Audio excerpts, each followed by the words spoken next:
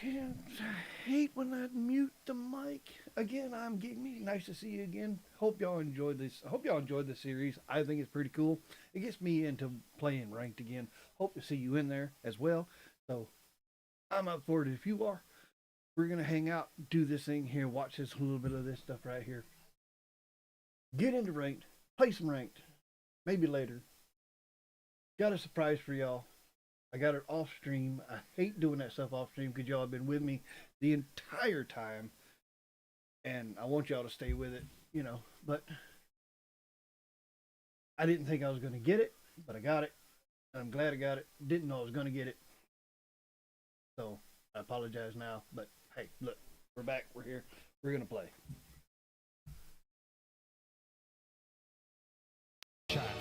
Happy Codmas to all. Keep grinding towards plat.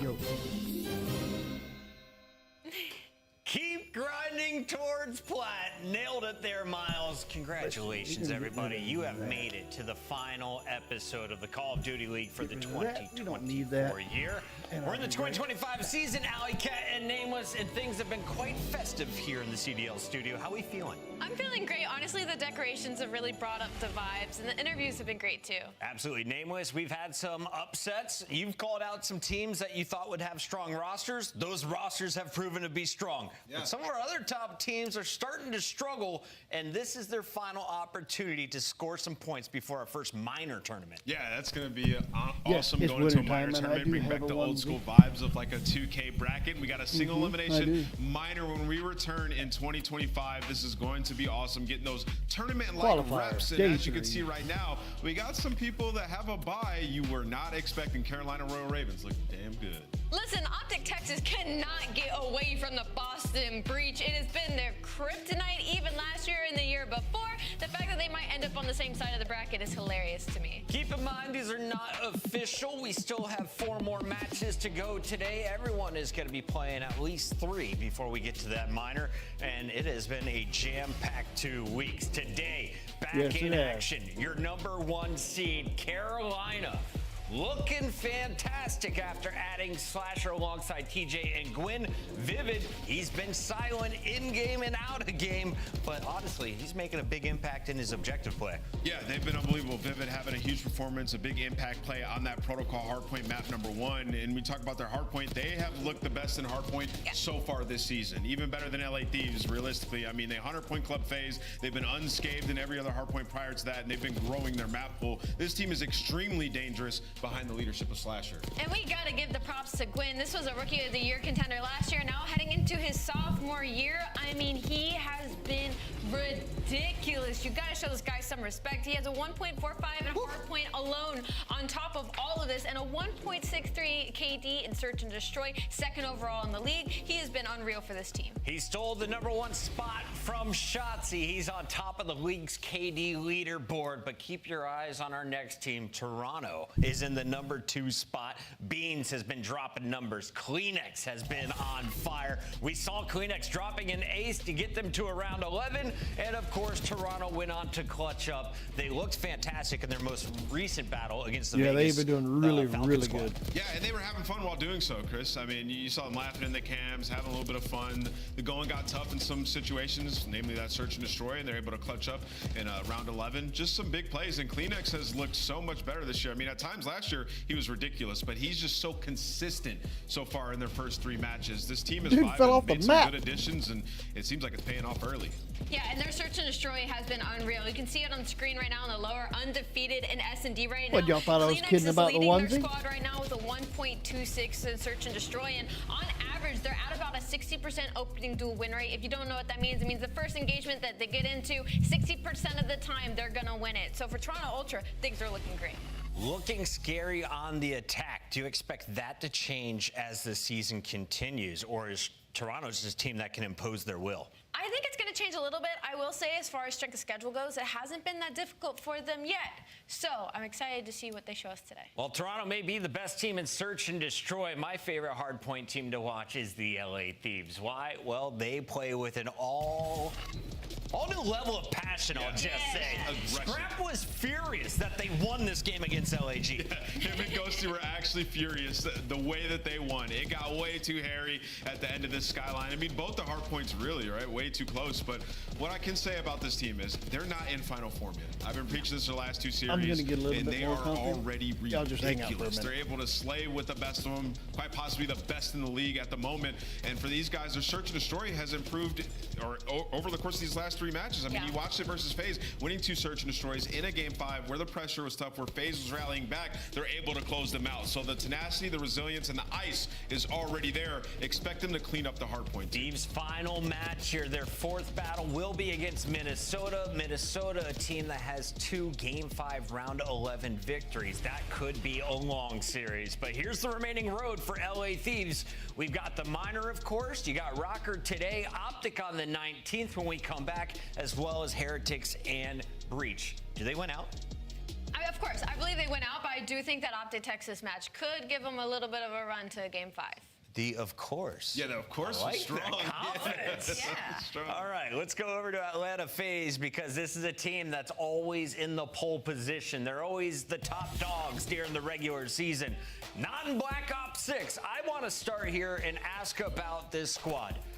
Do the Apparently I gotta be players careful. have any issues with previous Treyarch titles? Gotta What be is going careful. on My wife in says I Atlanta? might- No, I came into the scene of might Black turn Forest into an and OnlyFans. Beezy where all anybody could literally talk about. So I think for everybody, this has been a really shocking But it's first so 2 hot in weeks this of room the with the heater season. on, so- I believe after break, maybe it'll be different. But like Sip and Beezy are rocking a 0.8 in hardpoint right now. I never thought I would say that. Drawza has a 0.7 in search and destroy. They just haven't figured the game out at all. We've What's been the point echoing of this having a all watch weekend, party? and echoing this all weekend. So by the time we get back from break, I'm expecting Faces better. for But the man, onesie. what's going on? And we look at their road, though. They had a Yeah, loss probably. to Toronto. They had a loss to LA Thieves. Their most recent loss came at the hands of Carolina yesterday. Is Atlanta in trouble? Where are they at right now in our I mean, they standings? lost to the top 3 teams, right? And I've seen some people with some copium on the timeline. And I would just say this. They have been losing because they don't understand how to play this game. And it feels wild to say that about Atlanta FaZe, but they are clearly behind. Whenever they're preaching in practice, it's not translating to these actual matches. You don't get a 100-point club that many times, including the case on tournament. I think it's 4 times in hardpoint with a roster comprised of this much talent. So sitting at 0-3, they have to get a win today, go to 1-3, and then use this break wisely, grind harder than everyone. Think they're starting at the first round of our minor bracket. This thing not official as FaZe still has to play against Falcons tonight, but let's pretend that this is our final bracket. Allie, of our top 4 teams, who are you most confident making it all the way to a championship match? Well, that answer is easy. You have to go LA Thieves. But if I had to pick anybody outside of them, I'm going to go with Carolina or Optic. Going Carolina. All right, what about you, Nameless? Yeah, you know, looking at this, I like LA Thieves still making it all the way to the final. They just Did you look name too good. 3 teams going? LA Thieves, yeah. LA Thieves is the All right, easy move it. answer. All right, But if you want like the not easy answer.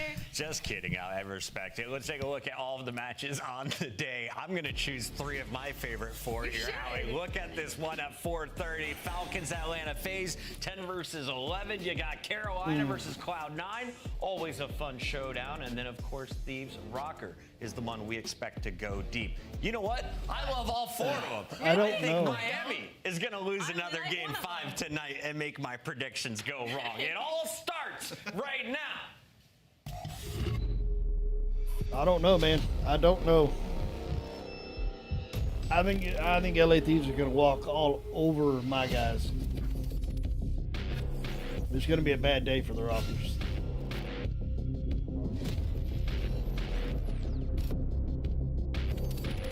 It's going to be a very bad day for the Rockers.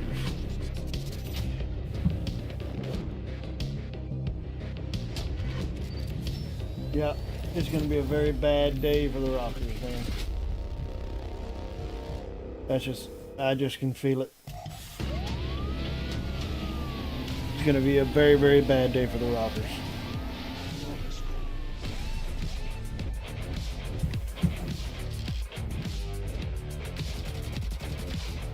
I am too. I'm looking forward to the Thieves and Rockers, but I don't know, man. LA Thieves, that's one of the better teams. I don't know. I think they'll go the distance, but I don't know. They're a second inning team. They just got something about them on that second inning. Just ready to go, ready to rock, ready to go. I don't know though. We'll see.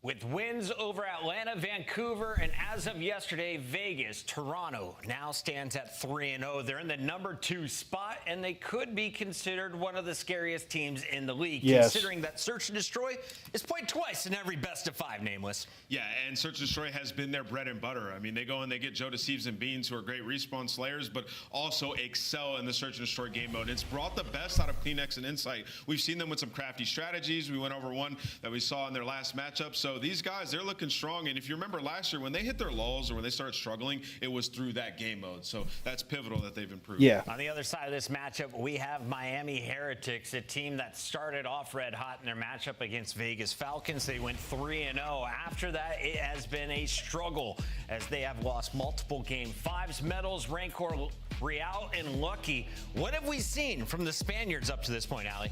We've seen some really good hard points, but their S&D just has not been there for Miami Heretics right now, and it's mostly because there's just inconsistency with a lot of these players. Lucky has a 0.7 in hard point right now. Metals has a 0.74 in S&D, so their slaying starts lacking as you push into a series. But on the bright side, Rencor's been unreal. 1.8 in hard point, 1.37 in control, 66% opening to win rate in search. He's been unreal in all game modes. I would say their control's been great. Like Vault, they've looked good on that, which we're getting every single series, and they're 3-0 on it. And I would also say the Search and Destroy, you're clearly seeing like the result of missing Vickle. He was a search star on this team, making the play calls for them in S&D. The post-plant setups have been very bad. Yes, we'll actually see what they're made of coming into that. Yes, they absolutely. did go to round 11 against Vancouver in that game 5. Most recently, though, is a 6-2 beatdown by Boston. Let's take a look at the game modes today as Miami tries to get it done in 4. If they do so, they'll get a 1, 2, 3 Vault for hard point and control, red card for search and destroy, and then Skyline will be our second HP. Alley Cat, how do you like the map layout here for Miami? I don't feel like we've seen Miami play too much of Vault, so I am interested to see them on this map and get more comfortable 3 times in this series. But for Toronto Ultra, you're feeling great seeing that map number 3. And Nameless, we see red card early in this series for search and destroy. Do you like that pick? Yeah, I mean, I like it on the side of Toronto. They've been good at that map. We also see Miami, like, it got away from them in the surge match. Remember, 04 goes behind them, flanks, gets a huge kill. So for them, they probably feel comfortable there as well. I like these call-outs. It's time to make it official, making sure our casters are ready before we lock these in. Alley Cat, I'm going to let you go first. You're going to make me go first? I'm feeling a little crazy today. I don't know. I got to catch up. You know what? Vamos. I'm going to go with Miami Heretics. I think they pull it out today. The one time I want it or don't want to go Miami, you're picking Miami. This is perfect. I'm going to go Toronto Ultra. Nameless. I'm going 3-1 Ultra. They get this one done. 3-1 Ultra. Fans, Ultra. Allie going with her heart. Don't be let down. It's time to get this match started. Casters, let's kick this party off. Let's do this. Absolutely. Ali, you should always follow your heart, but you never forget, sometimes your heart cuts a fart. And that is just the truth. Here we go, though, folks. Should be a fun series. Toronto Ultra still running with a hot hand, yet to be handed an L here in the opening 2 weeks of the CDL chance. Yeah, absolutely. They've been pretty on point, and especially so because when we hear them like talking about each other, they're still like figuring things out, getting used to the new dynamic. Kleenex talking about what pace he needs to play with Joe Deceives because he's also a lightning quick player. So if your team is like learning about each other and exploring, and you're still like undefeated, things are completely on point. So vibes are going to be phenomenal coming out of Toronto. Beans, maybe he's just going to cast some more spells today because he has been loving life in the cold north. And Sorcerer Supreme Beans has been, really loving life and loving Black Ops 6. Who am I picking? Oh, I'm... brought up a moment ago, and it's a difficult thing to do to get used to new players, especially I feel like Toronto Ultra, so few roster changes over the years. I'm going Ultra. They really did set themselves up as one of Miami's good, but they slowly cut down. Into the match, though, folks, as you're looking at the I hope they prove me wrong, but I don't know. Both the Heretics and for Ultra Chance, this should be an absolute banger on Vault. And, paying attention to the records, both these teams solid on the map. We'll see. I think like they've been spectacular. I don't know. So this is an early opportunity just hard to get point that edge. And I'd say for Heretics, you want to be that team that strikes first. And Real, a player. Yeah, see, Ultra's already on it. Maybe he gets caught on the flank. Maybe finds the route. How good are the comms from Ultra? Maybe just a bit too slow. Real, the pace has been set. Wow, this looks nothing like the game of Ranked we just played before going live. This is glorious from Miami Heretics. They're looking good out there. What They a have route definitely from been Real. practicing. Gets himself a couple, and he might set himself up for a few more. That stun may have connected. Lucky there over by Cat. Picked up. Nice work. Right back at it. Go Toronto Ultra in this beautiful purple and orange minimap we've got. Always gotta love the instant bounce back, but Metal's doing a good job. They can keeping things nice and safe, right? Your team gets wiped off. Rencor is good, but stable for the P2 rotation. yeah, So, here they go as to bad as the P2. opening break was, Ultra do have a little bit of nudge, and they got Kleenex sort of blocking these back spawns, so Insight's gonna be with them, but they just get wiped off the board, and now it's Insight last man standing, and Rancor gonna be there to hunt him down. Great comms, great efficiency. Miami in the top. Miami once again, a big wrap here. Oh, from Real, but no, it's Rencor. They need too good, and now this allows the players to make their way through front, and that is Ultra with a break. Oh my Gideon. It was looking so good. And if you want to talk about at this level, how on point you got to be, one team kill like that, and you sort of just lose everything. But it is just going to be a topsy-turvy, back-and-forth game, and Real going to feel the brunt of that pain, and Lucky, too, head on a swivel. Sort of unfortunate. I mean, Heretics had a few different good moments, and, well, they're going to be down by 40 seconds going into new. A little bit of a painful start, but these frag grenades continue to make an impact. Here comes the next big battle of the map. It's going to be Insight, making sure nobody gets in towards that new hard point. Rancor on the other side as well. Our two AR players doing their job admirably so far. Just hold those irons, don't let anyone get close. Here comes Kleenex and Metals. That next fight's going to be nice, and that is a big win. Oh, a couple across the board here, either side. Mid-map, nobody home just yet into the hard point. But Ultra Chance happy to sit there with the lead they've developed. Ooh, did he get one That's a in? nice catch from Metals, though, right? Ultra is very much a team where they wait for the map to develop before they sort of jump on these objectives. And, well, that's sort of the moment. Being sliding out for the strike, and they're able to catch a few different players.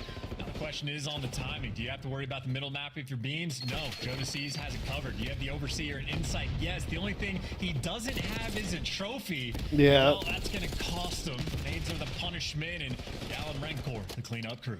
Oh, they barge their way in, break the hard point wide open. Oh, Kleenex do what he can with the almost. aims.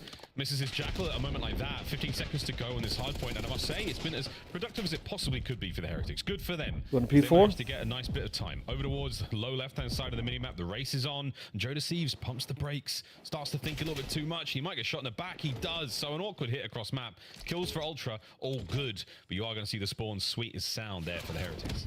Yeah, everyone's going to be a little bit turtle, though, so you have Ultra able to take a good chunk of space, but Lucky and Rencor, they win all the important gunfights. Now they just have to count to 4, and they do turn for it. You know, Jodeci's in the back line, but now he's just drawing all this attention. He's blocking the spawns, has 2 players worried about him, and, well, that's why they got to worry, because he is shooting.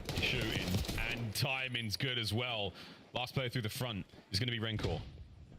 Makes his way into the hard point for a moment now, but Heretics, they've done exactly what they wanted to do, just pull this lead right back. Ultra have just missed a step in the last 2 hard points. It has not been ideal. Joe Spree continues their chance, but so much pressure here from the Heretics on point. Yeah, honestly, I'd say for Joe, it's really just Oh, wow. bail-out play. Wow. That is going to continue yelling in the player cam, and deservedly so, on a 7 spree. Heretics, all things considered, played it well, but Joe Deceives just played it better. Oh, no. He got caught sleeping. For the Hellstorm within the hard point, you get, what, 125? He got bonus caught per sleeping. kill. That's huge. Going towards a streak of that magnitude. Shame, but no problem there for Ultra. They maintain a bit of a lead. Back over to P1 we go, and He got caught sleeping. He looks all around. Heretics still with a little bit of momentum, rolling into this one. Early kills going their way. A little bit of back and forth, and again, it's Real Chance. He and Rencor, the slayers for the Heretics. Yeah, Welcome, faithful, welcome. These 2 right now for the team, and you're able to sort of go coast to coast as well. He's on a 4 spree, and those are easy lineups on the cutoff kills. Yes, this is a wonder. Deceives and Beans just completely cut off guard, and now you're just looking for Very proud one of my player. wonders. I That's like number it. 4. They get the white. Real, he has the hot hand. Real, the hottest of hands in the coldest of winters. Here we go, folks. A quick listen in with the Miami Heretics. Yo tengo el cap, tengo el champán y defensa medio. Dos scrap, Tengo el push de blanco ya, Que vale. flipeado, jugar vida todos, jugar vida que flipeado, porfa. Dale, 100 piscina. Espalda, Dior, me cuela. Porfa, Tengo blanco, yo tengo blanco. Ese era el de Dior, ese era el de Dior. Os tengo el blanco yo, ¿vale? No mini blanco, Vale, no mini blanco. yo ball. Vale, yo tengo blanco, Estoy ¿vale? pichando cara, sí que Fuera con muerto de la madera muerto. Falta piscina. Vale, veo, no le veo. Falta muerto, falta Leo. Otra piscina o gol. Te escucha. Cali, es Toby, close. Cali sale a menos. Blanco. Vale, tengo camión close.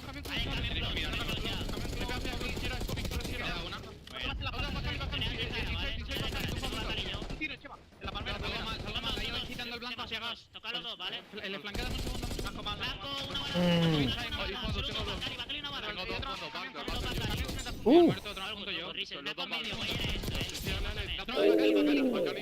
Head glitch didn't work. Or they tied it.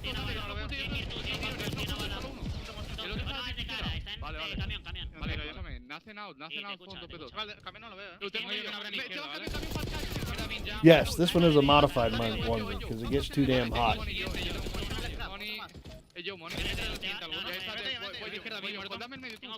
Like I'm thinking about changing out of this because I'm so hot.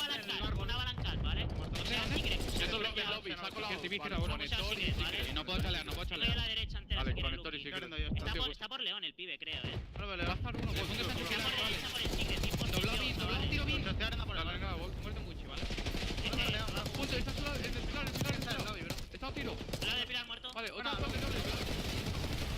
Who did he get shot by? Buena comunicación de la Heretics chance. A nice look from them, but again, Ultra have somehow managed to pull this one back, despite the fact that Insight's 9 and 17. Yeah, they're just keeping it close. Well, you have pretty even like scoreboards on both sides, right? Real setting pace with Kleenex right there to match them. Metals might be struggling, and Insight sort of in the same category. Joe Deceives, though, I'd say it's been the biggest. The B words always get me. Jodeci's been on point. He's been the bastion. There you go for Ultra. Really keeping things close, but a 20-point lead. But Kleenex just does not have the support for the moment. Ultra, again, going to be fighting an uphill battle into P4. Yeah, it's a tough one. I mean, Vault is a cruel map. Punishing if you don't hit those rows, if you can't get the breaks, and Beans, the door is just played a bit of a foil to his attack. Yeah, Lucky walks away with a nice little moment there. COD Magic not necessarily on the Conjurer's side, though this time a bit of Kleenex in the hill. Plenty of time still left in this hard point. A war on two fronts, though, is the problem. You've got a player on the inside upstairs. Now the front door's a little bit safer. Kleenex, lovely work. You hold for Ultra. Real now through the side. Contest done. Over. 20 seconds to go. Yeah, never a moment where Kleenex is unaware, and despite the fact that Heretics have done a pretty good job of keeping control of all the different power positions, they have simply just been bullied on this 10 seconds, I start moving. Well, Ultra happy for it. I mean, the first time it was Joe Deceives going on a 7 spree. This time it was Kleenex that just went on a 5. Superstar players lighting things up exactly when you need them to. Now Heretics, they just have to dig out of a pretty deep hole. Dig, boys. Wow, another wicked win. He is starting to roar across the map. Oh, Joe, there's a guy right behind you. Well, don't worry about the trophy, man. They're everywhere. Joe, you walked right in the middle. You broke the setup and didn't shoot a single player. That's unbelievably bad luck. Toronto, another misstep. But is it enough to get themselves back into this hard point? They've got P2. They're starting to fall apart slowly but surely. The Heretics haven't really taken a moment chance where they've beaten them down here. But oh dear, Real again finds his 24th kill of the map. Yeah, and Lucky shows up with 2 in the feed as well. That's a big moment to strike. You get a 4-man wipe, force those spawns out, and they dug their way out of the hole. I mean, we're going to be effectively tied up going to new, except for they all just collapse immediately. Wow. That for a retake, and Heretics have completely dropped the ball. Metals needs to be the hero, and he might be able to get it done. Quick dip. Beans baptizes him in the fire of this hard point. Another 2 over the 200-point mark now as well. Can Beans and Joe hold on the hard point? Joe in the cutoff plays. Real making his way through the backline, taken care of as well. Over to Lucky as Beans trying to do it all from inside the point. Another big kill for Beans, and Beans again. Absolute devastation, and the hard point still belongs to Ultra. Can somebody please explain to me how they have an AR and an SMG? Moment there out of Beans, and this is just a desperation hellstorm. He earned it 7 hills ago, and what impact does it have? Nada. Or maybe get the 2 guys out of the pool. Got baited by the little flares coming out on top. So Heretics again, just a game of survival. They're gonna hold on P2. And if they're able to flip the spawns, maybe have a nice little P3, the potential is there, but every single kill that Ultra gets gonna make it that much more difficult. Doing it. The man's job holding this point solo, down and out. He can only do so much alone. Yeah. Lucky here to back him up. Get inside, win a fight here. Again, wonderful pressure here from the boys of the Heretics. They're on the inside. Lucky. Oh, he'd love a jackal at this angle. Kleenex is streak in the background. Finds at least one. Real trying to cut the players off through mid. This is a good looking hold here from the Heretics. Through the front now, you do have an opening. Kleenex is in. Real. See, how did he change? Down. Hard point still Heretics. And 32 seconds left on this. Or no, he didn't There's change. gonna be potential, but Insight picking up 2 and you need him to.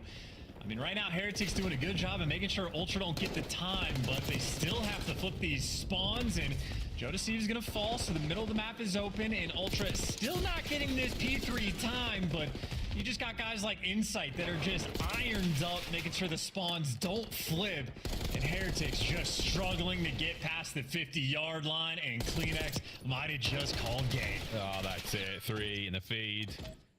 Final moments here. It's Yeah, gonna be a he very might easy have. ride Oh, wow. Into map number 2 for Yeah, Toronto yeah. Ultra. Heretics fly towards the hill. No hope in hell. Surely, lads. Final 5 seconds. Opportunity for the contest from Metals. Will he be there for it? He does. Okay. Okay. Kleenex is there. Got it. Map number 1. Ultra throw nothing away. They take it all from the Heretics there on Vault. And Kleenex continues to be built just a little bit differently. So much so that the camera can't always capture the greatness. But 37 kills for him. And I think P4 might have just been that money hill that decides the game. Heretics won 2 out of the 3 rotations to it. Granted, the second one was a little bit mixy. But the first go around, Joe Deceives just absolutely pops off. The second go around, Kleenex then goes on an absolute tear and earns a Hellstorm, goes on a 5 or 6 spree, and you just can't afford on the money hill to end up losing like that. Heretics, those sort of small but faulty mistakes gonna haunt them, and of course when Ultra got it, they locked it down to perfection. 33-25, 37-28. Kills, Wow. 4,100 damage, but Beans was right there with them on the damage front, and the assists are gonna show it. That is efficiency out of all 4 members on Toronto. Hey, delightful stuff. It Beans at That wasn't 25. Every as time bad we as I looked thought at it was just gonna be. piecing. It's a Christmas miracle, Toronto Ultra fans. I say that your teams look great so far. There's nothing there. It's been a nice look in the hard points on a 3 hard point map win spree right now. Good looks across the board there from the Heretics at the start. I mean, it was a really, really nice comeback. Ultra, they came out swinging. I was hoping for a little bit more out of the Heretics in the mid game. They looked a little bit lost chance. They seemed like they just could not find any breaks. Joe, the Peace Machine as well. Multi-kill after multi-kill. If not for Real's major efforts at times, I feel like this could have been a lot worse. And, you know, we got to look at it towards the end, right? When Metals actually was the guy that sort of got into P4, killed the guy out of time, Ultra players traded him out within a second. So that's like the most focal point on P4. If someone slips that net and gets behind you, you have to kill him sooner rather than later because he's Yeah, I'm excited to see how they're going to do with on control because they keep trading off. To eliminate these players and sort of just allowing Hardpoint is going to be very, very interesting. Or it is infinitely control, easier not said hard than point, control. done to kill players like Joe Deceives and Kleenex, but there's a lot of those moments for Heretics in the gameplay where they're so close to the execution, but just not quite there. Yeah. Control's going to be... Control's going to be a fun map. The Fun Heretics watch. bounce back here in S&D. You're asking for it.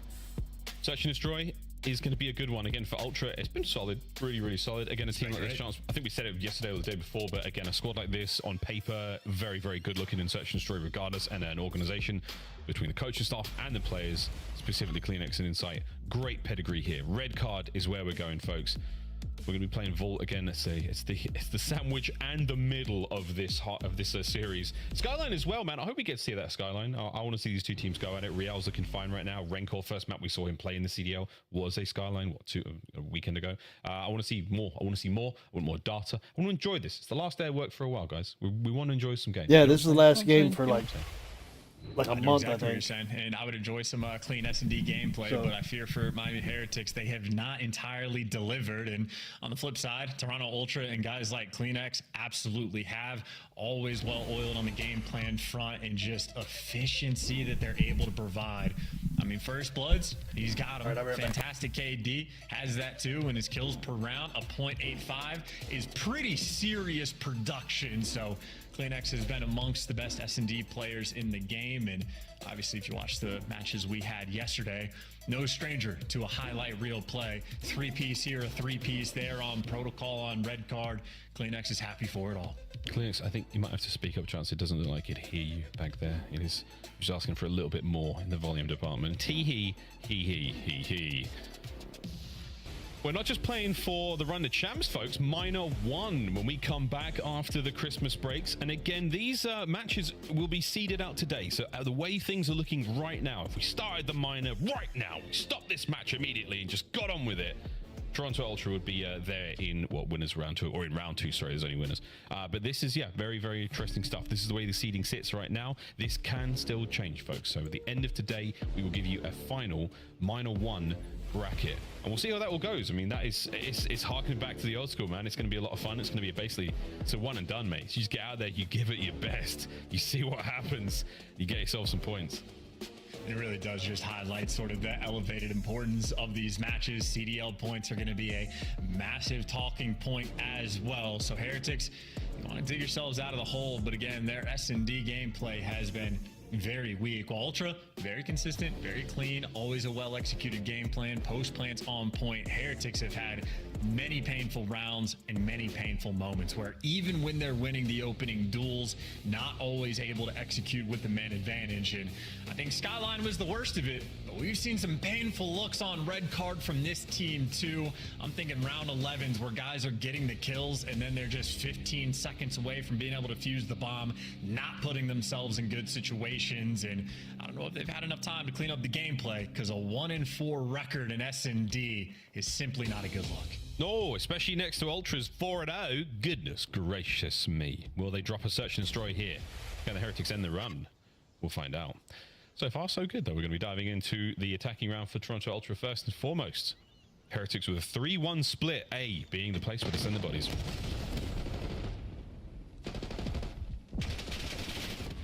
I think that's trips. Trips over the door. That's exactly how you have to start if you're Miami, though. Like, you're going to need to winning these opening duels to make sure you put yourselves in a decent spot, because Ultra, not a stranger to making plays. On this map. Very quick reposition over to the B site, and so there's been zero noise down A Street by stage, but there's still 2 Heretics players leaning that direction. And they just gave up this bomb plant for free. You do have site control, but in a 4 versus 3, you still favor Miami. No lethals either. That's a shame. No trophies. So it's just going to be gunfights. Here we go, folks. This concussion has to be gold. And it is. Jodeci finds the kill, though. Insight on the other side. Beans! A perfect hold. Ultra lose the man. They may win the round. Yeah. And that is a perfect look at Miami Heretics S&D as well. They get the first blood, and then they don't kill a single thing. You completely give up the bomb site. And I feel like if you're going to give it up, you should have a good game plan, but even the little things, right? We're watching Lucky have a concussion. He's aiming it right at Joe Deceives before it even lands. Joe Deceives just guns somebody. So, like, Heretics are not coordinated in this game mode, and that is a painful way to start this game. Very. Oh, I like the look Very, from Ultra very as well. painful to start. As soon as you lose that man at A, the hit towards B was immediate. They wasted no time whatsoever. We'll see what the Heretics got. Once again, the 3-1. Lucky against Charles the Island Man. No one for Heretics is even like spot checking it from B. They're not even playing to get intel. They are not playing this game mode with any confidence. You know who is? Joe Deceives, who has already won Ultra this round. Also fantastic at baseball. Wow. Look at him go. Lucky, can you find that player on the other side of the door? Nobody home just yet. Little bit of noise made there. And you're gonna spot Beans. At the very least, you walk over the first. Oh, eyes on the second. The re-chow is there for Lucky. Whoa. Gets out with 9 HP as well, so no nade's gonna land on top of him. In a spicy moment. Yeah, they had the intel, so that means Rancor got a little information over towards CleanX, but CleanX might have been able to pull the disappearing axe, so it was a close attempt. But when all is said and done, Ultra I mean, you give them a 4. We got one more. What was that? They get 6 games, 6-5. They get Oh, the super 4. round from Ultra. If they get 4, it's Yeah, you're over. not wrong, man. They're really taking care of business. It does feel very confident. It feels very, very much in control. The comms are on point. All moments like that from Kleenex. Nice timing, nice positioning, even after being put at the disadvantage. Plenty of time for the Heretics to bounce back. 2 rounds in. They've been rather confident displays from Ultra, but see if we can't get some special stuff out of our Spanish players. I'm just of the opinion that, like, at the very highest level, which granted this is week 2 of the CDL, it's going to be a long time before these teams really have ironed out every single sort of wrinkle they have in their S&D gameplay. But Ultra, I mean, a perfect record. You can't afford to make mistakes. Round 1 was already a mistake, and you have a round like that, things are just going to get worse and worse and worse. Yeah. Someone from Heretics is going to have to step up and be that bailout player. Yeah, this is devastating looks. Kleenex is just at max speed. You do across learn head glitches, though. this little pavilion. Rencor, he wants the fight. Kleenex, you going to give it to him? No, you do not. 2v3. It's all right, bomb though. down a beat. Oh, you Dios mío. I mean, you check that 3v1? corner. Honestly, there's a lot of potential in the 2v2 for the retake. Yeah. Holy crap. One more game, man. You don't check the corner. You don't feel like you had the time. And Ultra, again, on offense, they get the first blood on one section of the map, and then they just hit and attack that B site. And I don't know if that's homework. I don't know if that's like VOD view and just paying attention that Heretics don't properly defend the site or are willing to give it up and give up that space. But Ultra seem to be attacking that direction. They're and they definitely are all over it. Effectively a perfect start here. They are for Toronto. definitely, 3-0 lead. what is the Joe word I'm Sees looking for? has yet to die. Utilizing that Really, fact. really They're good look. taking advantage of it. Toronto Ultra. Search and Destroy continuing to be, I mean, forget bread and butter, man. It's Yeah, the staple of the diet. it's not their day today. Hard points looking sound. S&D I'm not going to put them out yet, magnificent. but it's just not their day. They're getting owned. We're going much slower this time around for the Heretics. Yeah, if your strat is your bomb guy to play a cruddy corner in a section of the map, it's not ideal. Yeah, there you but go. it'll See, pay I don't put them off That's yet. not confident gameplay coming out of Heretics, but that is the right kind of call to make. And Insight's going to know A's going to have to be the hit. You see number 6 on the minimap, Joe Deceives immediately wrapping out. But in the meantime, Real, the floater, going to get picked off. So there goes your man advantage. Important to always flush the floater out. Make sure. Oh, dude, the ball I don't know. keeps going your way. Joe Deceives makes it a They're planning. 3-2. Lucky still with the bomb, making his way forward. Now Insight snipes him. Wow, shots at range like that. Rencor now in a Oh impossible my God. situation. He's going to dive towards the bomb, hope for something here, but the Miami Heretics once again have been measured and Wow. destroyed by Ultra. And I got bad news for Heretics fans. They lost map 1. Wow. Which means they're going to have to win 2 or like at least map 5. Did you see Like, that they're gonna pick? Have to win one of the 2 S&Ds to win this series. It's not looking like it's going to be a red card. And if I've watched the S&D gameplay in Miami, it's not going to be map 5 either. This is a serious pain point, man. That's another first blood. And it's not like they're getting the first blood and then they're just choking some 1v2 or someone makes some highlight play That from is Ultra. crazy. It's they're getting slammed after the fact. And Ultra aren't having to work very hard to make it happen. Wow, Looks easy. dude, that was fast. They are working very hard. That was Trust way the professionals. fast. Holy. Well, they worked hard prior to this to get good at S&D. They're not working hard in game. They're coasting. They won't be cruising. We are hell storming. Joe Deceives, that is guaranteed on a Rencor. CMA. He got the trophy that in time, but you're not stopping the Hellstorm. You might stop the little sidewind as a pop off the side, but that's going to allow the A-bomb site to be well and truly in control right now for Toronto Ultra. A man advantage and the bomb down, looking for map point. Yeah, and you And see they the planted nades it. even off the target, so you were playing without a trophy, but Heretic's not going to be able to punish that in any capacity. Trying to work the flank, Real down to 16 HP. Him and Lucky really trying to hunt down Joe Deceives in the back line, but you got to be quick because you are running out of time. Here we go. Oh, there's Joe. Spotted out. Spotted out. Real's trying to make something of this. Lucky if he does manage to get at least one. So Real will watch the little hunt here, but less than 20 seconds on the clock. And I will say, Heretics players finding kills all over the place. Oh, they're going to go at it. Kleenex to dive onto the bomb. Coverage from Real. Kleenex trying to save it. No! Heretics stay alive and get on the board. Nice. Needed it the most. Nice. Vamos. Nice play. Well, actually, Holy not Vamos. crap. They were not Nice in a play. hurry in that round. They really took their time, but they got it done. Unfortunate for Rancor. Had to eat a Hellstorm missile there, but everybody else clutching up, and Lucky gives you a few extra in the round. I was very concerned Kleenex was about to just kill this guy off bomb, but Lucky there in the nick of time. So that is on point. Heretics, signs of life. We need a few more of those. We need quite a few more of those. Ultra built a very comfortable bed. Nice Egyptian cotton sheets. Really heavy thread count. Very comfortable with that 4-round advantage they started things off with. This is the beginning of Act 2 for the Heretics, though. And they're dancing. It's a great play, too. This is confidence. This is getting into the B site. You just had Lucky being a distraction, but look at how quick Ultra are here for the retake. Heretics knew that their plan was to go over towards B, and somehow everyone on Ultra has made it here before Lucky. So you might have a 4v3 retake very quickly. Already the first blood there for Toronto. I mean, they are just swarming in position. They're well and truly in position for this one. Lucky could cause some damage, but we have to wait. Can the rest of the Heretics boys hold them in place and allow Lucky to find this pinch? I do believe the RCXD was used as well. Here comes Lucky. Timing might be fantastic. At least what? Oh. No, that is a tough one. That would have been a very important moment. However, you push them to the front. It's not over yet. Less than 30 seconds on the clock. Yeah, but look who's got the site control now. I mean, Kleenex is finding himself in. Jodeci just gone on a flank. Insight's going to strike. And Jodeci gets a kill before he gets traded. Rancor stunned, tagged up 1 HP, and nada in that round. Ultra too quick with it.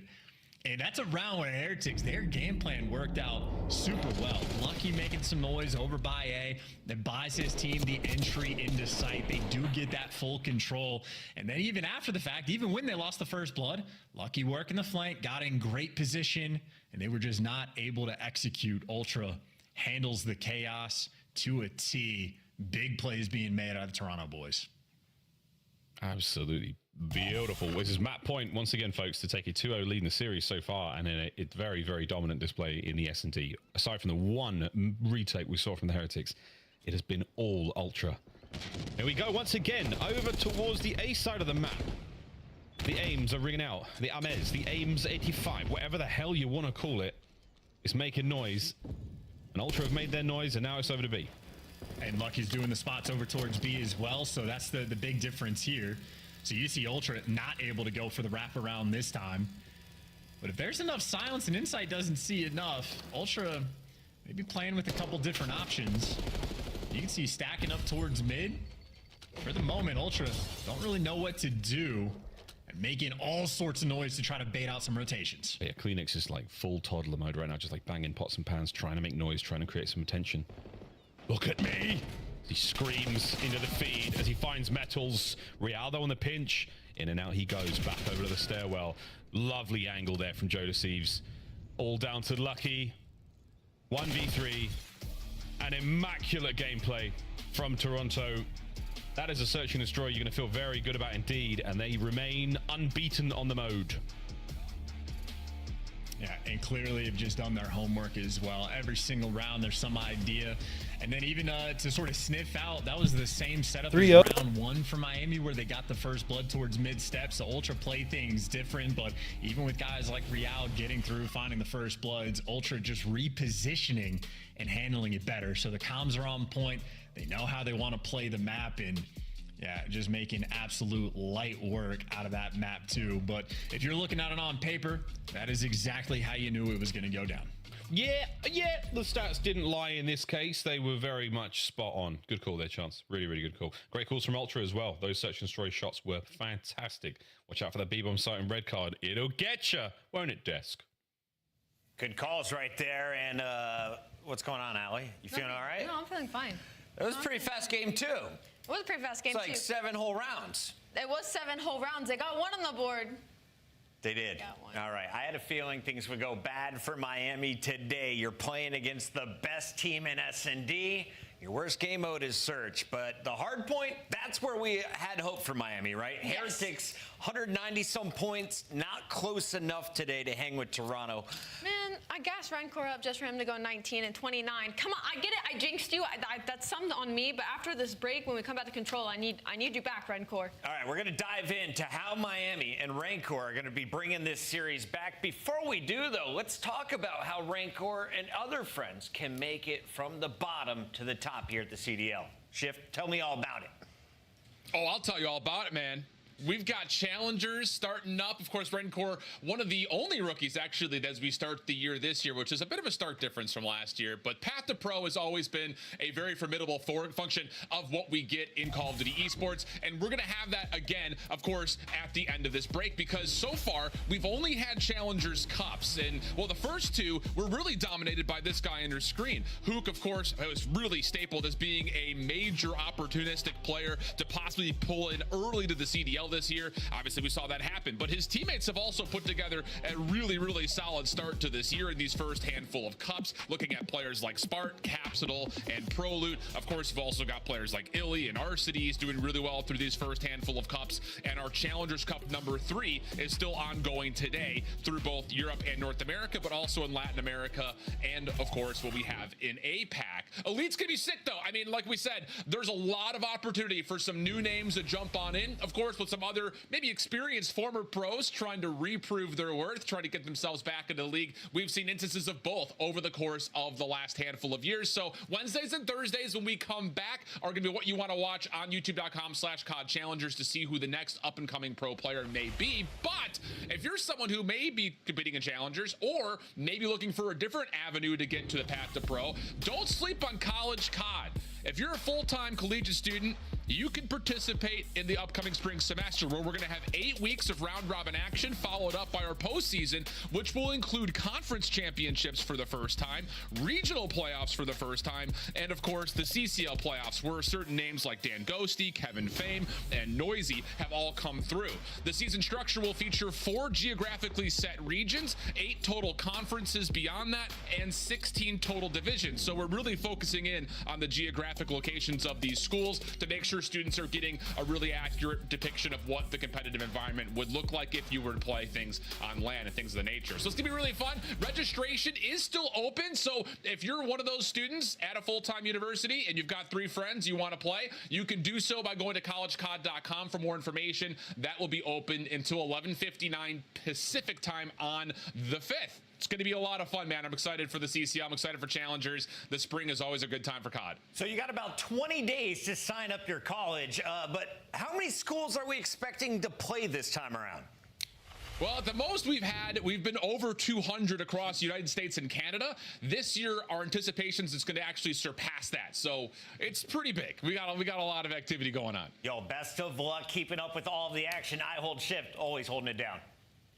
Gonna be fun, man. Cheers, man. That's Shift, and we got to really quickly catch everyone up on this series. We have Toronto on match point. Nameless, you called the 3-0. What's the prediction for Game 3 moving forward? Yeah, I mean, I called it 3-1, to be correct. Oh, 3-1. Sorry. And the reason being, Chris, is because Heretics on vault control have been phenomenal so far throughout this year. So they're feeling good there. And then when we get to the Game 4 Skyline, both teams unscathed. So it could get a little bit interesting. Even if we ultimately do get to that Game 5, though, Heretics have shown me nothing in Search and Destroy. I'm just going to be a pro in my own mind. Tell me about Rancor. Why do you need him to pop off here? I need him to pop off here because he came into this with a 1.08 in hard point, a 1.09 SD, and a 1.37 in control. So he's got to have the bounce back here, like Ant said, in that vault control. I have very high expectations. Skyline is always mixy. Miami and Real, always fun to watch. Will we get to a Game 5? Only time will tell. It's time to send it back over to our casters. Miles, take it away. We will tell you what or how things are going to happen. We can't tell you what's going to happen, folks, because that is up to the players. Chance, Nameless thinks it's going to be a 3-1. Do we think the Heretics have got what it takes to keep up the form they've already got on Vault? Yeah, they absolutely do, and they have good resolve. And again, as pointed out, they have some very special players as well. I know Real has been a monster in the respawn game modes, and him and Rencor we continue to talk about. So the number 2 and number 3 KDs that we have on this map, and phenomenal kills production as well. So they're getting in the mix, and they are coming out with a ton of success. So statistical advantage certainly going the way of the Miami Heretics. Exactly the way it looked for Toronto Ultra in the S&D. So what we've got here, folks, is the numbers not necessarily lying. Will the Heretics live up to the hype on Vault control? They need it to get themselves into that Skyline hardpoint. And if you get to that Skyline hardpoint, then you might just get another shot at doing a little better than 6-1 in Search and Destroy in Game 5. Yeah, that's to me is the biggest problem. I'd say for Miami, knowing you're down this much sort of makes it a lot more difficult to play with confidence. And of course, a very big difference. While Heretics have been fantastic, number 1 on attack and number 1 on defense, it's not like Toronto has been too shabby. Also, incredibly solid on their defensive rounds, and 7th overall, maybe not ideal for attacking rounds, but I'd say in this type of situation, you really only need 1, and you're putting yourself in a good spot. So Ultra, the first team with the opportunity to do something on offense, and Joe Deceives doesn't like his teammate. He doesn't like Kleenex at all. That was such an unfortunate nade. It bounced off the little light fixture. That thing is, I mean, who built this palace? Like, what kind of megalomaniac builds this sort of thing? Every day, another one. Here we go to Insight. Holding it down alongside Kleenex, who comes out of spawn and right into the kill feed with such vigor. Yeah, time might be running out for this Heritage squad. That is a very clean A break. Insight starting off things super well. He's 4-0, and Joe Deceives already putting pressure over towards Did he blow B, himself but up? he does absolutely get chopped down, not able to cross towards R. But Ultra content with getting that A zone. B snapping on teammates. There he's snapping on absolutely everyone. Real finds the last one. Kleenex. That's the A zone. Boost. Wow. What a wonderfully 22 to explosive 17 already? Rancor and Metals fighting out. They know what they're doing here on Vault. They've got a lot of protection over towards B. That's a solid look on the defense. Kleenex looking to poke a hole in the defense. Wow, and he's doing it. He and Insight finding their kills. 3 down. That's a big push. In the first fight that Kleenex had, he just goes and abandons Real. He's like, you can be on that side of the map. I want to be near the objective. And that's 2 players on the zone. That is a tick of progress on B, and that is a Joe Deceives behind you. Heretics, they got a lot of problems to solve. They got problems to solve. They got the player off the point for the meantime, so good job, Real. Player in the back. Done. Wow. Joe, still a problem. And he is dancing around gold. Lovely transition, and look at this. From one side of the map to the other, the oscillate is there. Joe Deceives. He is vibrating right now, folks. Dude is vibing. He can just sense it, and that is 12-8 on lives as well. So Heretics have still done a wonderful job of keeping the rest of Ultra tucked in their base, but if Ultra ever get out and can actually help Joe Deceives, might be a problem long term. But with this much time on the game clock, we might also just be playing a little bit of TDM. Every kill matters. Yeah, again, it's that classic situation you find in Vault. Yeah, you got him. Okay, I take it back. Your guy up front goes down, but the rest of the enemy But team drops as well. So now opportunity to dive in. Here comes the capture. No trophy beans. You got to do what you can to stay alive. Insight's here as well. We're running out of frags to throw, and that's the zone. Yeah, there we go. Good job, Ultra. Yeah, and, I don't know, we man. are early enough on these stats that Miami They do Heretics good. Number 1, They do really defense good, might but- have already just faded away with that round. So they're still obviously very, very strong, but Ultra maybe just a little bit stronger. Either way, that is very clean and efficient work. I love the looks from Kleenex as well. It's not just the fact that he's making it to the movies, getting the 3K right there for the best play, but it's just the little things. He gets the info on Real. He's going top hall. Do I want to be on that side of the map? No. Let me reposition with my team, go through double doors, get to this objective, and he can let his AR players handle that sort of, you know, non-dirty work, lock down the lanes. They're all about their business, and everybody right now in Ultra thriving while we're watching Joe Deceives and Kleenex get the highlight reel plays. Beans was able to get 9. Well, a lovely start here from the Heretics. Real starting to look a bit more comfortable. Catch that one, Joe. Damn, he's unkillable. He's so difficult to kill right now. Yeah. The dude is the guy is No one's freaking. watching double doors. Kleenex multi-kill machine. Lucky Nice shots, and he's on a 4 spree. You just assume he might get traded out, but once again, it's Kleenex, so he's just making moves all over the map. Look at how difficult he can be to hunt down. He just did a 360 as he dropped down. Whoa, he's still here. Kleenex, you are so annoying. No, don't. Lucky, he's going to jump up. He's a problem. He hit you with a nade. He's so slippery. You captured the A zone. 2 minutes now to play. 23 lives either side.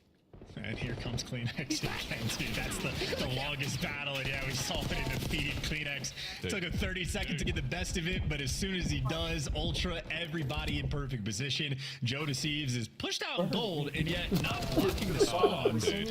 But his headset works, so he's chilling. Dump, dump, dump, dump, dump, dump, dump. Headset works. Even while stunned, headset works. Jackal works. 16 lives for the Heretics remaining. Ultra looking very good on defense. Doing very good, very good. I mean, how many players is it going to take to actually root him out? Yeah, 3 finally different players shooting at Joe Deceives before he falls. But Heretics, at the very least, they've cleared out their spawn. You can start 20 to pushing 14 forward. though. That'll certainly I don't has. know, He's man. nearly towards They have players them down the street as well. But Kleenex, unfortunately for Miami, sort of cutting off some of these reinforcements. But Metals is down low in Art, and he's able to catch Beans. So this is the moment for Miami. They got the right players in the right spot. Jump on this B zone. Yeah. Trophy as well. That's the next question. And Insight, my least favorite submachine gun player of all time, with a fantastic AR, is now in a great spot to get at least one. Wait a minute, the fade away. Oh my! Insight, you're just as difficult to kill as Kleenex. Look at this race. Real has been juked, and the time ticking away, as are the lives of the Heretics.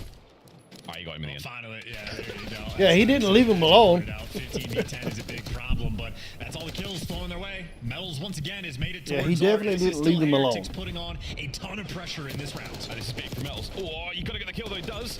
And the slip slide cross up. No, Insight though, with the aims up close and personal gets it done. Oh, 2 players now on a B. Lucky hold they it got down. it, they got it. Here we go. Last contest. Lucky's in, and you're good. Man, what a round. Nice. Dang, that's a hell of a round, too. That was like a sort of masterclass-esque as well. I mean, they were in a spawn trap, had Joe Deceives top gold, killing you, forcing your back, but they battled their way out.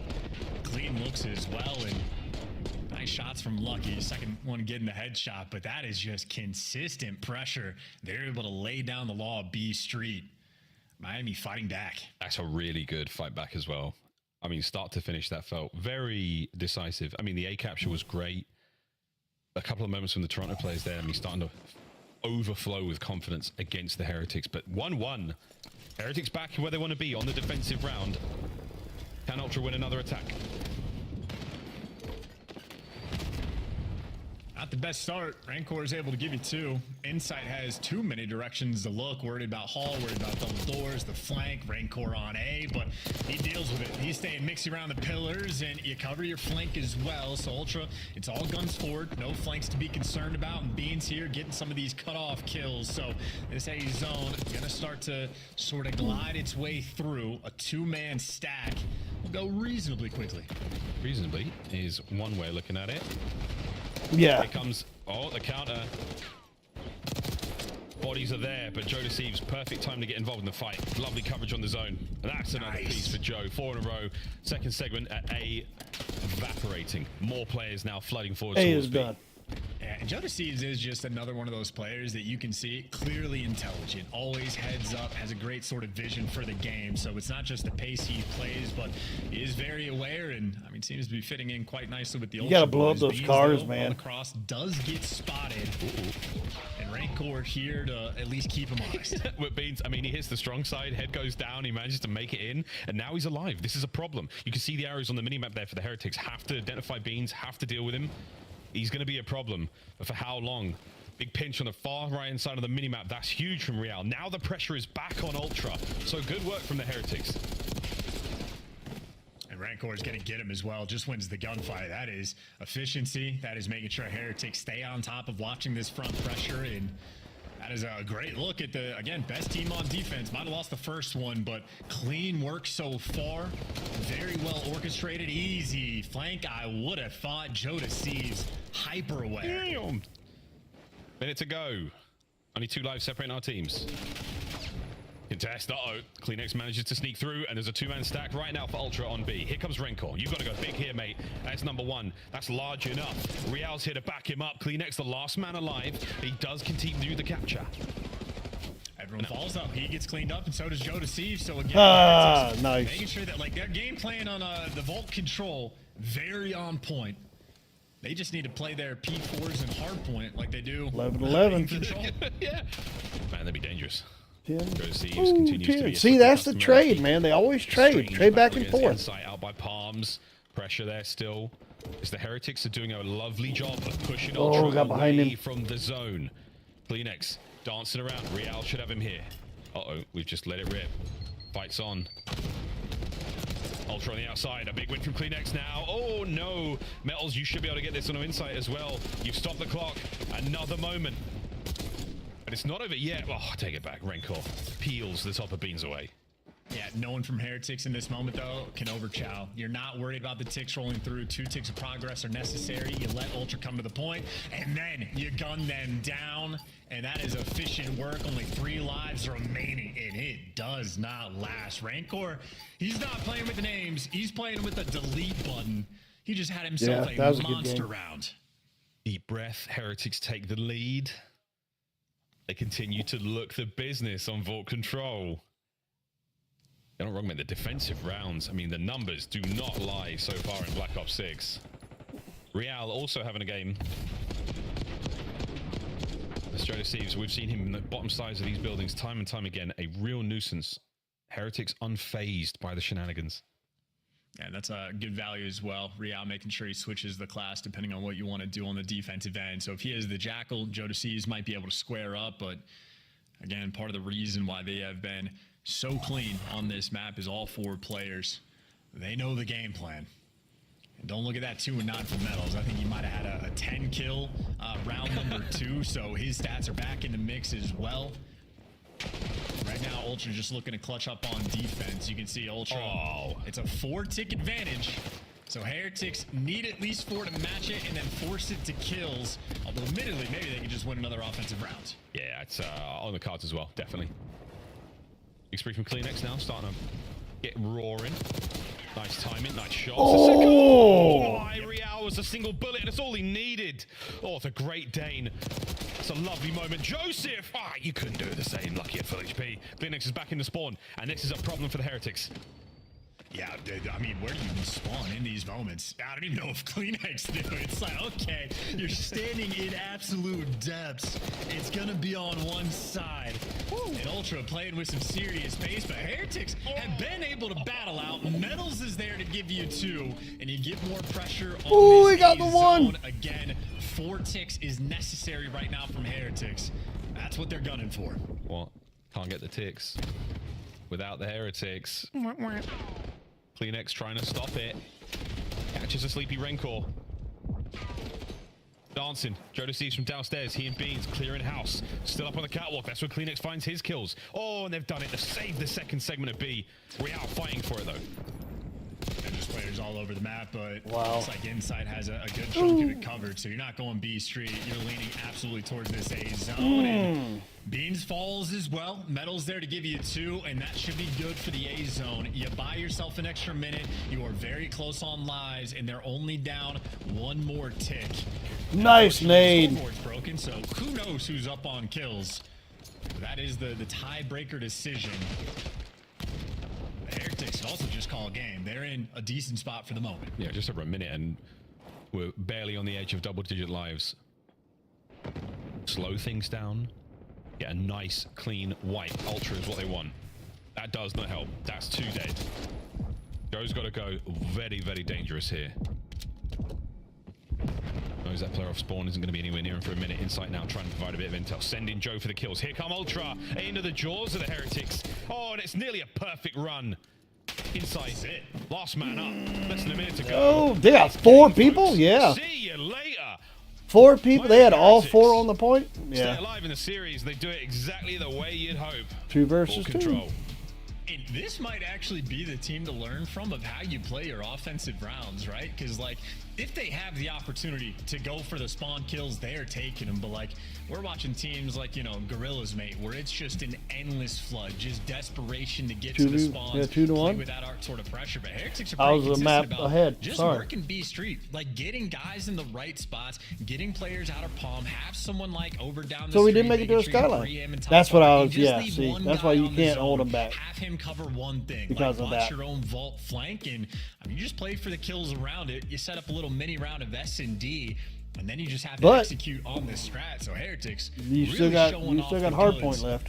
in that game. Super efficient 3-1 win. It's the Heretics highlights here, folks, of that game of Control. We're getting a lot of love to Joe. Uh-oh. I knew something like that was going to happen, I think. Just hold on. I might have to...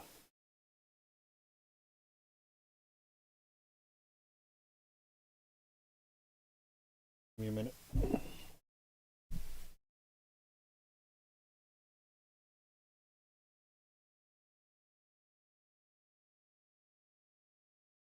Wow. They completely kicked me out. Multi-step process. You have Oh, God. but Heretics may be showing off some of the goods, and yeah, clearly showing off. Might just be the best vault control team in the game, and obviously when you're shooting like this, it doesn't hurt. Metal started to turn into just a multi-kill machine as well. So again, we kept seeing it. Started off 2-9 in round one, but after that, he was absolute class. Pure class. Our first two maps, all Ultra now. Heretics, they're back on the menu and they're eating. We'll all be eating in a moment. Calm when down, Skyline rolls bud. around, because this is going to be fast. Exciting hardpoint map. No doubt about it. High engagements, folks. Absolute cinema potential. The question is, though, is can the Heretics find the win? Is the Game 5 looking good? No. But they can get there. It is possible for them to get there. But if they get their chance, no. Yeah, just so much more to prove in Search and Destroy. That is my big fear. And obviously, if they pull I'm this kinda off, curious. I mean, maybe just get some extra confidence before you go into the break. But I would say maybe good news for this team that the respawn does look super solid across the board. Obviously, have a handle on Control. And you get those extra few weeks to really hammer out S&D. But that's obviously a long-term talking point. Short-term is Skyline, and this guy's like Lucky and Metals getting ready to fry. Oh, yeah, baby. Miami have had a tough road so far in Black Ops 6. Signs of tremendous life. Again, a big old 3 over the Falcons to start things off, and then 2 Game 5 losses against Surge and Boston.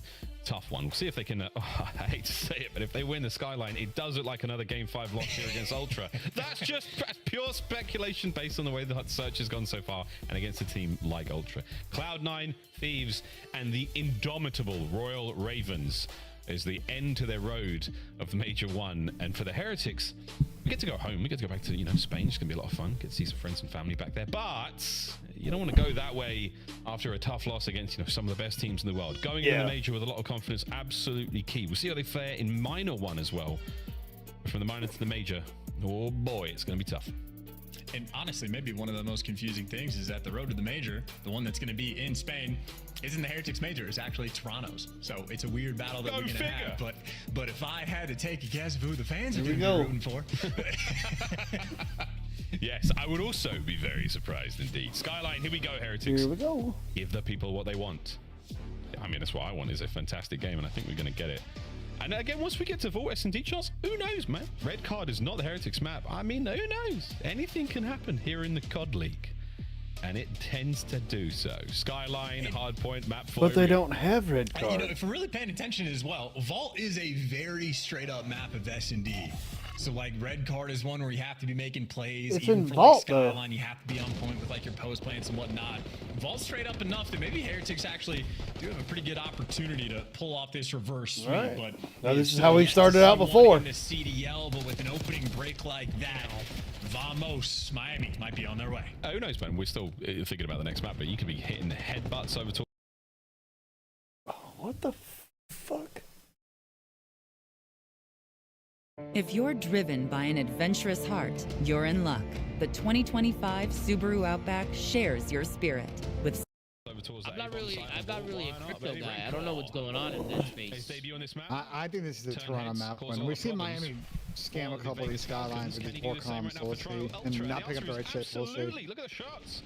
Nice start here from the Heretics. Ultra right back in it though. And That's 4 days. Split spawns? Yo, unfortunately, Scott, I got no idea. I've never heard of either of them, if I'm being honest with you, man. I'm not UFC ball knower. I apologize, but I'll take the guy named Chegg. Though, oh, it's 4 down. Spawns are great though. That is not what my. I don't know what the fuck is going on. Sorry, but I don't. 2 players that spawn new. Well, both of them gone. That is Ultra just jumping all over the moment. That is Beans racking up extra kills from time and maybe sort of shades of what we saw on the first hard point as well. Heretics might have started strong, but Ultra just come away with it with the lead and the advantage on the map. Yeah, the split spawn certainly helps, and then after that, the immediate answer. You see, they're watching too, though. That just lets you know that they're watching these games as well. Will you picking up intel on the teams? I love the opportunity for the break here. Can you get a few more kills? 2 Ultra members left. CleanX traded out inside towards the back line. Oh, plays it safe, plays it steady, and gets his 5th kill in a row. Slammed. Yeah, well, yeah, very quickly falls away, and actually everybody does. Beans, last man standing, trying to hold the fort. Oh, and he did. Yeah, he did real good. To give you a little bit extra. That is beautiful comms from Toronto. Beans knowing that player's one shot, but if you lose the back spawns, you lose the time as well.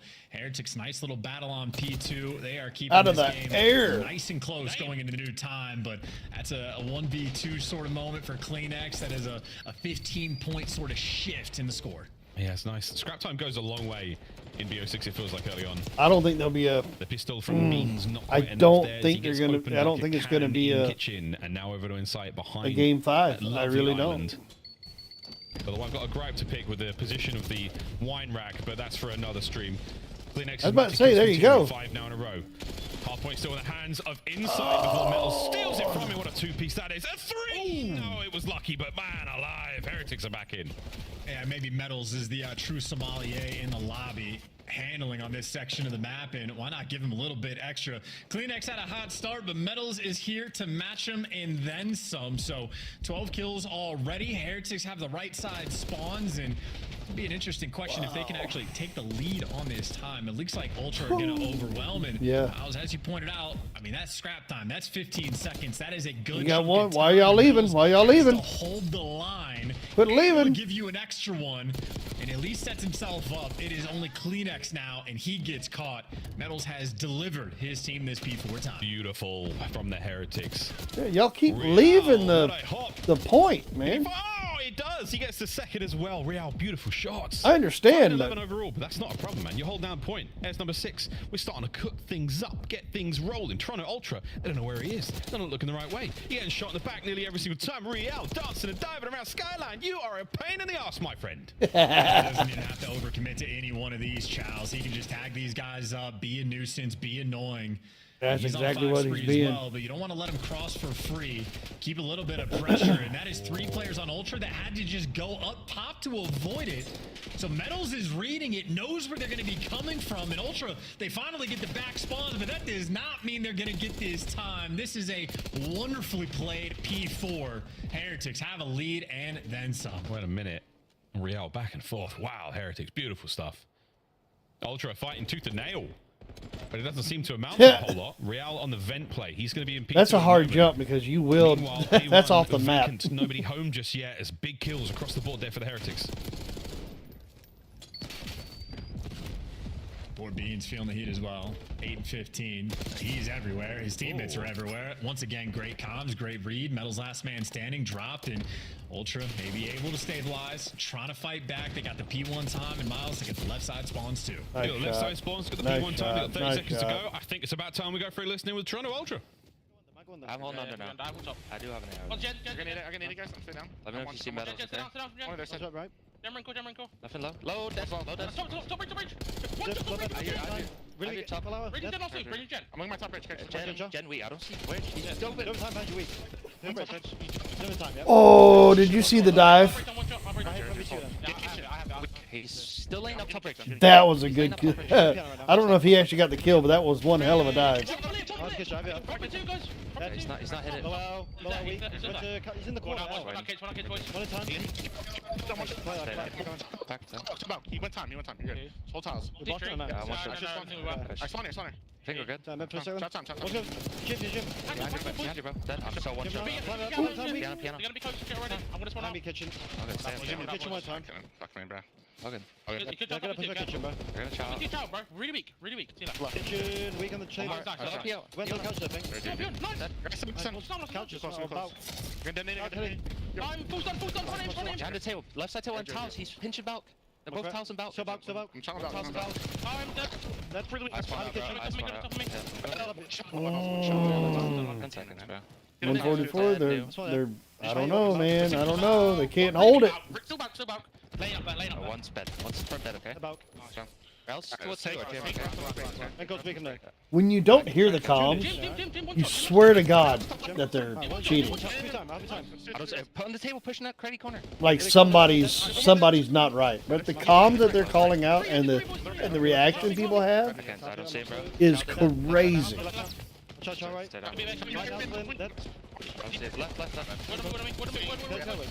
Dead. Wait, one shot. I'm one shot, bro. Absolute one. Dead. I have left now. Nice. Lucky. Nice. One shot, bro. This is big time. Oh, he fucking meleeed him. I'm trying to hold mid, bro. At the gym. What the fuck? Nice shot. There you go. Lead change. Ultra now in charge. Yeah, but not for long, man. Wild sequence, man. Bean's doing a great job staying alive on the desk. Mel's doing a great job just finding the route to get a two-piece, and he's got another one as well. 29 kills right now. Again, the multi-kill machine. He's been fried. Brian, Metal's going to fry so much. They're holding the lanes, man. Get back over towards the bathroom. This has been a great hard point for the Heretics. Oh, up close and personal. Rencor and Real. What a duo that is. Pushing the lead forward. Big hit now from Ultra. Most of them up high. Metals might be eating good in a moment. Top bedroom. This has just been a P4 blunder, though. They got a near full 60 the last go around, and it's not looking like it's going to be the same. They didn't have the pressure up on the map. They were forced to have a bit of a turtled setup in Ultra. This time, able to get through. Now we get to see if they can actually hold on to it, because it's not like they have a ton of space on the map as well. CleanX making Metals look every direction, but where CleanX falls, Metals for the contest. Nice shots. Pick a corner, see if you can stay alive, or if the lack of trophy is going to cost you. It has been a mixy P4 in a very tight game. Still good. Whoa, Rencor, in and out he goes. He's just jumping up and down, man. Hard point back in the hands of Ultra. They're not going to be able to change the lead here, but they do have a bit of P1 love now for the Heretics. Rencor, the cleanup kills on the way out of the hard point. Insight still with the high ground. Do what you can to keep those boys down and out. CleanX and Bean, so they wipe the board. They force the Heretics to spawn towards P2. Now, can you get any more out of this life, Beans? Massive opportunity here for both teams. Got everything covered. Ooh, right behind him. Doesn't quite give you the third, but he was close to spinning on it. But Insight, he's got the trophy in the right spot at the right time. He has been able to just be in a statue in the hill, but where his teammates fall, the play has collapsed. He was in a bad spot, though. Are now back in the driver's seat. We're driving. They're roaring. With what? Yeah, Joe, but by one. You are fighting for your life here. His teammates are backing him up as best they can, and he's looking for spawns as well. A major 20-second hardpoint opportunity here at P1, though, still for the Heretics. Spawns good for Ultra. Hardpoint good for the Heretics. And this is great soak time as well for Heretics to be able to collect. They have two players that have been just running in circles trying to find Joe to Sieves, and Rancor is able to collect a decent bit of time at Old, but the two players trying to hunt down Joe could not find him, so Ultra... Like, how does he have two of them? That's what I don't understand. Like, fight as well and stays alive. That is tremendous. They have to be able to... Here comes Joe once again. There's got to be... I have to be doing something wrong when I play or something. I don't know. Or they're just letting them. Get it done there, CleanX. You gotta go God mode. And he just needs to wait. He's waiting for his teammates to get in the mix, and he can't quite get it done. But Insight and Joe to Sieves do so. Front pressure's open. You're blocking the spawns. There's going to be a game 5. Standing, and the smooth moves are not good enough. Another break on P2 rolling through. This time Ultra a little bit more desperate to hold on. Heretics playing at a light speed for the moment. CleanX is there to match it. Yeah, CleanX's two-piece might have just saved it. This hard point is going to stay in the hands of Ultra. Rotation done. Once more to the kitchen. And what a bloodbath this is about to be. Lead change Ultra, but for how long? Real now looking forward the rotation. Can't get it. It's Jonas Eves. Medals. No, he's down as well. Ultra are in.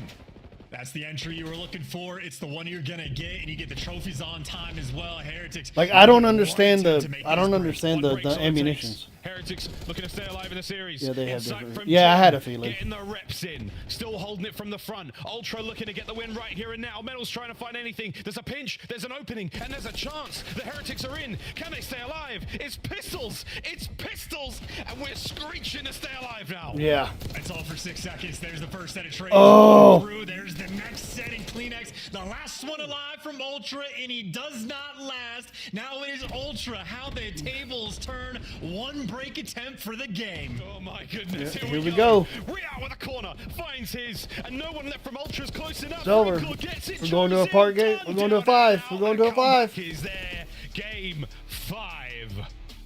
Yep, we're going to a game 5. Banger on Skyline from the Heretics. And medals for MVP, though. I know who I voted for. I do know who I voted for, but it is the desperation moments. You can feel that Ultra's so close to winning the game. Miami he doesn't is hit through the front. He doesn't even cut through mid. He runs all the way around and goes for the full flank. They had one attempt and they set themselves up right. That is a hell of a call from medals and great execution from the team to wait for him to strike.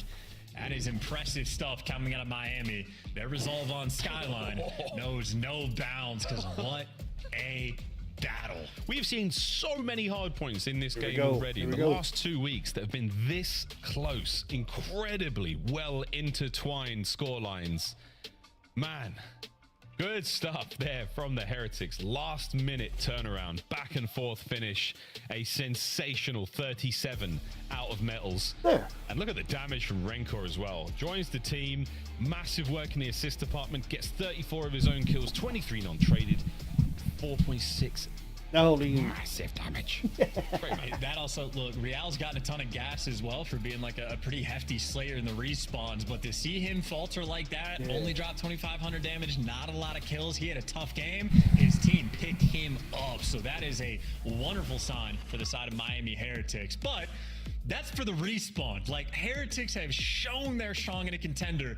The ultimate question, it is their S&D, a 1-5 record overall. They have not been making good plays. Admittedly, though, for the state of this series, Vault is a very different map. It is much more of a square up. It is much more of a head smash over to the A site. I think they have a lot more potential, because this would be a huge win for them to take down Toronto Ultra. What a moment. Even when we were playing, can we take down Toronto Ultra Heretics, or will we lose another? We loved it when it We're was gonna that find out close, after the break, because folks. people Godmas had just it was started to heat was up. That's right, it was folks. the way Plenty of more it, gifts man. under It this was- tree. Santa's sack is loaded. I We're gonna think find out I who don't gets know. a I don't big know. win after the break. I don't know if I want to change it or not. But I told you, don't let him go, man. I'm telling you.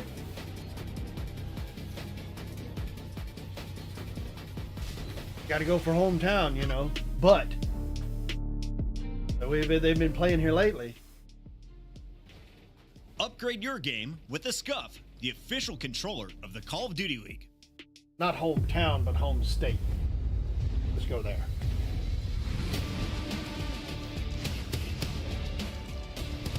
Don't put them down, man. Don't let them go. Don't put them in the blender yet. They're gonna get it. I don't know if they were gonna win the 5, but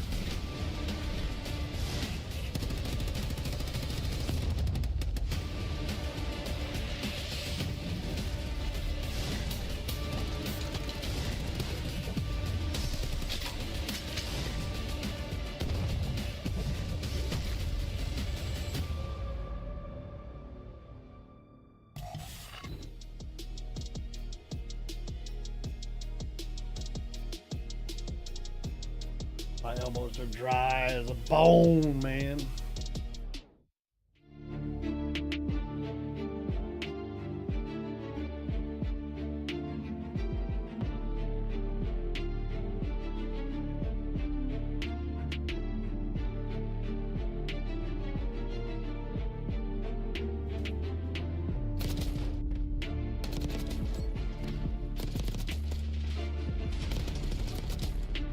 I like that we're live. You know, I don't have to go back and rewind it, you know. But if you like this content, please hit that subscribe button, hit the notification button, hit the like button. We will be covering this when they come back. I know they got like a month off and stuff like that. If you're on Twitch, please hit that follow button. I hope you enjoy the content that I'm putting out. I know this is a little bit different. My first reaction video, my first watch party, really. So there's gonna be more of it. Like they're gonna take like I believe they said like a month off, and then when they come back, I'll be giving you more content like this, and we're gonna see if we can't build the channel up, man. That's the whole point. Build it up. Hope y'all enjoy it. If you do like it, hit the subscribe button. Helps me out. Lets the algorithm know that you like my content. You appreciate me being up here and trying to inform you guys, and then, you know, we'll do some more stuff like this in the future.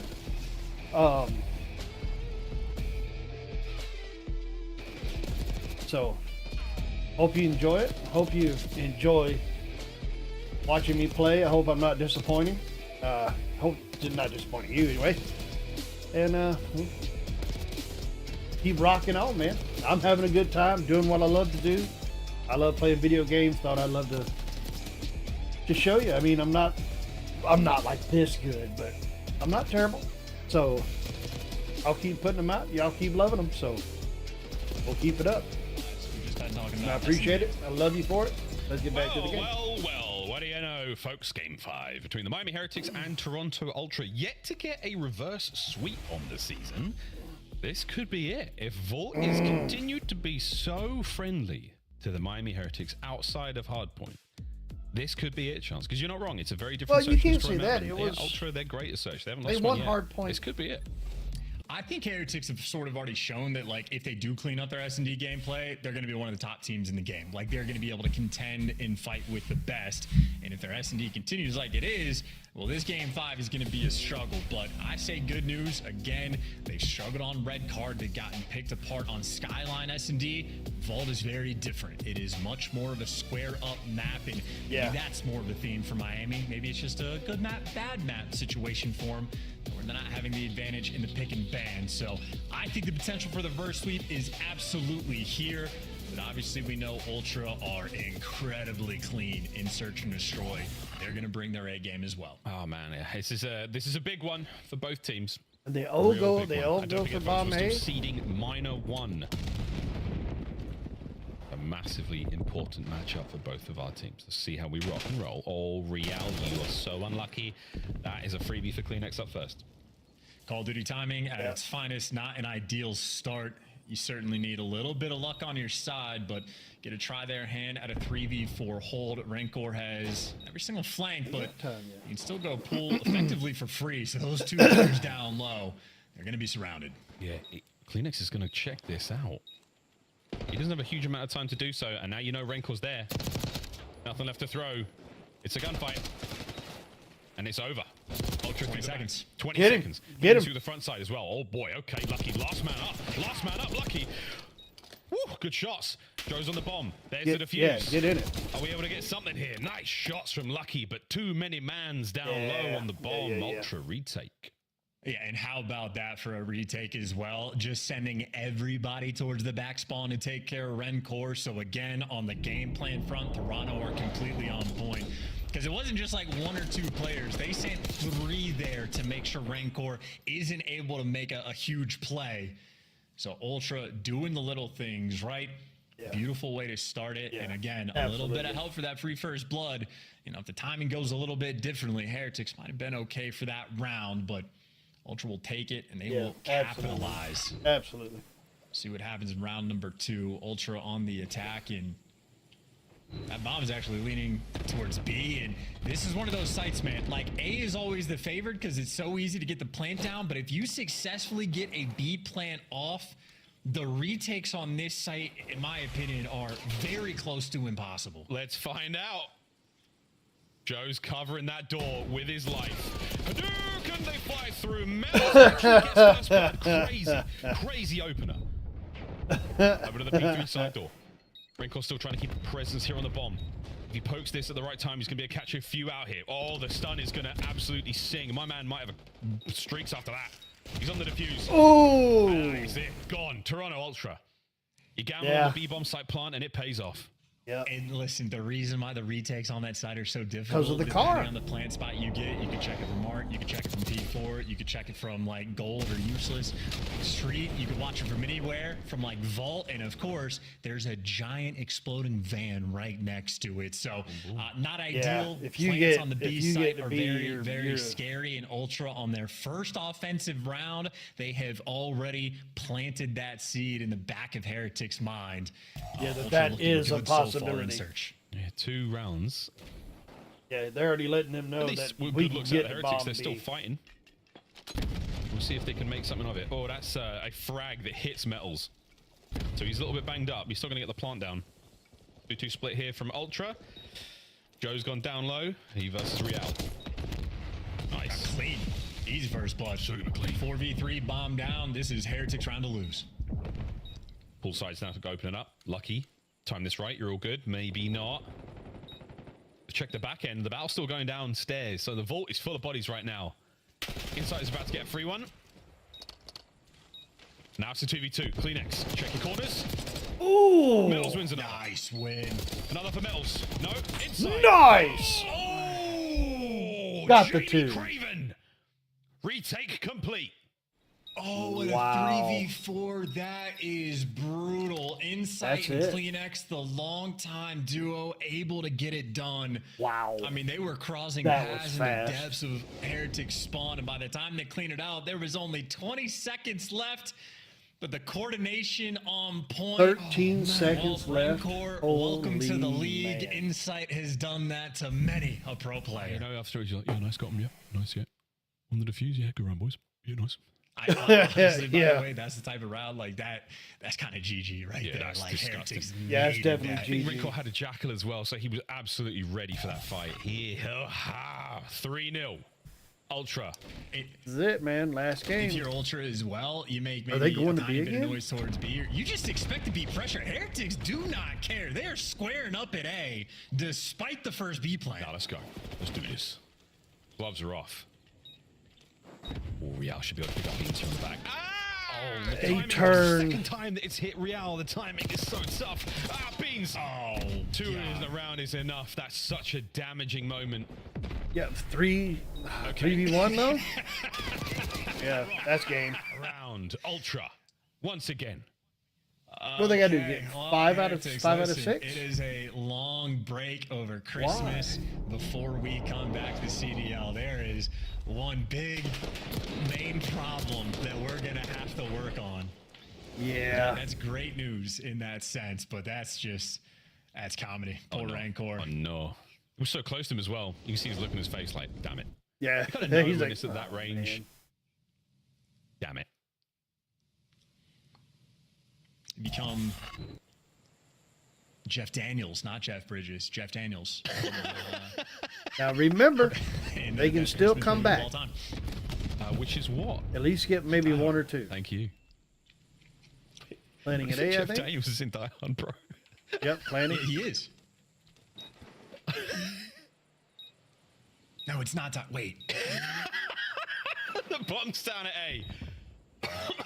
Oh, excuse me. Jeff Daniels is not. He's the guy from. Don't worry about it. Back into the game. We'll deal with this later. 30 seconds. Ultra trying to hit the retake. A trophy's going to help out a lot. So's Mel's. No trophy. Oh, No nades, though. yep, they Real might get finds one. a They second. might get Over one. Inside now. Can you continue your magic On the board. So you're not Real. You are soaring. Real. Oh! Round Oh! two. Oh! Goodness. Oh! He's got the damage. He's got both. 2 more to go. 10 seconds. Surely not. Oh, The shots so are close. ideal. So close. Absolutely love it. Beautiful round. I mean, you bang out the A site, get the bomb planted, get the first blood, and the second blood. That's all you need. Dude, this First blood's is not good crazy. enough for Miami and Search, but if you get the first 2, they clutch Like, their that is one 4v2s. hell It is of a Jeff Daniels, shot. where he's a SWAT guy, where he just knows that he's going to die. He accepts his fate, and his face just drops. It's an iconic scene. Jeff Daniels does a great job. I know he's the guy from Dumb and Dumber, and that was Rancor when the RC car got too close. You're just like, damn, like that's it. That's my life. I think you're talking about the movie Speed. Yes, Speed. Thank you. Love Keanu Reeves. You're so much smarter than I am, Miles. So I also have Google next to me because I was like, Jeff Daniels was never in Die Hard. I've seen that film a million times. Anyway, you're my favorite person. You are my favorite person. You have a wife. Yep, you gotta get She's not those. watching right now. She can't hear this. Just take it. Heretics on the board. A little bit of magic like that. Stacking up. I mean, not even Joe on an absolute heater can change. Are they planning on B? Oh, he gets at least 1 damage in. Lucky could save it. He does. Stops the bumper. This is such an awkward round. Yeah. This is a 2v2 where they know that Joe is just trapped over towards B, but I think Lucky might have let him out. And this is plenty of time for Ultra to work with. And it looks like the idea, Joe's getting back towards his boy. And they're going to be working it together. Insight 8 and 2, by the way, having a great game. And you have intel. One player was over by P2. The other guy's double door. So Ultra, they found every man. What's the call gonna be? Towards this A site they go, and keep in mind for Insight, he had a Jackal in hand as well. They isolated Lucky. Metals needs this 1v2. I mean, this is the most important part of the map, the vault itself. Whoa, okay. That's it. Nice shot from Ultra. When you go to B or you go to A, you've got that highway down the bottom side of the map. It's so important. Decisions are yours to be made. If you've got bomb and you've got a man on either end, Metals did not stand a chance here. Go to Sieves, instant plant, instant kill, all good for Ultra, and they are happy. 1 round away. And just a sort of textbook way is how you want to play these, like 2v2 or I any know. kind of situation really in S&D. They're and Insight showing off the goods. If you're playing split, try to group up together, get the intel on the opposing players, and then figure out a plan. And they just snapped into position. No time. Are they gonna try to go to B? Those are comms flowing, and it's a middle map square of beans. Bodies re-out for that first blood. Yes, I do. Ooh, Metals doesn't want to take this fight, but he kind of has to. Look at the deep setup here from Ultra. Come to us, Heretics. Come, take the fight. They're planning on A. This is what they want. I think. You've got eyes on the B-bomb site at the very least, and you can retake A with the numbers. Yeah, Heretics, though, is a team that needs to play at pace. If you keep the buffs above 55, you're going to be okay. But when the rounds slow down, Ultra, they'll just blow it up. Yeah. Blow it up. Speed is of the essence. Here we go, Kleenex. Oh, dear. I think he got a couple of hit markers there, so that's him winning this fight on the hit point front. And Beans on the flank, Beans on the flank, Beans on the front door. That's the retake. A is done. You may as well jump on it. Lucky has to make something massive happen here. And massive is not going to happen. Toronto Ultra. They win the series. Sorry, Beans. They did good, though. They did good. Literally, their fate was sealed on that vault hardpoint. The second you lose one respawn there from Heretics, and you're playing against a team in Search and Destroy that's as good as Ultra, chalk it up and go new. That is just a tale of 2 very different Search teams. So the score line looks close, but that is 3 Game 5 losses already for Miami. Boston, they broke their curse from last year. They have a great Game 5 record. Heretics might have gotten bit by that bug. I know, it's their 3rd Game 5 loss in a row for the Miami Heretics, and 6-1, oh, it's just the cursed number. Again, it's more testament to the fact that Ultra are so good at Search and Destroy right now. I mean, you've got arguably the best control team in the game in the form of the Heretics, best S&D team in the form of Toronto Ultra. This was a treat, a sight to behold for many. And yeah, you're not wrong, Chance. Keep that bus above 55 miles per hour. What's the car you have to get to 88 miles an hour before it does what it does? Can you think of that?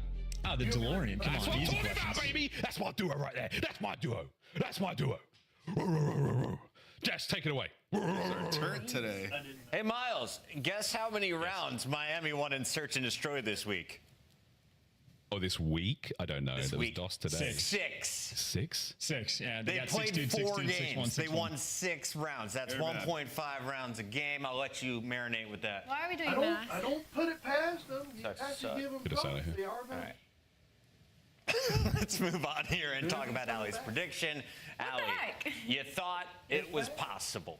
Listen, it almost was. I expected them to win the map 1 vault, all the respawns in this series. Well, Unfortunately, not they bad, fell but- short, and that hurt them as they made it to the Game 5 because their S&Ds got. I didn't want to. We got a map 5 highlight package, Highlight? and I don't know if we have anything for Miami in this. Montage? It's probably all Toronto. Oh, we're opening up with a Lucky.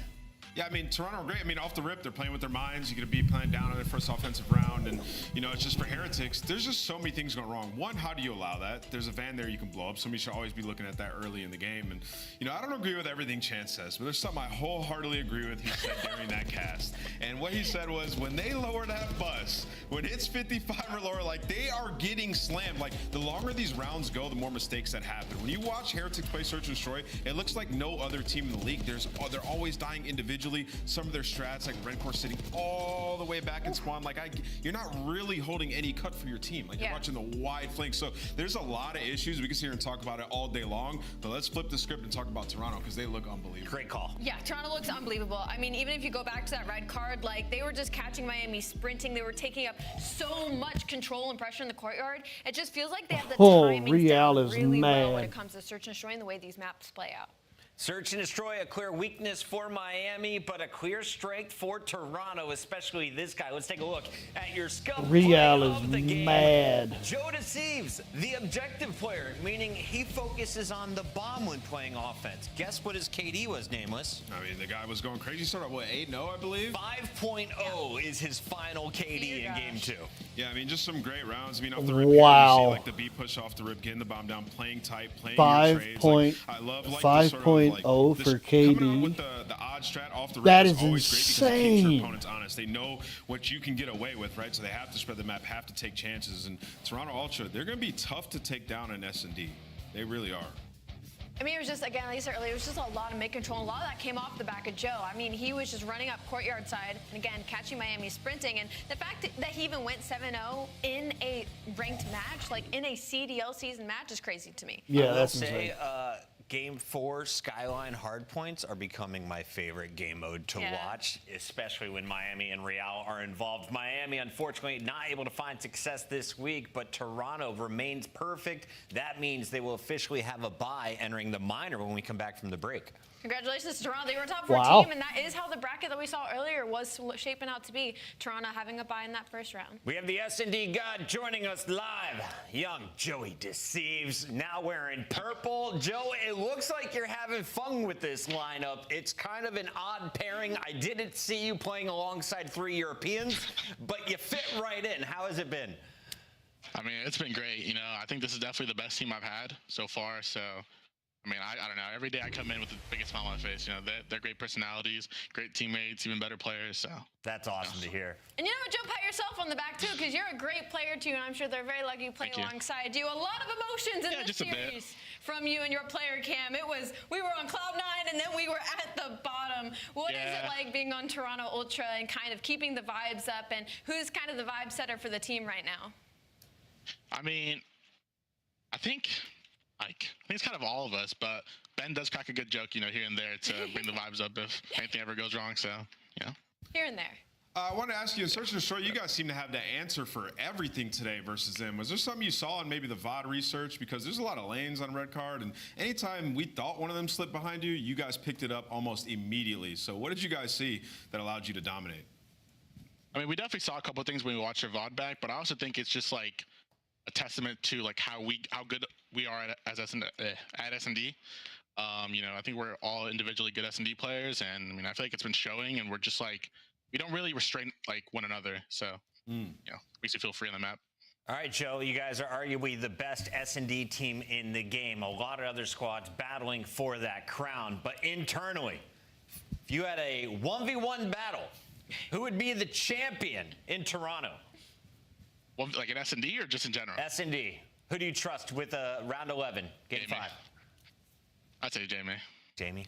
Yeah, that's He the best is choice, icy. man. Yeah. He is historically icy. Icy insight. Love the call out. Joe Deceives, congrats on a perfect start here to the new season. Appreciate that. Toronto Ultra, Joe Deceives strike first here to start our day, but we have 4 matches, and when we come back, Alley Cat, guess who's playing? Best match of the day. Who's playing? It actually is. Atlanta and Falcons. We'll catch you after this. 0-6 combined. One of them gets a win. Atlanta desperate. Yeah, he was happy about that, but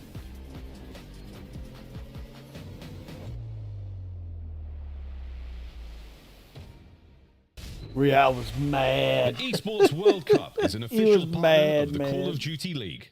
He was mad, bro. Upgrade your game with the Scuff, the official controller of the Call of Duty League. Yeah, he was mad.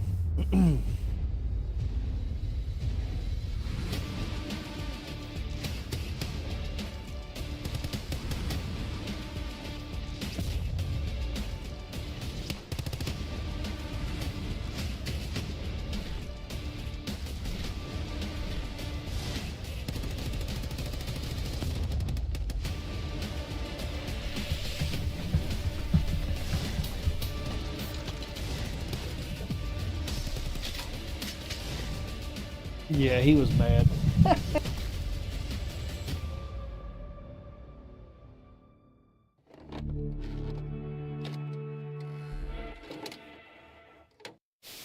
In honor of our Father's Day, we're going to have a friendly competition amongst the dads on this show. How many dad jokes can we fit in? Well, I have the opportunity to go first. So, Allie, let's take the lead right now. Why can't bikes stand up on their own? Why? Because they're too tired. Got her! All right, let's keep this moving, Nameless, because we got a lot to talk about. Starting here with the standings. Here comes Scrap! We got Envoy!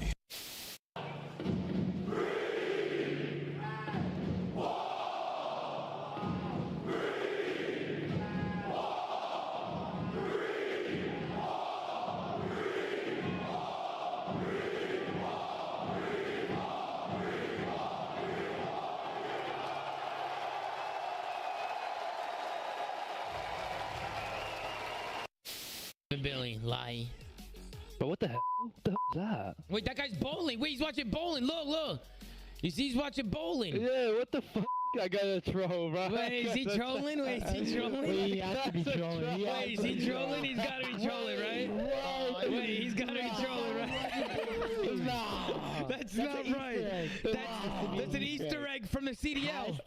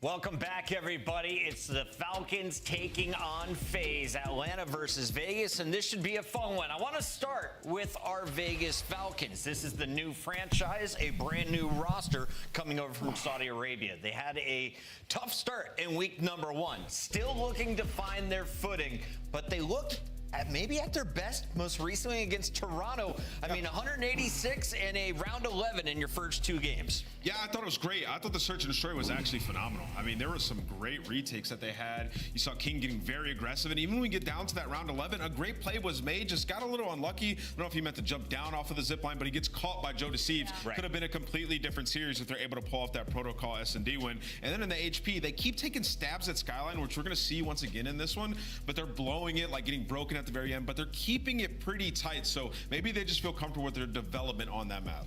All these maps have been really competitive for them, save for control every once in a while. So for me, we just watched Toronto Ultra. They just 6-1 one of our middle of the pack top teams in S&D. You take that, they went to round 11 with Falcons. You take Atlanta FaZe, who's been terrible at S&D, and you think, well, maybe this is finally the opportunity for Falcons to get a map. On the other side of this matchup, you have a squad that has their worst start in CDL history. This franchise is always dominant, the top-ranked team at the end of every regular season.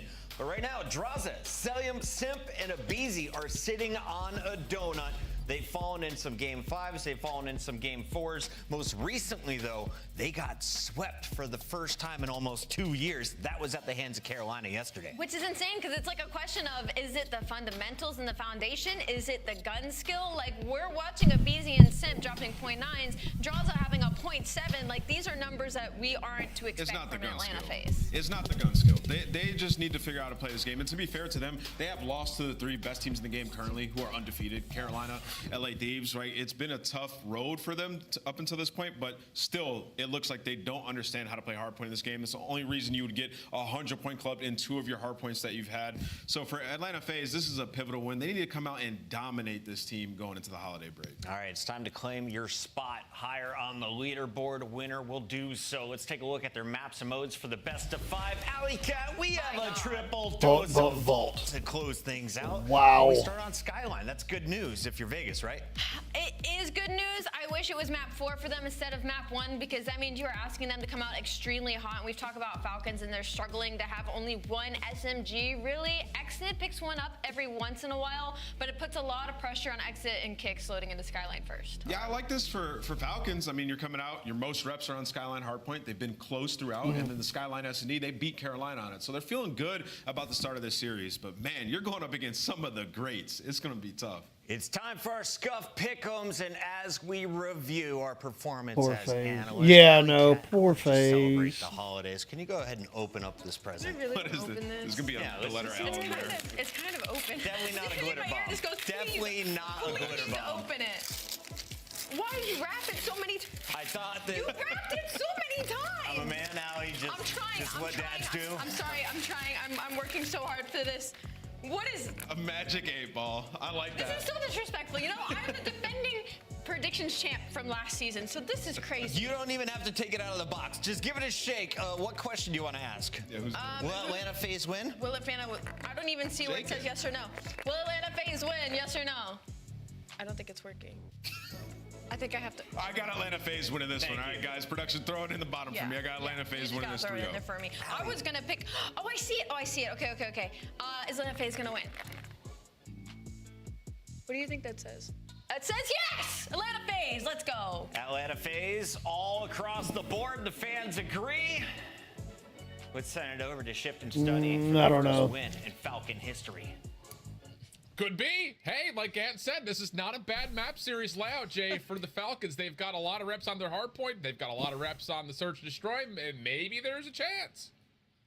Maybe there's a chance. Yeah, the only thing that's really going to grind my gears about this series is the fact that Atlanta FaZe lost 3 in a row.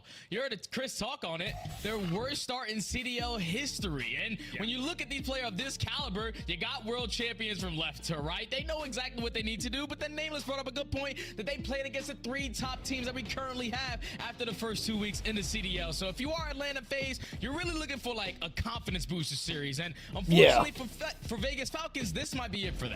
Yeah, no, I totally agree with you. I mean, I think the thing about this, you know, kind of spinning it on both sides for Atlanta, worst team in search and destroy right now in the league, 0-4, but they also lose by an average of over 2 rounds. They also currently hold the worst average point differential on hardpoint, losing by an average almost 60 points. So again, not a lot to speak of in terms of the Falcons when it comes to overall positivity, only a single map win in a search and destroy. So again, we're still looking to see what the identity of this team is going to be, but I think you're right here, Jay. Atlanta FaZe need to come out here and dominate because I think they're like on the fringe of, you know, feeling like some Call of Duty yips if they just feel like they just cannot get over this hurdle. But it's a good start to open up 2 for 1 pitch from King of Boot, trying to get around the back, but shut down by Abizi.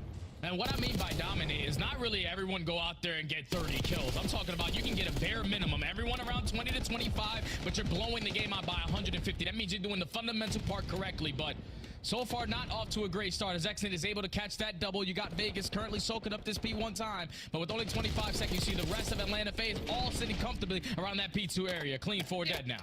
And I like the fact that, you know, when the Des was talking, like, it's not a gun skill diff, you know, why Atlanta. Hell no. Hanging in the moment. This is some of the most talented players we've ever had in Call of Duty history. It really is just the squad getting into a rhythm together. And again, a series like this could provide that little bit of a spark. And so far, so good here for Atlanta. They get the majority of time on one, and they've got set up for new. Yeah, and not trying to allow anyone to sneak on by, but you see King Abad, who already working his way towards the back. Vasilium catches the read on him. It's 3 dead in the feed. Last player alive is all the way across the map, at a perfect hold so far from Atlanta. Looking solid. Falcons trying to set up their break attempt. A lot of it coming from the high ground. One sneaking down low. That's number 5 in King Abood. Able to open up with the double around the back.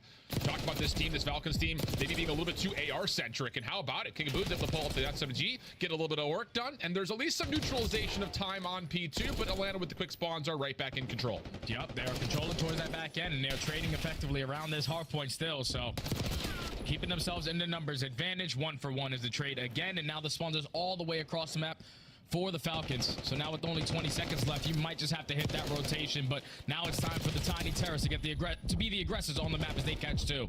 So far, so good. Shots are on the corner. Simp waiting for the regen. Not going to be allowed to make a further play as Kick shuts it down. He has been unbelievable. For a team that's only won a single map, he still sits number 4 in overall KD across the league. It's just the rest of his teammates. They have not been there in any foreign. King of Bodies close to last. Exnid and Roxas are like in the 40th range in terms of overall KD. So again, it's just for Vegas getting everyone on the same page as Kicks.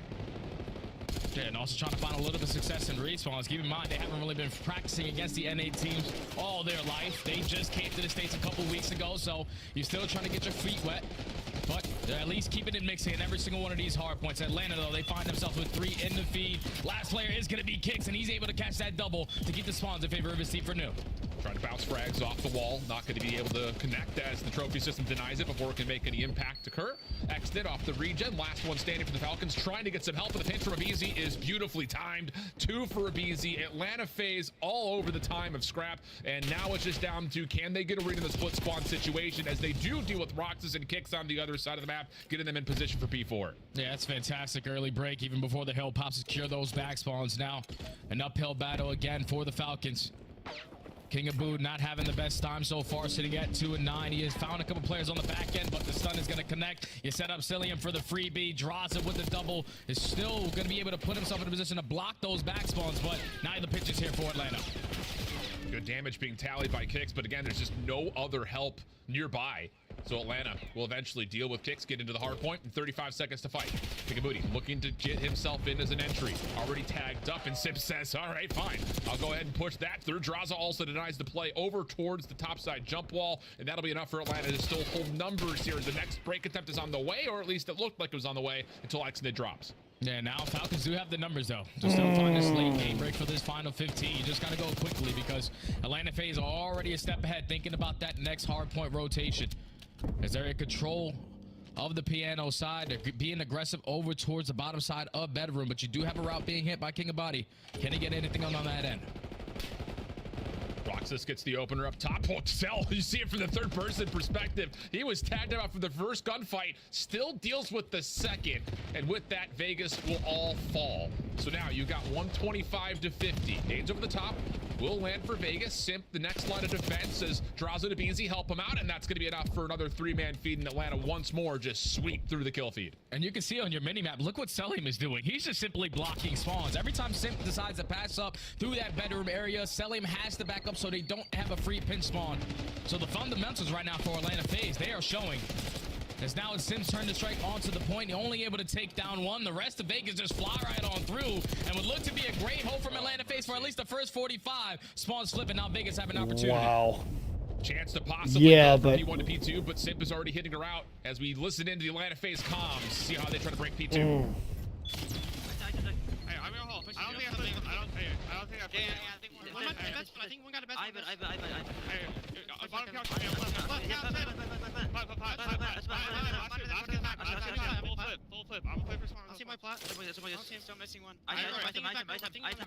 he was right on top of him. Did you see that? Holy crap.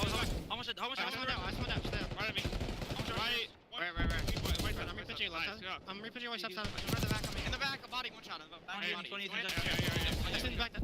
One more in the back.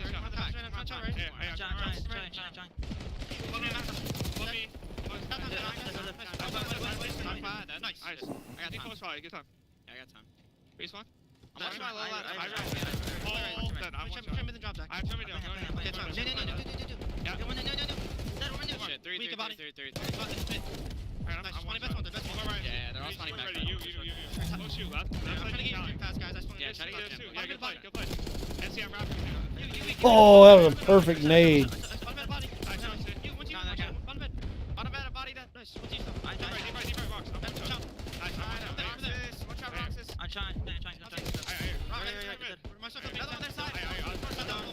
I'm pushing. I got time. I'm pushing. Well, Jay, fans have Wow. turned it up. 21 and 14 for Sip. Cell still on 5 in a row, and you said not everyone needs to drop 30, but they might, depending on how this game continues to go. Yeah, because they're winning some insane gunfights. You saw Sully with that double on the bottom side of Kitchen. They are making it look easy with either AR or the Jacko in hand. But you see Kex, he's also doing it on the opposing end. The only player currently positive for the Falcons.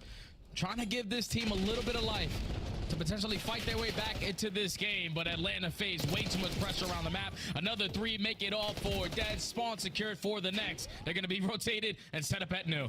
Yeah, Kix is going to need some help, man. He is throwing in the full effort, tell you that much. 21 and 20, winning a lot of key gunfights, but his teammates just not there to follow up behind it. And now as they get wiped on the rotation over towards new, Atlanta has a chance to win the game here. This comes down to if Vegas can touch and contest enough to try to force another hard point. Dratza picking up in the play over through Old at Kitchen. Has an SMG in hand and kicks. Okay, just enough for at least the first blood. Simp behind it, looking to follow up, and he will get the double, leaving just now Vegas trying to hit from the front, and that has also been met with resistance. They are freaking owning it. Owning win at least the gunfight in this towards game. the hill, but Atlanta still with those back spawns, able to instantly put themselves back in position to close out the game here at P4. Final push going to come in for the Falcons. They open up at the double. Now the pressure's going to be here at bedroom. Simp off another 5 spree. Also gets a read onto Kicks on the rotation through wardrobe. Can't quite collect, but it does at least force Atlanta off the hard point time, leading to what will be a hot tub hill. A BZ Drazza opened things up nicely, and this looks like it should be the finish line here for Atlanta. A team that, you know, on social media is starting to get a lot of criticism out of, you know, since all the Black Ops 6 events have happened, including the preseason events.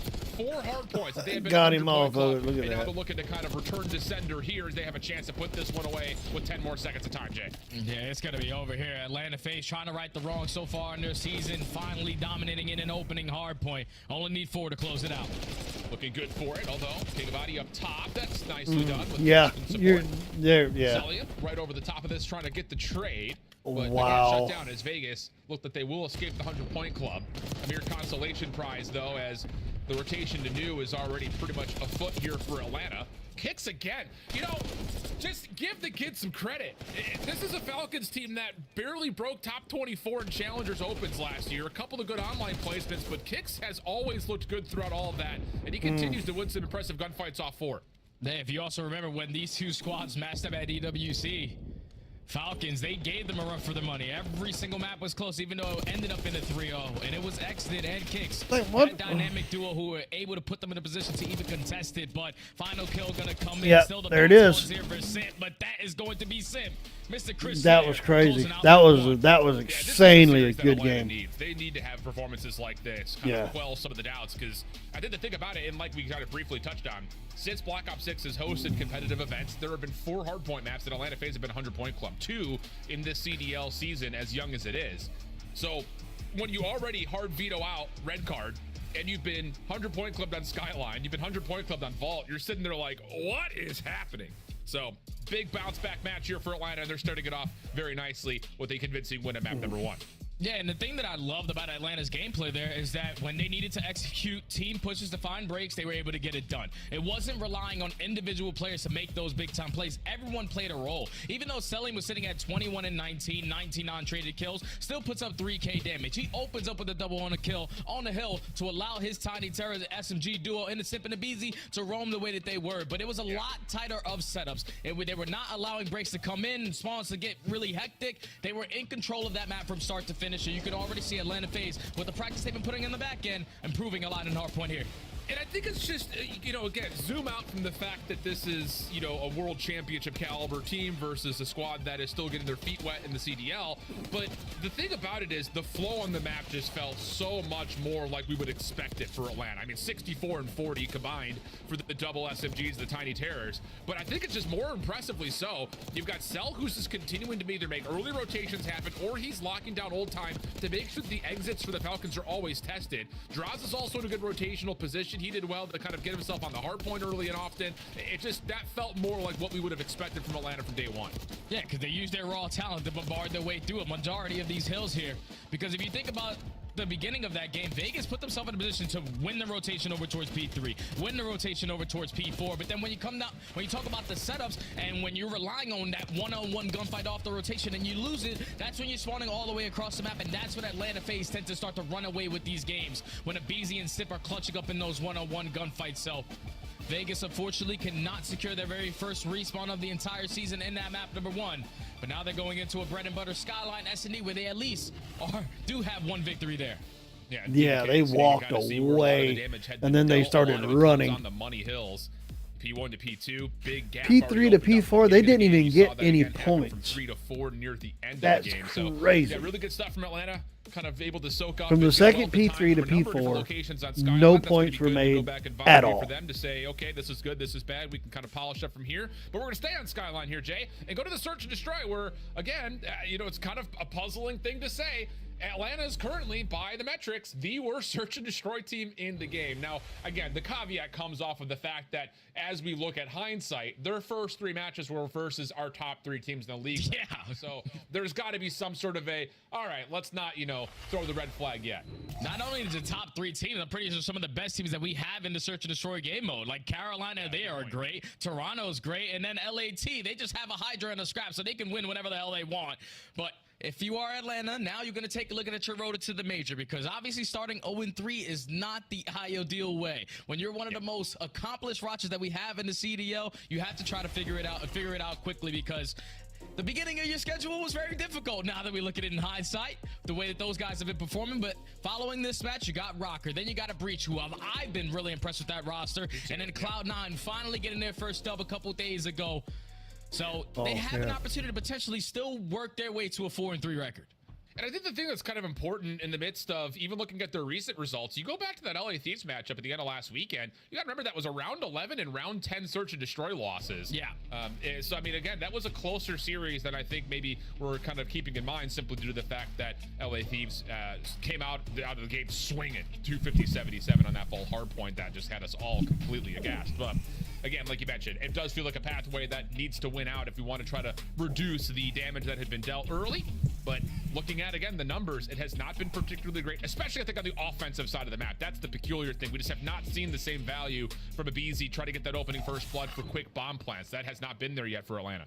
Yeah, it's just kind of difficult on a map like Skyline, where these rounds can be ended in the first 15 seconds, because you know the pressure that's going to be over towards the A site. You send in the Terrors, they find the early 3. Now it's Kicks left in the 1v4. Yeah, aBeZy gets 2 of them. Yeah, okay, so forget everything we said. Just completely counteracted. And again, it does feel like one of those series where for FaZe, this is going to be one of those, we can outgun them, we can outskill them. But at the same rate, hopefully the work that's been done over the last couple of hours since they had recently played up against Carolina will also show up here and they can feel good about their playbook. And that was 100% a 15-second round. We're getting word from our ops in the back. Let us know Atlanta FaZe are really setting the tone early on, and I think that's not going to play into the hand of Falcons, because if you think about the time that Falcons won this map, it was about slow and steady wins the race, catching these other teams off guard, especially Carolina when they played them. So can they find early success on their attacks at that A site, because they'd love to work that bomb quickly. Well, Vegas are going to take a bit of a beat here, trying to see if they can maybe bait FaZe in. So nicely, Kikabooty able to find the first blood. Knows he's got a second nearby and elects to challenge. Simp right there at full HP, happy to follow up for the trade, and we'll go 3v3 early. Then Simp is going to just get out, regroup with his teammates to rotate their way on back. Selling him somehow, some ways, they better at least get one before falling. Instantly going to turn it into a 2v2, and look at how fast the draws are on the map already. Excellent, gets the read. Not really an opportunity to play through Kitchen, and that's actually enough for Exit and Roxas both kind of together to start taking their attention back over towards the hot tub side of the map. This is a difficult cross. You want to try to get the B in a 2v2. You don't have any presence towards kitchen. It'd be difficult. Oh, how about this? Some initiation here from Atlanta. Exit, good read. Heads to the prone position. Roxas with them, and Roxas will take both. Okay, solid read there. And that'll get an opportunity for a 1-1 count. And that's a slow and steady wins the race. You can see Atlanta phase. They were not prepared for it, but they still got to laugh those kinds of rounds off because it was a perfect bait and switch out of Exit and Roxas. Yeah. The setup to double from Roxas to clutch up in that round. That's exactly what that was. At one, but you can already see on the side of Atlanta FaZe how they are deciding to play this with the aggression. They're sending in the tiny turrets to find early success, but that time they just get a little bit too impatient there, and Vegas are able to compromise them. Seen a number of teams try to pull that same kind of strategy off of, let's just hold back. We don't have trophies. It's going to be difficult for us to make initiation across the map. Not enough, though, for Simp and Easy, who are all over this play. Last player left is Roxas over towards the A defense. That will not work out. And it's just down to Kicks. He will be likely stunned. Actually avoids it, but has to force to take a challenge as he's being hunted. And it's a flawless offensive round again for Atlanta. All right, so opening attacking round for Atlanta took 15 seconds. Second opening attacking round took about 22 seconds. Since the SMG is being super aggressive over towards A again, you're finding the That's early crazy, success. You're putting man. yourself in the early man advantage. And then in the 4v1, you simply stand no chance when you have full board control. So if you are Vegas, you probably want to change up your defensive strat a little bit. Try to apply a little bit of pressure around that mid P1 pool area because Atlanta are dominating over towards bar. Yeah. Yeah, it's been a little too easy, it feels like, for sure. But we'll see what they can try to do as they modify with trophy systems coming close to being earned. Oh, Fix. Nice opening nade with a little bit of pre-fire over towards Draz's direction. That connects for an opening first blood. And this is where you need to see the Vegas Falcons show us something out of their playback. 4v3 in Search Destroying this game, you just cannot afford to lose rounds like this. I think they're going to try to do the same thing. Play your numbers advantage. And then try to isolate the player, or at least get early info onto how Atlanta FaZe are looking on their defensive setup. Roxas I would play that out towards the top plat, and just let that time just FaZe be a little bit more aggressive than they want to, but it's already been 40 seconds, and look at the repositioning out of Avizi. Looking to get aggressive with this. King of Booty is able to get a couple of opening shots in, tracks him over towards the pool. Semtex deep, a little bit of pre-fire with it. We need to finish him. We gotta get this kill. Avizi's just hanging out.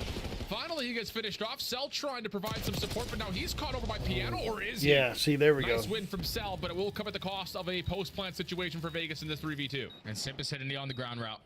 Oh, or at least working his way through top hallway, so both players with ARs trying to clutch up into 3v2. They isolate onto Kicks 2v2 now. They have time for this. Vegas will have to be a little bit worried about the rewrap back through mid, and they will bail completely all the way out towards the open patio and rewrap this through mid. Take it.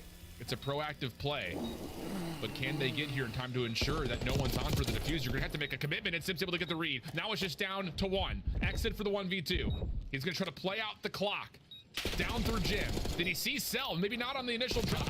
Check to make sure no one's on it. And Cell, he's able to stick for it. Sip saves his life at 9 HP. And he's going to be able to secure the defuse and a 3v4 round for Atlanta. Wow. And I thought Vegas, they played that to perfection. You turn it into a 2v2. You hit the rotation down, but then you get isolated in those one-on-one gunfights. Because when you put yourself in a position to give up all of bar side and try to work it from pool, there's no angle for you to watch the bomb. So you're panicking a little bit. You have a player drops down from mid hallway, gets some bad timing. You turn it into a 2v1. But then all you have to do is just eliminate Selling because you had no awareness of where Simp was. Thankfully, you're able to keep your teammate alive. Only 9 HP as Sellium stuck that defuse. Atlanta FaZe clutch up on the round. That's heartbreak right there for Vegas. It looked like they had made the right read. But now Simp, he is turning this into a right away. Star series right now at 6-1, 4 in a row. Cell connects off his opening nade towards the backside at Jim, or up top actually, pardon me, on the piano steps. And now it's a 3v4 the other direction where Vegas are all full flooding through the catwalk. Maybe a chance to isolate him to Drazi here if they can challenge them together, but this is just happening a little bit too slow, and Atlanta's got a perfect post plant. Yeah, they're wasting a lot of time trying to locate one player. Oh, boy. They have yet to work their way into bottom bedroom. Finally, someone's going to go for the chow. Roxas gets the better of Draza. 20 seconds, 3v3. timing here. BZ gets caught. Ooh! Not going to be there for Simp. He gets turned around. So now it's just down to Cell for the 1v2. He has the clock in his favor. Able to catch Exit, and that'll be enough to secure the round. Not enough time for the defuse, even though Kix does find the kill. So again, it just takes too long. And I think the thing about it, Jay, and I want to kind of hear your perspective. We heard this kind of be floated around, whether it be on the flank or on the desk. Of, this team, this Vegas squad, they're shooting, they're hanging, but it's the decision making that's really been costing them. Hey, and the decision making is what's going to probably cost them for a little bit, because these guys haven't been playing against the best competition their entire life, like the rest of the guys from North America and Canada. It's just very difficult when you're not practicing versus the top competition. These decisions, these situations that are happening, you have never seen them before. You have not been able to handle it versus the caliber of players that you're going up against. So it's just not going to get easy. We're playing some of the best players in the world. Now currently down 4-1. RC going to get invested to slow down the aggression for Vegas at this A site, but the body already finds himself in the bottom gym, going to get blown up. First blood. And this is going to lead to, again, Atlanta getting Draza super far forward with a jackal in hand. A little dicey from this position, top halls. Vegas, do they have an idea that he's here? Oh, they did, but can't quite find the first. Draza nearly slips away, but Roxas kicks, able to cut a couple. That will put us to a 2v2, but a easy, sneaky. Through secret. Timing is going to be kind of the key question mark here in terms of when does Abizi want to pop this door and make a play from behind. And they're probably already having the communications. They're most likely sitting in the back of this spawn because they have yet to move once again. Yeah. But this time we're not going to be the aggressors. We're going to allow them to try to make the play, because with only 35 seconds left, they had to start thinking about that objective. You're just waiting for a comm to come in from Sip. Now you send in the Abizi. But with only 25 seconds left, Sip does fall 1v2 now. Oh. Abizi up top. Able to clear out the B side, at least mostly. He tries to fall in towards Jim, and he's going to be met really by both Falcons, who were right around that same drop spot. So Vegas will get around to the board. A little bit of aggression coming out of the playbook, though, from Atlanta with the RCXD in the mix. Looked like it was going to be solid, but just could not find the ground to stand up. Yeah, it's been all out aggression on every single round, regardless if it's on defense or offense for Atlanta. But that time, Vegas, again, just slowing down the game, slowly but surely picking them apart. Once they isolate onto Simp, they realize that Abizi, he's not a slow player. He's going to jump at us eventually. You catch him working his way down from top cat. Put your second round on the board, but this is where you have to make the adjustments, man. You have not been able to secure any defensive rounds because how aggressive Atlanta keep taking away this mid-map area from you. Yeah. And we're going to stack that mid-map area, Jay. That's what the call is here. Think of Booty up top. He's going to have two Falcons flying with him, but Abizi already getting over towards Jim. Takes one, slips away for a moment, but Vegas just there you go. Aggression. Okay, how about that? A little adjustment, and it's just, hey, let's stack, let's snowball, let's just flood right at him, and that's going to work out as it's just down to Simp. 1v3 opportunity and gets a look at Kicks, but cannot finish it off, leading now to a one-round difference with the defuse coming through. An adjustment comes in for Falcons. They said we're sick and tired of giving them mid-map and at the same time also giving up A. So this time, we're going to send everybody through top cat. Dominate their top plat area. And you should have been doing that from the get-go. Was first blooded there. Everyone in position to play that trade. So Vegas now with 2 rounds in a row, finally securing their first defense of the map. Keeping their dreams alive and trying to tie the series up at 1. Yeah. Okay. Can we start to work with that if you're Vegas? I think on the other front here for Atlanta, lots of confidence off the first 3-4 rounds, just kind of flooding, diving, trying to just outskill your opponent. Now all of a sudden, you get to pay a little bit of respect to the fact that things have started to change. And in a series where the SMGs have dominated, Draza's just at 1-5 right now. He's been kind of flexing around a little bit, though. We saw him with an SMG last round. This time he's playing top piano stairs, and it looks like there's going to be a little bit of exchange of gunfire between both sides, and none will be worse for wears who stay 4v4. Yeah, and I think if you're Atlanta, this time on your defensive round, force them to actually plant the bomb, because the both attacking rounds where they won, they did not think about that objective, but selling him again with another RC card, this time cutting off all the bottom bar. You cannot approach over towards this A site without selling him knowing. Yeah, Kix has one of his own. I'd be curious to see if he tries to use that as a way to kind of use a bit of a forward scout. And you can hear it. Kix is going to kind of get, at least some sort of an angle on the car playing the third-person peek on the corner. Abizi still, though, finds first blood as King of Booty was just completely by himself over towards Hot Tub. And now we've got a 4v3, 30 seconds on the clock. Oh, yeah, King of Booty, he was trying to work an underground route while his teammates are working up this objective over towards A. Fortunately, you run into the first blood, King and Abizi. Celium now takes down Exit 4v2. Can you get anything done on 6 in a row? Good first. He's also working for potential Hellstorm. Keep that in the back of your mind. He needs some help. Or does he? Kicks. No. Oh, slips away, does earn the Hellstorm.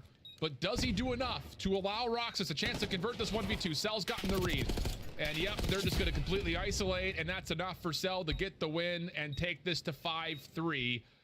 I mean, you got the RC, you've got the Hellstorm for kicks. He continues to play well, but Atlanta, now you're all of a sudden on map point. Yeah, and that's just a situation where obviously you want the round to start develop. You want to see what Atlanta fans are throwing at you on this defensive look. And this time it was no aggression through the middle of the map. So with the minute going down, you have no info gained. You start to work your way over towards low bar. You blow up the RC car and you take control of the site. But then on the opposite side of the map, you have King Abadi with before the bomb even gets planted, trying to commit on that gunfight, at least hit a route through underground. But once he falls, it's just very difficult because you probably want to wait for that bomb to go down before you decide to make that play to potentially catch a Beezy running into you instead of you running into a Beezy. But now that puts Atlanta FaZe at game point. Decisions to be made here for kicks in terms of what does he want to do with these score streaks. Quick play through the front side at the pool at middle. The Beezy will completely win over the kitchen. Now we got a quick plan. Trophy system will go down. Hellstorm being called in. And, I mean, the damage has already been dealt. Bob's you've got some opportunity here to at least work back through the middle of the map with the Hellstorm covering you, but do they get any information? I mean, they're trying to find Draza. Does Roxas get the timing? Sure does. Careful. Almost loses the gunfight. But now 3v2. Got to find a way to retake. 25 seconds. Still a lot of time to work with, but you're trying to isolate onto Sip. He is going to have King of Body one shot as well. 42 HP descended, and Atlanta FaZe on the attacking round with the aggression basically every single time. Secure their first S&D of the season. It was only a matter of time. Well, a little moment in the middle of that map, though, where you start to look at Vegas and say, okay, the mines are working, the gears are churning. Able to put together a couple of adjustments, but the hot start from Atlanta. Oh no! A little bit too much of a gap to come back into the mix, even with kicks. Still putting himself, I think, finished at like 7 in a row, 8 in a row to get the RC and the Hellstorm. Don't really find the full value with it there at the end. But regardless, another solid map from kicks. Continues to be impressive for Vegas, but the problem is his team still hard-pressed to find map wins. Yeah, because it seems like King of Body, the only SMG player for this Vegas squad, is their playmaker. But when you have 5 first steps, you're not really finding any success in your playmaking ability with only 1 first blood. So Vegas, they started to slowly but surely work their way back into this game by slowing down the rounds, and Atlanta FaZe probably getting a little bit overconfident there.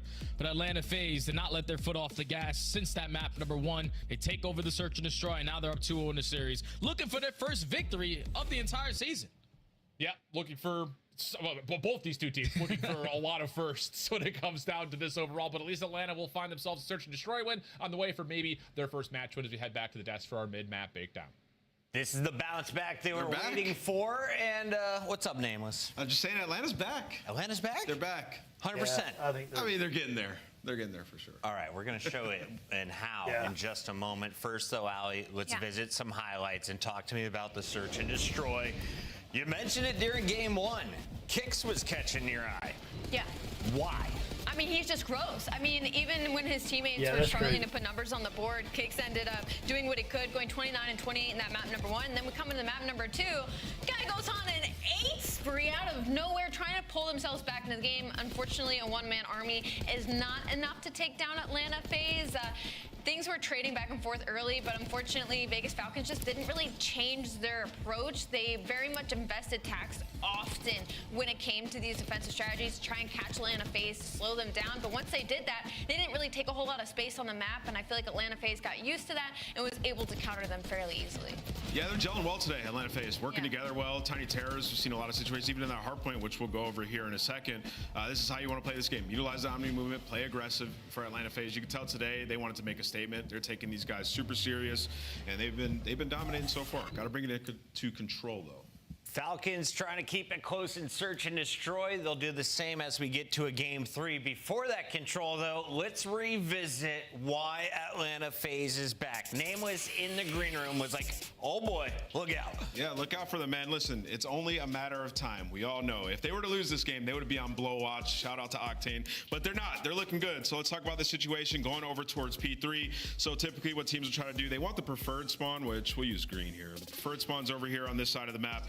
just because you're going to be rotating to that next hill and dominating. So we're going to talk about what Atlanta FaZe does here and how they execute this. So this is Simp and Abizi, the Tiny Terrors, the players we want to see work together more on the map and play more aggressive. So on rotation here, you're going to see Abizi is going to push up, and what they're trying to do is they're trying to kill this guy, so Simp's going to bait him out in that moment, right? So typically, though, after you execute that kill, what happens is a lot of players will like send their players around to get that preferred spawn, like I was just saying. Well, instead, Atlanta FaZe, they're getting better and they're peeling back that second layer. What they do is they group up and they adjust and they come to fight over here through the mid gap to help their teammates so they can secure time here and also flip out the Falcons players to get the bad spawn back piano. So I love how they play this, the adjustments that they make. We'll come back to the minimap here in a moment, but let's just sort of watch this rotation. Stellium, big kill on rotation. You look at your minimap, you see Simp and Abizi working through mid, they get that kill, and this is where they play it masterfully. Once again, like I said, if they were to just try to push around for these spawns, these players would then be able to push up and make it a 2 versus 2 versus Draza and Stellium, right? And really, it's not a terrible play, but you don't want that happening. You want to utilize your numbers. So you see all the Atlanta FaZe members sort of grouping around the hill to push out these spawns together. And then if you do successfully get these 2 kills, which they do, Stellium can peek the back to make sure nobody's quick pinching. And then you secure these spawns and spawn them all here, where you can basically chain 2 big hills together, which is exactly what FaZe does. And this is high level hardpoint, right? So this is what we were asking from them versus the top teams. Can they process? Can they execute this fast enough versus the top team? They're getting there, and you see this is exactly what they do. They push through, they play these kills, Stellium picks up the time, and they ultimately secure these spawns and then go on to win. That was awesome. Incredible drawn conclusion there by Nameless. I have a follow-up question, though. Do they finish top 4 in our minor tournament when we come back in January? Ooh, I actually think so, yeah. Yeah? Really? I think they're going to make huge improvements in this month off that we have before the minor. I think they're going to come back stronger than ever. All right, Falcons looking to win 3 doses of Vault as we have the games coming up. In fact, Game 3 is ready right now. Let's send it over. Shift and Study, take it away. Yeah, I'm really glad that Ant got a chance to do that breakdown in particular, because those are the moments that we really hadn't seen from Atlanta in the respawn in particular, where it just looked like everyone was kind of doing their own thing. But yeah, the teamwork element really come to light on the opening hardpoint. Now we're looking to see if that can be replicated here, Jay, on the Vault control. I think they can definitely do it, because right now you can see Vegas Falcons, they are just simply struggling in the slaying department. The playmakers are making the plays. The only one finding success in that slaying department is Kick. So someone needs to try to assist them, because you're going up against some of the best players in the world. You need to be able to kill them. Yeah, we'll take a look to see how the control has shaken up to this point. Again, the records for both these 2 teams have not been particularly great. However, Simp has still looked really good in this mode. A 1.14 definitely launched him towards the top of the overall control kills leaderboard. Plus, of course, his kills per minute are also way up there. So, yeah, he's been really good for Atlanta, even though the mode itself has not been particularly great. I mean, they had a 3-2 win when they did play up against Thieves. That kind of catapulted them back into the series, I think, for a lot of people in that particular matchup. But they did just come off of a round 5 loss to Carolina recently on this map as well, Jay. And I think I want to put a lot more focus on a player like Draza, who we thought is the perfect fit for this core 3 of Atlanta FaZe. But so far since the beginning of the season, a guy who basically never gets off the game hasn't really been able to find a lot of success in Search and Destroy alongside Control. And we're talking about maps playing like Protocol, like Vault, where your ARs need to be felt. He's sitting at a 0.7. So even with Simp at a 1.18, you need one of your ARs to at least perform a little bit better. So I'm really looking at Draza trying to step up here. I like the call. I think a lot of it could be just down to finding the right tempo as well. And in a map where we've seen a lot of AR presence really kind of turn the tides in terms of tight moments, both offensively and defensively, could be a player to look out for. Here are, again, the overall records. Not bad. For a 1-2 record, again, Atlanta's been in a lot of the matches that they've played so far. Good win percentages across both the offense and the defense. It'll be Vegas starting off on the attack first and foremost. And it's going to be a hard, heavy hit up top. And Abizi is right there waiting for it. I don't even know if they stunned or naded it at all. Roxas will get one, but the offense has to wait for respawns. Yeah, that's not the ideal break off that you want there. For both of the players to get taken down over towards Top Cat, but it happen now. The rest of Vegas just back up, stabilize the map a little bit to allow their teammates to work their way back on out. But effective trades around that middle of the map. You have XNID already pushed up towards Top Cat, trying to catch another spawner as that leads to 2 dead. And now Vegas with a little bit of mid-map control. Yeah, good top balls control. XNID now turns that into a little bit of a pinch around the back. This will work out to get on and stop the clock with a couple of members already stacked up on towards A. Atlanta off their respawn, down towards the bottom left of the minimap, looking like they're trying to recover through balcony side. Kicks, clears out B Street, and now all of a sudden FaZe making a bit of a decision of, are we really going to go for this? And Sim says, sure we are. If not with that, I mean, able to get himself 2. Abizi following behind. Roxas's double will keep Vegas' offense in contest. Yeah, Vegas still have a couple players around this minmap ready to contest it, but Selim is able to get the better of Kicks for that final player. So now with only 30 seconds left, 1 segment to their name. Have a route being hit with Sip with the perfect read onto Gigme. Puts him down with ease with that Jackal in hand.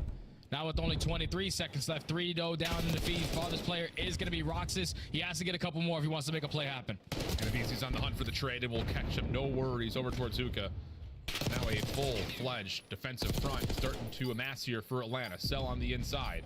A bit worried about the catwalk play with 5 seconds on the clock. He just needs to make sure no one touches the zone, and that's going to work out beautifully. Last attempt here for Vegas to try to get on and stop, but Simp right here around it, and they will clear off the last contestant on the zone, and the defense will only give away, I think, a single tick of progress there, Jay. Yeah, single segment in favor of Falcons. And you would take that if you are Atlanta, because when they initially got those 3 kills and they were stacking on that 8 point, Atlanta were really slow on their re-break attempt. But when you allow Sip to just walk right on in through mid connector and find that double to start off those traded fights, and then they maintain the rest of the map control the entire time, Falcons just didn't have any breathing room to even think about their second objective play. So now they go on the defensive end. Just got to try to keep Atlanta trapped in the back of this one as long as you can. You can even see again just the emotions of Atlanta, still very lighthearted, smiles and laughter all over. Again, a series that you put the names against each other on paper. This should be a blowout, and so far it has been. Vegas, nice nades, bounced off the wall through Marble. That's going to work out to clear the top walls. Now the focus for Vegas can start to be working forward, and that's nicely done. Okay, good break off here for the defense of Vegas. They find 3D initial kills. They also take care of Simp. Now you know that everybody else of Atlanta FaZe are off the respawn. You have Kicks already pushing out towards gold as well, so gonna isolate all of Atlanta to force them to work this overextension, and Vegas are ready for it. Good opener from Xnid. King of Booty, though, cannot take care of Drazu, who was caught with the pistol out. Trade is good. Xnid, a little bit more control. Okay, this is what we need to see. Someone with an SMG starting to step up. And Xnid has provided so far 7-4 off 3 in a row, but can he keep up with the likes of Sip and Beezy throughout the entirety of the map? Because Sip is doing stuff like this, a little dash, a little style, but Xnid does chase him down to find the trade, and Vegas will hold a 4-life advantage. Yeah, and there's only 30 seconds left, and Atlanta do not have a single segment to their name. Now with Beezy trying to open up a route through this OE. Finds that first go onto King of Body. The rest of the Falcons players working their way over towards B Street, but Atlanta have worked their way into A. But you see the route being hit by Kicks over through Top Cat. Can he find anything? Taking his time, waiting for a little bit of help. Able to clear off Celium. Clock will still stay paused as more FaZe members are here. And what are we waiting for? If you're Vegas, we got the full surround. Let's just hit the go call. And eventually they will. Kicks able to continue his little spree at the moment. Eventually shut down, but the clock will continue to tick. Atlanta now going to be hard pressed, trying to work their way back in, especially with Xnid. 10-5. Really doing a nice job just kind of floating around the zone. He's going to have a couple of FaZe members in front. He still deals with one of them. Last player left is Abizi. He has to jump on into the zone. Kigabooty able to get us a little bit of help from Roxas, plus the follow-up is good. And we're just at a one tick affair for the first 2 attacking efforts. Great defenses from both teams. Just a lot of mid-map control on both ends. That time it was Xnid and Kicks just hitting those routes, finding a 2-piece after 2-piece. But every time you thought that they were going to work their way over towards Cat, that's what you had the AR player at Roxas finding a couple of those clutch kills as well. Atlanta FaZe still have yet to try to figure out this control map, but Vegas finally showing a little bit of life in this series, securing that round, tying it up at 1. And I was about to ask you at a certain moment, like, if this continues to be one of those kind of 3 ARs setups for Vegas where, you know, King of Body's just not really hanging, do you look to a player like Kicks and be like, yo, you're talented enough, you're obviously gunning with the best of them, do you try to maybe push him onto an SMG and see if he can maybe run that rogue SMG slaying role that we're so familiar with seeing with our top teams? If it continues to not work, then hell yeah, why not? Because the guy obviously has the gunny in the back pocket, but yeah, he's able to get it done with both. He's just hoping that King of Body can find a little bit of success with his SMG, because right now Xnid, he's also setting that tone with the Jackal in hand, as the first segment is already in. A clean break off right there from Falcons, as now Atlanta FaZe working their way over through Cat. Second tick as well. Will be locked on in. Draw Draza trying to challenge. Extended, floating just right in and out, but Cell, Draza combined for the damage. King of Booty trying to work his way in to keep this offensive play alive. Here's a moment. Huge double for him. Knows he's got Sip on the corner. The pre-fire was well provided, just could not quite connect. Extended trying to follow up. Can he take this into a double? Loses track of Sip for a moment, but the Falcons have numbers and they're still trying to get this extra 60 seconds by finishing the zone. But you just got to be prepared for all these pitches that are down because the Atlanta FaZe are attacking from every single angle. Now you just got to take care of Abizi and Sip. Sip falls, Abizi falls, and kicks with the turn and burn on the Celium. Leads to the A capture being complete. Now 1 minute and 45 to work your way over towards B, up by 4 lives. Telling you, man, Khalid, he can hang. 14 and 7. Little hot swap to the pistol works out. Stunned in place is exited, though, as the damage starts to get mitigated. 2 life advantage. Minute 30 on the clock. What can Vegas do with this remaining time? Abizi's been stunned, but does back away to keep himself safe. King Booty up top. Red. Shots go out his direction. Abizi trying to finesse, but Kicks will find the kill. Trying to follow on a second, and Roxas will provide. Draza in trouble. Deals at least with 1 Falcon member, but the hit towards B's on the way. They're on B. Now you're just hoping that Draza can find a little bit of something over from gold area. Gonna put himself towards the top. Roxas knows that he's on the pinch, but Draza's able to get the better of him. Now you're just gonna slide away if you are a kick, because you don't want to die at this B point in the positioning that you're currently in. But that first segment is almost gonna be there complete. King of Booty just gonna watch on this cross, playing bottom side art. Now he's gonna make a move. Timing could be decent here. He's gonna be able to catch out Cell, completely unbeknownst to the play very quickly underneath art. You know Synth is above. Stun for King of Booty will actually, I don't think that actually lands onto Abizi. He still wants to try to take the gunfight. Simp off spawn, able to make sure the zone stays relatively clear of Vegas members, but now all of a sudden, King of Booty's in a really good spot with the Jackal. Gets a bit, help over the top is beautiful. And here comes Vegas, 12v5, stack is in. Trophy system down, keeps them safe, and they will convert the offense and go up 2-1. Whoa, you see, then they're starting to roar. They trying to find a little bit of energy. And that's when everyone just has a piece of the pie right there. All had their moments of body. Once he get pushed up in towards bottom mark, he went on 3 or 4 in a row. Just slaying with the Jackal. And also that aim is in hand, but it was all came down to the initial breakoff. You get clean forward dead, you find an early 2 segments, and then you close out and extend that time with Kicks finding that triple. And then at that point, Atlanta FaZe, they were on the back hill the entire time. They could not work out of their space. Every time you saw Celium working his way up through B Street, someone was watching that overextension. Atlanta simply did not have any map control on that round, and now they're down 2-1. Another wake-up call here for Atlanta. Hello, get it together. Yeah, I'm saying. Focus over towards poolside. Abizi gonna get up top onto Marble. Good read down low. Hello. But Roxas responds beautifully. Sif Draza tries to keep the offensive play alive on towards A, but here comes the reattempt from Vegas. Roxas gets 1. Nade cooked up. Will keep not just Vegas at bay, but it also finds King of Booty. And now it's just down to what does Exton want to try to do from above. He's able to clear at least one of the FaZe members off the zone for now, but the trophy system in, Vegas will still have to break this again. Yeah, Vegas got to work their way on in. You have a route being in from Kicks, playing it super patient, knowing that Celium is coming off the respawn, but should have managed to play his life. Hopefully his teammates can find a little bit of success as Roxas takes down Celium, exiting the King of Body. That's 3 dead in the feed. Last player is Draza, and Atlanta FaZe are not successful at closing out that A point. Now everyone off the respawn, trapped over towards P2 side.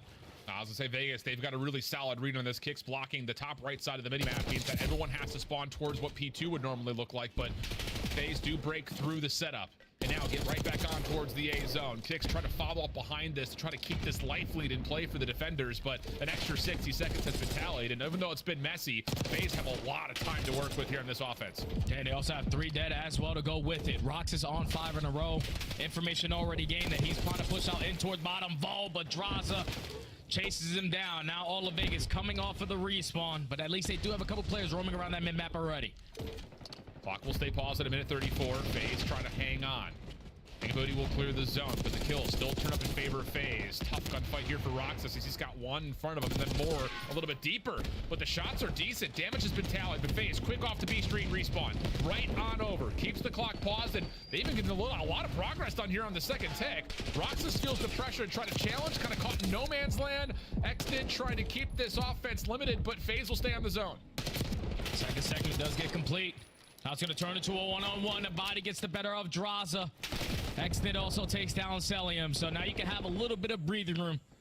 So you have R control, you have a little bit of B Street control as well. You're also dominating in towards bottom vault, so now you're going to force the rest of Atlanta FaZe to try to work this overextension, try to push their way through mid line. Sip opens up with the first. This route has to find success. Xnit on one side, Kikabuti on the other, but neither will find any success. Third tick being worked on, 12v9. Nice shots. This clears off backside palms, and in the same breath, Xnit from vault doors will clear off the rest of FaZe. That's another 4-man feed. Here we go. This could be the first respawn win for Vegas. 48 seconds on the clock. Atlanta has to find a way to break. 8v9 lives remaining. Atlanta now going to slowly work their way out of their spawn. So if you're off Falcons, you still want to have someone be the aggressor. And I love the route being hit out of X. They're going to take his sweet time to flank all the way towards the B Street. Every kill that you get, they respawn them all the way in the opposing side of the map. Now with 25 seconds left, Xnit on 5 in a row. Abizi on the pitch. He gets shut down, and Vegas might find it right here. Their first respawn win. Whoa, Cell gets double though through B. Oh no! Simp also clears things out. It's just down to who are they going to commit to getting out of the zone. 10 seconds. It's going to be Simp to touch to keep the clock paused. 4v5. Xnit is in a spot to where he may be able to come up from behind this. Kicks clears off the player at art. It's just down to what Celia can do. MacArthur, he's still staying alive. Oh! Outbound with Abizi. Last player on the zone. Pistol is out. 8.9 seconds, but the double stack is in. And Abizi and Celia will save the map for Atlanta. Woo-wee, it should not be that hard if you are Atlanta FaZe, but thankfully you still got the clutch gene in those final moments, selling with a huge double. But then to eliminate that player in towards bottom vault, just putting down shot after shot. You can always guarantee Celium to put down the damage, but this time you get Abizi with the assists to find the final two. It would look to be a Vegas respawn victory. Atlanta snatch it away from them. Now we go round 5.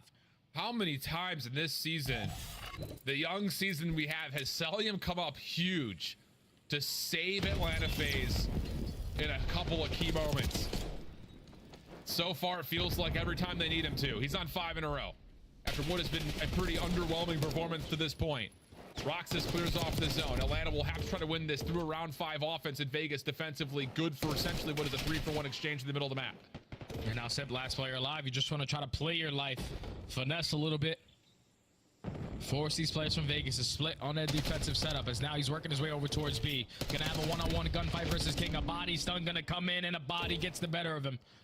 So that leads to 3 dead in the feed. Abizi now, farthest player pushed up. Gonna put himself in a position over towards R. Now he's gonna give the comms. We can push over towards B Street. Yeah, he's gonna be on the hunt here for Xnit. Last one to come off the respawn. Draza will be, I'm sure, watching this outer pool bomb. Just completely. Oh! Abizi away, and then he deals with Simp as well. Draza with the trade, but kicks right there to return it right back to sender again. So here we go. 23 plays 18, 38 seconds on the clock, and Abizi's feeling the pressure like he needs to make a play. 1v1 that Xnit takes, and the Vegas defense is now all of a sudden in the FaZe spawn. And this is just so simple right here for Vegas. You have one player pushed out over towards gold. You want Atlanta FaZe to spawn over towards pool side, and they are trapped. They cannot get out. 25 seconds, not a single segment to their name. You need to get on the objective. A little shimmy, a little shake here from Abizi, King of Booty. Oh, he needs the help, and he actually gets the Semtex to connect. FaZe, a little bit more freedom off the spawn towards pool. Still need to break through this setup as Xnit gets his 36th elimination. Put a sub in this kid's hand forever. Wow, Roxas and Kicks shut down stuff from the middle, and now it's just down to the last handful of moments. And I imagine the smiles for FaZe are going to be completely wiped from their faces as Vegas get a control win versus Atlanta FaZe to extend the series. And that was beautifully played, man. I don't think we saw, what, 3 defensive rounds out of both teams and then 2 attacking rounds to obviously get us to the round number 5. But just the pressure, the slaying right there out of Vegas from start to finish of that map. This is what they need to do. You can tell that they showed the improvements because they really struggled. You talk about playing your life in certain situations, making the game a lot easier, but you're seeing nothing at B Street. Let's just take it away from them, spawn them over towards poolside, and that made it very difficult for Atlanta because no one was wrapping back. They didn't want to waste their time on that gunfight on the back end. They just continuously pushed on forward, and when you got players like Xnit, Roxas, and Kicks just putting up the numbers that they did, how many times did we see Xnit clutch up in multiple gunfights with that Jackal versus the likes of Simp and Abizi, who usually don't lose those up and close personal gunfights with that Jackal. He was getting it done. Vegas Falcons now showing a little bit of confidence versus the team in Atlanta FaZe. Unreal stuff. 23 non-traded of the 30 plus from Exton. And I'm sure the questions are going to be now answered in terms of who's going to pull out a solid second sub for Vegas. Let me see Exton on it from here on out, man. This was some solid gameplay from him. A number of moments where he has to deal with both the tiny tears, and he does, or at least gets one and also gets a little bit of damage to help confirm a trade. I mean, you can kind of go back and see it on the scoreboard. The non-traded kill percentage for Vegas was extremely high compared to the opening respawn. And the reasoning of that is because Atlanta FaZe again fall back to this method where they're relying on individual players to make individual plays. How many times did they get 3 dead around that middle area, and then you have Simp and Abizi pushing out towards you, playing for those kills, allowing Vegas to work their way on out, and then set up these pitches to get these positioning plays to put themselves back in map control. It's just Atlanta, we can't really do that. We need to make the game easier on ourselves. Like, Celium was over towards B Street, but he never pushed up past that 50-yard line. Never blocked the spawn for his teammates, so they were consistently all scattered all around the map. It's just Atlanta did not have control from start to finish. Just Vegas, they were the ones dominating the slaying department, making the game easier, forcing them to spawn where they wanted to, and eventually now they force this game 4. Insane stuff, man. But as we continue to look at what is going to be a long stretch of vaults, I just got to see Exton continue to run this SMG. Oh, yeah. I mean, without question. He able to put up a monumental performance, one of the top overall control kills rounds that we've seen so far this year. And just another note that we kind of have done from production is that is not the first time that FaZe have allowed a team to essentially fringe upon record-breaking moments against them. They did it earlier versus Carolina as well. They're just not finding the same kind of slaying presence that we saw, I think especially from last year. Yeah, the slaying presence obviously isn't there, but the game plan isn't there right now for them in control. Hopefully, when we add a third control map into the mix, they can potentially find a little bit of success in this mode because Vault has not been treating them nicely. The ARs aren't finding their kills. Map control is not in their favor, and they continuously are running out one by one and getting picked apart and always coming off the respawn just trapped in their base. Not easy to win like that.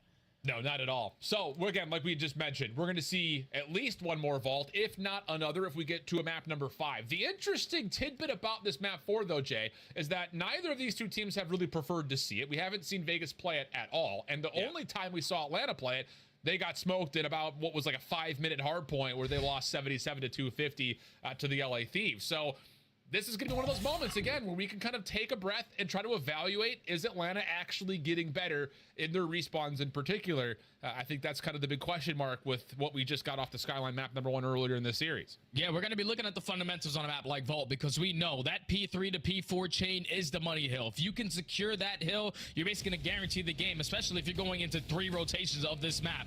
Because we see it usually go all the way down to the end. P1s are scrappy, P2s are scrappy. But that P3 to P4 chain, even if you don't find a lot of time on P3, just keeping them off it and guaranteeing those spawns for that P4 is going to be for your avenue of success if you want to win this map. All right, well, here we go. Is there going to be enough adjustment here? Who's going to run the second SMG for Vegas? Handful of questions as we're learning about 2 of our squads that find themselves at the bottom of the standings early on in the 2024-2025 year. It will be FaZe over towards the poolside spawns, and they are going to try to immediately get up top, hit Marble, see if they can get around the back, and yeah, they will find Roxas. Draza on the interior also clears the hard point for Sim to jump on. Early 3 dead. Now the spawns do get a little mixy. Thankfully, Draza is blessed with the parallel. He's going to give the comms on at least 2 players. Finds the freebie onto King of Body. Also the second onto Roxas. Job well done. You flip the spawns right on back, and you're still sucking up this P1 time with 25 seconds remaining. Keep your eye on Kicks, just trying to stay around the back, and Abizi able to track him down pretty swiftly. And with that FaZe, another 4-man feed. So off to the races here for Atlanta. They recover off of the 1 misfortune spawn. And now all of a sudden, lots of focus towards what Vegas can do, trying to rotate through that top Palm Street. Yeah, we're boosting stats right now. You just have Celium sitting all the way in the back. Actually, it was Abizi before falling, just blocking that back spawn, allowing Draza to get as far pushed up as he was. And off the rotation, Atlanta FaZe are going to win it towards P2. Draza's now set to strike. Finds another double through the front end. Now you know the pressure's going to be on the backside. Still going to be a split spawn, but here comes Celium.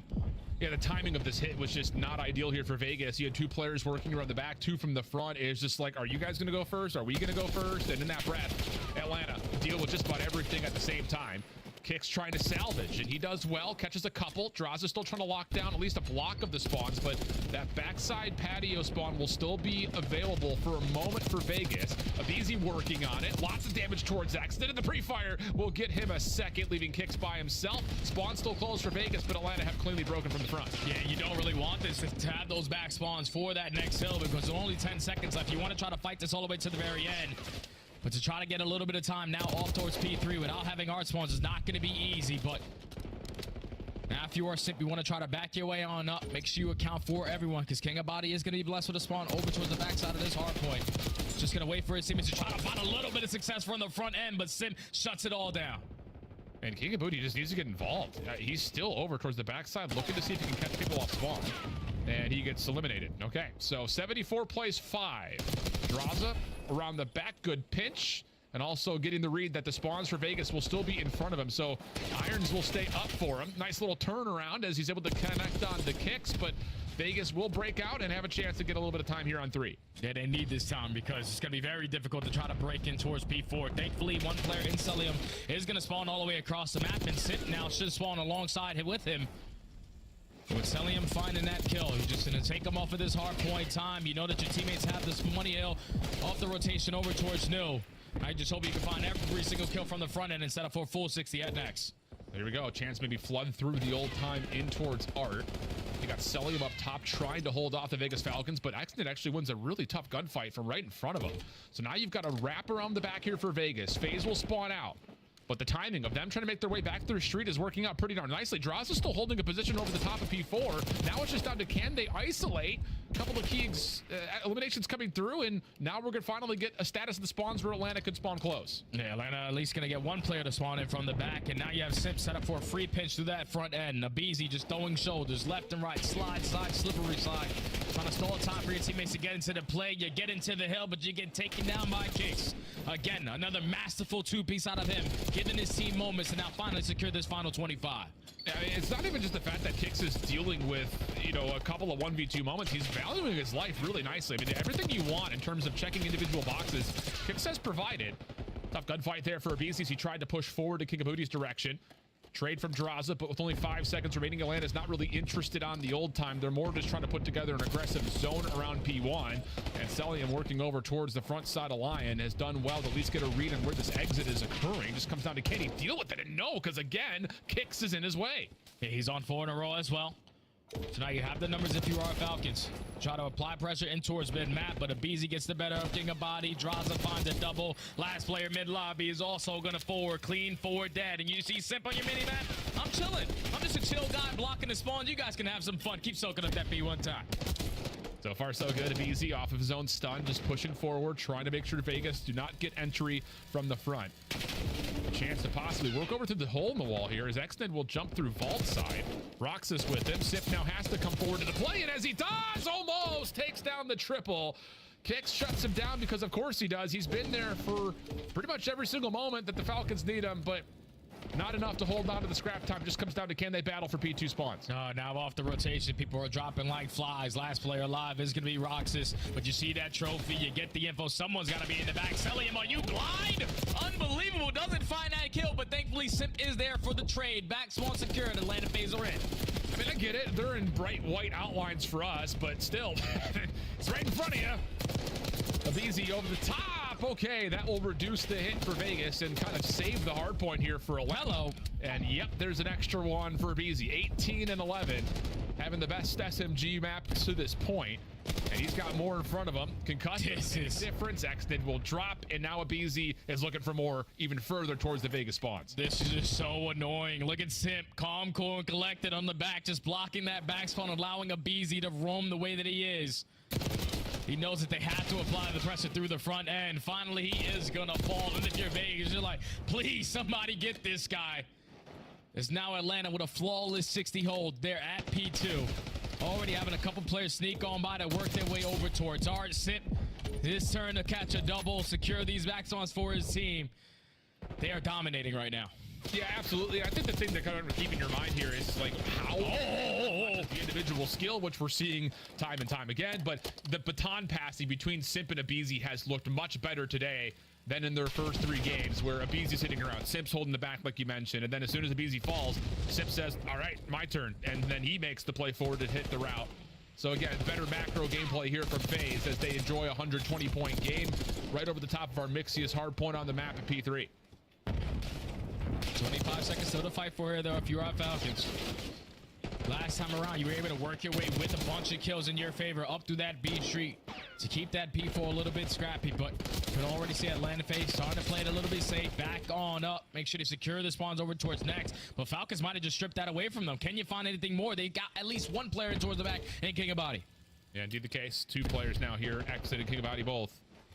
Opening shots from Exit. Knows that there's a threat nearby. King of Booty nicely done as he finds Sip trying to break through the front, and that's going to be enough for now the Vegas Falcons to spawn immediately right behind the hard point. Big win for Roxas. Not having a great map, but that's a key elimination to try to help Vegas get back into this game. The back spawn's now here for Atlanta. 3 go dead in the feed for Falcons. King of Body. Can he get anything done? At least takes down one before falling, but still a lot of time to fight for here. If you are Atlanta, you got all your bases being watched. Draws are watching the cross. And the rest of Atlanta just waiting for the pressure to develop for this final 25. Nice angle here from aBeZy. Knows he's got players over towards Art. Doesn't quite catch the timing on the Exit's challenge. Draza following up. Is able to go 1 for 1. Leaving Celium to try to fight as much as he can for this scrap time. 1v2 moment, and he will eventually be overwhelmed. But again, that's fine for FaZe. They stay just short of the 200-point threshold, but they are fully set up and ready to go for the new hill. For our Falcons, you need to find a break and find it quickly. Atlanta going to be able to breach that 200-point mark. You know the SMGs are going to be right in your face, ready for these gunfights. As soon as you work your way out of that old hard point, but Kex gets the better of aBeZy. Simp strikes for 2. Now this is going to slow down the rest of Falcons because you cannot clutch up in a 2v3. Yeah, Simp knows that there's a player towards bottom vault. Trying to calm that out, but I don't think they realized that that player was X-Mid who tried to go over towards poolside. Yeah, Draza gets caught by surprise. That's a fully healthy Vegas Falcons member up top, and now here comes the hit from the front. Simp dealing with the initial. Where's the follow-up here for Vegas? Timing of these breaks are just not coordinated. Not at all. Roxas seen up top. Simp now on 4 in a row. 24 and 16 as FaZe have well and truly put this map out of reach. Yeah, they cannot win it here at P1, but it's basically a GG if they continue to hold down the spawns the way that they have been. So in this P1 to P2 chain for Atlanta that has blown this game wide open. aBeZy still not slowing down. Hey, buddy, I see you over towards pool, and I also see your teammate. I'm picking up, switching left and right. He's going to commit on the gunfight, and he's able to get the better of him. Atlanta FaZe going to get their first dub of the season. You could just see aBeZy like, give me that, give me that. And, well, it's an interesting map because, like we said, aBeZy and Simp, nice little back and forth between them. I'm sure Cell is going to be like, I hope you guys had fun because he soaked up about 3 minutes of hill time. I think he finished like 12 and 12. So just kind of chilling as the Vegas Falcons will stay at the bottom of our scoreboard and standings.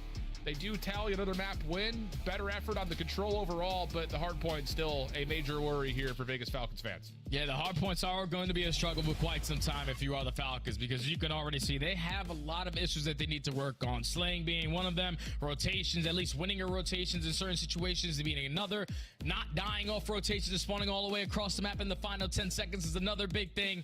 But just also these team fights. It looks like they're relying on a lot of one-on-one gunfights to try to make these plays happen. That's why we see kicks popping 2-piece after 2-piece. But every single time that they're not finding those kills, they just keep on allowing the game to get away from them. It's so difficult when you have the team in Atlanta FaZe just playing fundamentally sound, blocking those back spawns, making it easier for the SMGs to continue to roam and slay their way on the opposing side of the map, knowing that they're going to guarantee spawns still at that old hill if they fall short. But just a clean series for Atlanta FaZe. Obviously, besides that control, you definitely want to work on that, but happy that they finally got their first victory on the season. Absolutely the case. Non-traded kill percentage is great across the board. And yes, Cell 12 and 13, 1900 damage, but nearly 3 minutes in the hill, averaging about a third of it every time we rotate somewhere. So he's just hanging out. The SMGs having a masterclass performance throughout this one as Atlanta will get their first win in the CDL, leaving Vegas still searching for theirs as we head back to the desk. 500 to 202 points. That is the hard point differential. Atlanta FaZe dominant when it came to HP. But my question is, What did we see in game 3? Control went to the Falcons. They take their first control. I mean, the slang just completely turned over for the side of Falcons. Not only was Kicks and Exodus doing what we've kind of seen them do in previous weeks, but even Roxas got into the building, 25-19. So they finally get a respawn win. They get it on Control. It wasn't clean, but they got it done in the end. After that, it was all FaZe. Let's take a look at some of the highlights. Game number 4. Walk me through what you saw from the front line here, Nameless. Yeah, I just want to touch on that Control for a second, just for the Vegas fans who might be a little down on themselves right now. When they had a good thesis on how to play the defense on that map, like pushing out gold and just slamming them coming out of P2, like these guys are talented, so when they play the right way, they're able to find the kills, right? So there's not like a huge gap in terms of skill from them and the rest of the league. They just need to figure out their hard point. They're getting broken a little bit too easy, leaving gaps wide open, and when it's their turn to try and break, they got players who are sometimes they're not on the same pace, right? What that means is like they got a guy who'll be hard ironing a cut, and then another one who just wants to slam and play for the spawns, right? So they have to get on the same page. That's going to come with the coaching staff in time.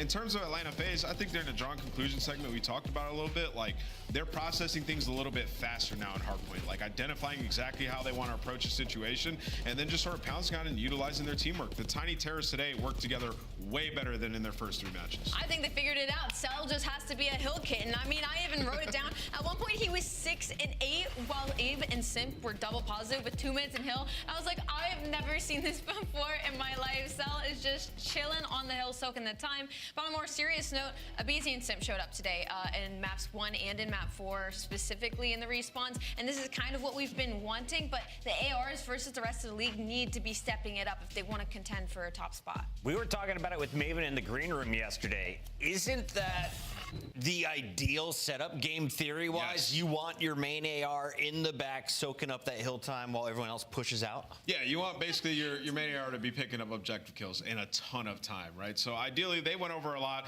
Obviously this is versus Vegas, who's trying to catch up, and Atlanta FaZe some of the greatest players of all time. This month is so important for them headed into the minor. We'll see the adjustments that they make, because they're definitely not there just yet. Absolutely. They have a holiday break to work out right now, though. We got to bring in Mr. Simp. Chris Lair, welcome back, my guy. MVP from 2024, off to a slow start for the 2025 season. What's going on here in Black Ops 6?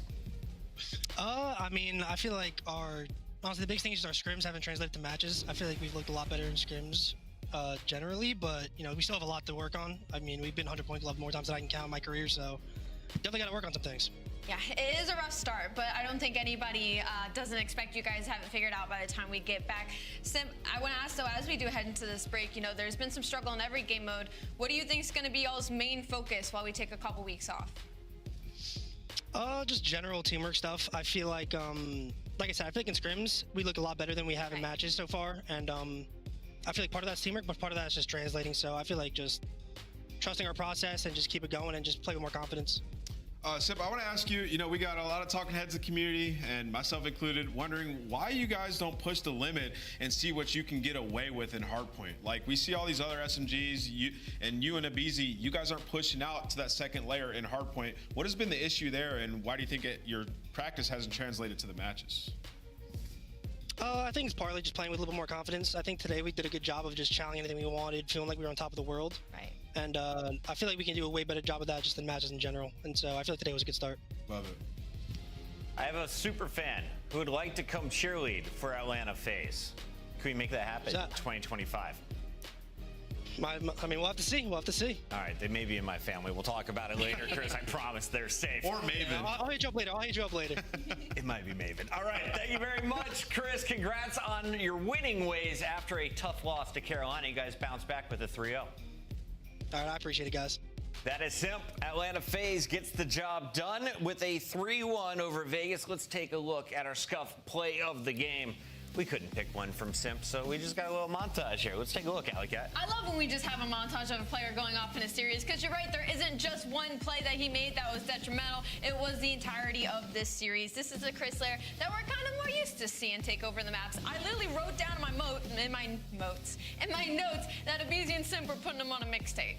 Yeah, you know, he kind of we asked him about it in the interview just now. He said he wants to play more free, and in practice, it's not translating over to matches. Maybe they were just overthinking situations in hardpoint. You have to be almost instant. In this series, that's what they did, playing with confidence. So look for that to be the solve for them going forward. Atlanta starts in the first round of the minor. They will have to work their way all the way through to the grand finals. Amos says they're getting at least to the top 4, right? Yeah, I believe so. I think this month is huge, man. They're going to improve rapidly. When we come back, we have 2 other teams we expect to be fighting for top 4. Carolina Royal Ravens put their undefeated record on the line against New York Cloud9. Mac has been surging. Stay tuned for that one.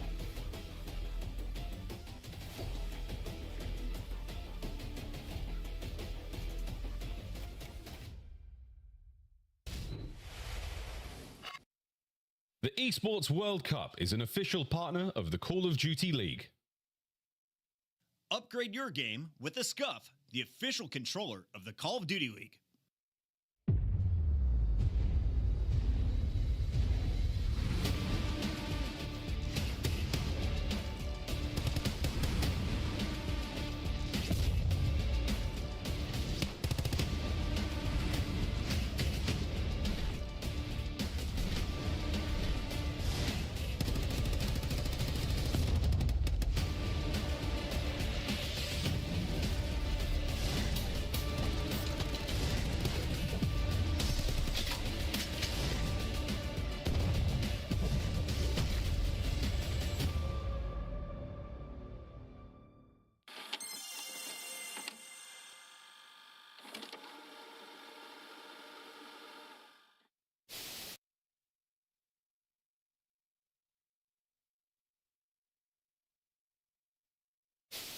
Steals the record for most kills dropped in a single match. It's 115, and it's Gwyn. On the collapse, he gets the angle, he gets the kill. His series continues. Gwyn's here. Yeah, this is his place. A double headshot, 7 in a row. He is taken over. Maybe just trying to end the Rookie of the Year conversation. Just put himself back in front with just a dominant performance here. Time to go. TJ gonna drop. One has fallen. Second will drop as well. They collapse. Oh, on Gwyn. Of course it's on Gwyn. One player left. Hudson finds it. Gwyn seals the deal with a record-setting series for Gwyn. Gwyn is different.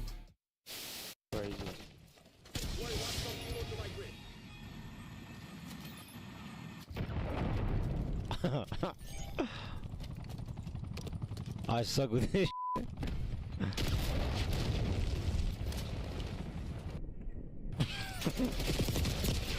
Bruh.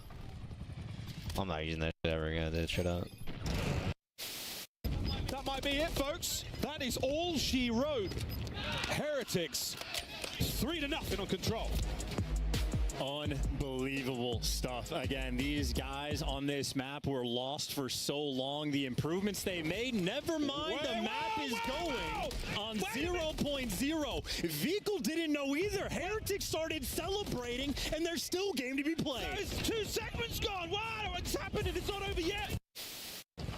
Trying to find what he can. But I think behind Sim's pick, with only 1 player here, they should be able to retake, but there's still a nice presence. Here we go. Scrap and Envoy both able to get kills. Uh-oh is right. You're on it. It's flowing. Second ticket.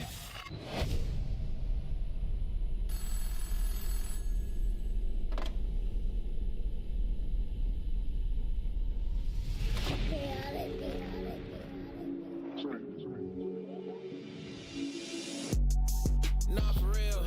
They be talking tough, but they won't get up in that field. ARPs and 223s get hit up in your grill. Iron on me like I'm Tony, like an orange eye pill. Come and get your shorty, cause she tryna cop a feel. She know look chaotic, keep it hot before the deal. And you steady talking out your neck, it's never real. So I say not for real. So I say not for real. Not for real. Yeah.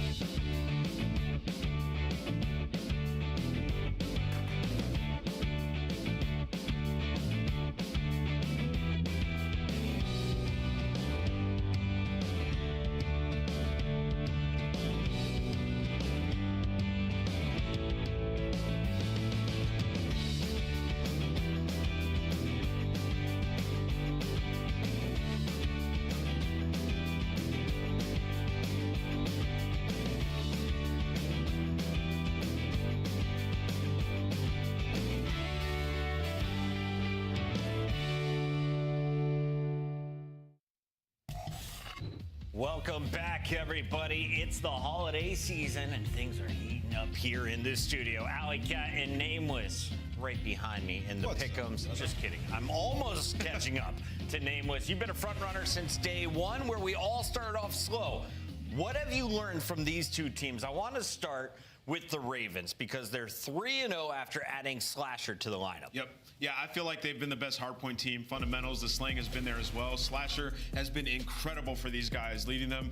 And when you look at Gwyn, his development from year 1 to 2, he still looks like that guy on the map, able to pick up the kills when you need it. Carolina, I don't see a glaring weakness on this team anywhere. They're just trying to continuously improve, and this is a big statement match for them. Carolina looking ready to go on the other side of this fight. We, of course, have Cloud9 New York. Right. So we're New York Cloud9. Let's talk a little bit about this matchup and what Cloud9 brings to the table, because they were off to a slow start, but it looked like Mac was awakened in his most recent matchup. Yeah, if anything, Mac has been the most consistent and most damaged player on this roster, which is a little bit confusing when you look at the lineup. So for Cloud9, I think this is a big proving ground matchup for them to really see where they stand in the league. They fall short versus Optic Texas. They have a couple of grievances. So I think in this series, this is really an opportunity for them before this big break. Cloud9 looked really good in hardpoint. They won both of those against Minnesota. The second one, it was a blowout, 250 to 109. But you're playing Carolina, who may be the best hardpoint team in the game. Yeah, it's tough. And there's actually, rarely do I like highlight individual players, but what they're asking of Sib on this team is to be one of the main slayers of this roster. And KD isn't everything, but he's yet to post above a .88 in a hardpoint, even in their wins, right? So he's got to step it up individually. It's something that I was worried about coming into the season, the dynamic between him and Attach, both playing similar roles. It has been an issue for them in matches prior. I know a lot of people have absolved them of their first 2 series, but they're still going to have to pick it up as an AR duo. Carolina definitely playing for something. Tonight, they're playing for the #1 seed after Toronto dropped a game earlier to Miami. It definitely opens the door. I believe all they have to do is win. We'll talk about it more at halftime, but let's take a look at our maps and modes. Can they finish 4-0? Looking at Skyline, Rewind, and Vault as our opening 3 maps. I think we're going to go 5 in this series. To be honest, I think these teams will match up incredibly well. I like the Skyline for Carolina Royal Ravens. I think this gives them an opportunity to open up extremely hot in this series. On the side of Carolina Royal Ravens, I don't know if I see anything leaning for them. Yeah, I mean, I look at the vault control. It's been bad for C9 coming into this one. I know that Carolina likes Skyline hardpoint, but it's still very early. But if we're just looking at their matches to start, then yes, Carolina feel very good about maps 1 and 3. I have a special request. In games 1 and 2, can you keep your eyes on Crimp? When we were at EWC, he was the reason LA Thieves made their run to the podium. I haven't really said his name a lot yet here at the CDL this season. I want to see what he's doing for Cloud9. Those were our maps and modes. I'm told we got to get our Scuff Pick'ems in, so let's make them official. Alley Cat, you don't need the 8-ball for this one. Kick us off. I don't need it? I don't know. I feel like I kind of do. This one's hard. I'm going to go to safe bet Carolina Royal Ravens, but my heart wants to say Cloud9. I'm going to go Ravens, though. Smart. Use your brain, not your heart sometimes. We're also going to go with the Royal Ravens over here. Nameless? Dang, I don't want it to be a clean sweep, man. I'll just go C9. I'll have my first trolley pick of the year. I said I wasn't going to do this year, but I'm doing it. I'm going C9. You sure? Yeah, why not? All right, he's making it fun. I mean, I think it's going game 5, so C9 is just going to have to clutch up. Sometimes you got to throw an S&D round just to make it more exciting. If they win. I'm going to be so salty. We got our casters ready to go. Miles, Chance, take it away. It could be a game 5. I'm feeling it, but we'll find out if your crystal balls are so crystal clear as we get into this banger of a series. Chance Slasher comes back after getting dropped horribly off of Boston and puts the league on notice. Daddy's home. Well, and we're going to find out, right? Because to me, this is like a dust settling sort of series, right? Obviously, Carolina, 5-0. They look incredible. As mentioned on the desk, one of the best, if not the best, hardpoint team in the game. And of course, for C9, it hasn't been ideal for the start, but they played against Thieves. They mentally checked themselves out before they played against Optic. Then they got on the board. So I have a lot of faith. I think this is going to be a very competitive series, but you got to tip the respect to Slasher. He has been completely on point, but I think we're going to be in for an absolute grueler between these two teams. What a better place to start it than Skyline, you know what I'm saying? And we're already in. And TJ, who another player who's been sensationally, let's say, consistent and enjoyed himself so far in the game, is on a 3 spree when all the odds were against him. Yeah, TJ's been he's been one of my favorite players to watch for the past 2 years. He's sort of like evolved, and maybe evolved in just death from Vivid, but has been quite a bit of fun. So check the cookie order, place your bets, do what you got to do as C9 just collecting all the time. Got the left side spawns, and Mac starts off 4-0, so anything Teej can do, Mac can do better. We're staying on board with Teej, though, as he goes deep undercover behind it. Enemy lines. Mac is absolutely cooking, by the way. 6-1 now. Finally gets brought down. Okay, Teej, that's gross. So we're going to see that P2 break on its way.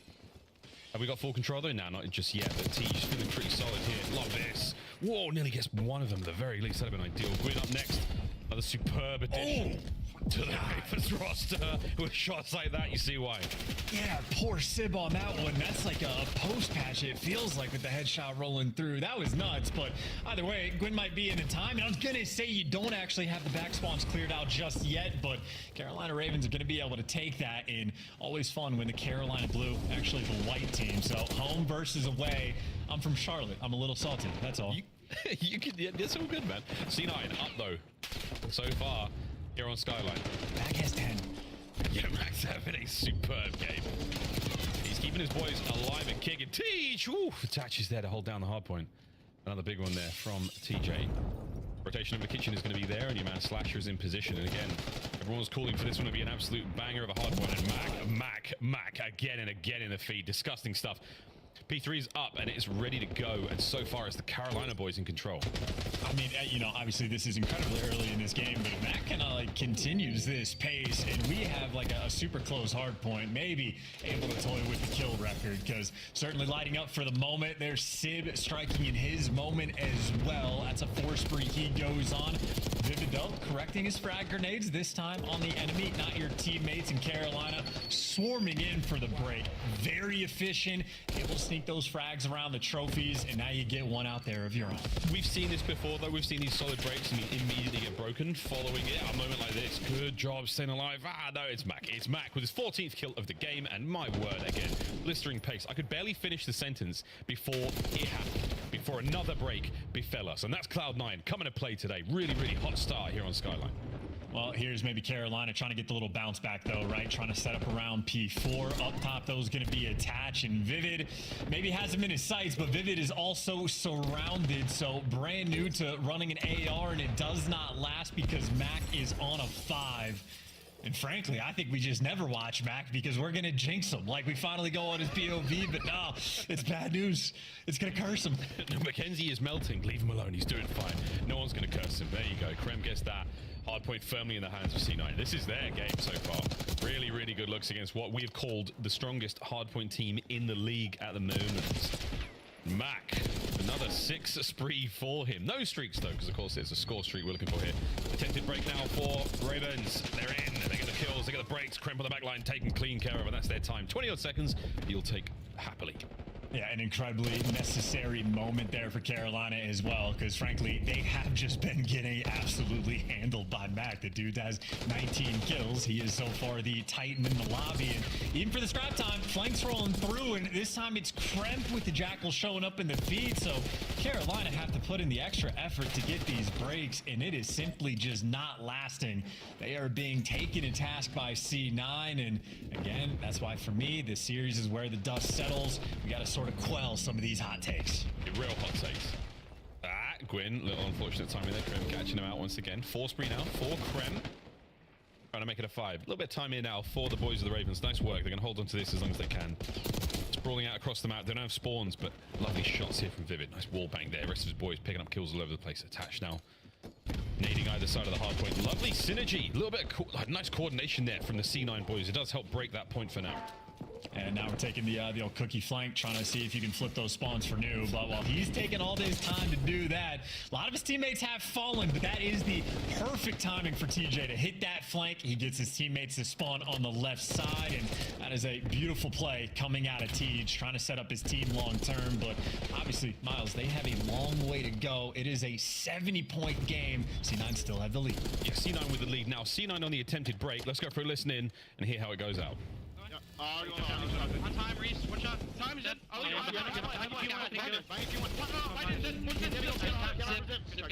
Where is he? back table top. With you. What's up, ladies and gentlemen? What, do you think I forgot? No, I didn't forget. I'm working piano. I didn't forget it all. Wanna go bar right now? I'm gonna go low here. Thank you, where? I'm here. I got you back. Back left one. I'm gonna go zip. I'm going zip. Wait, one shot. Got one in the back. I'm going there. Chase me. Hit zip out front. Yeah, you come back. Zip again. Zip. Back door. Zip it. Ooh, he tried to melee. Nice. Killer, Mac. Play new on spawn as well. Get top mid. I spawned deep right. Who in the left? Phase? Did they hold up to their own? There's two old. White's in new. I'm top mid. I don't see him top mid.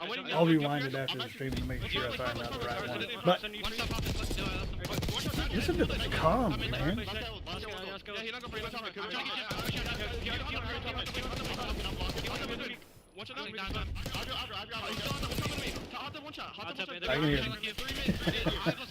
I got him. And small, close small. Close small. There's short down. I'm getting a white pin. Slow play front. Blocker spawn outer. I'm waiting you still. Spawn white. I'm gonna flip. New York is actually pulling through.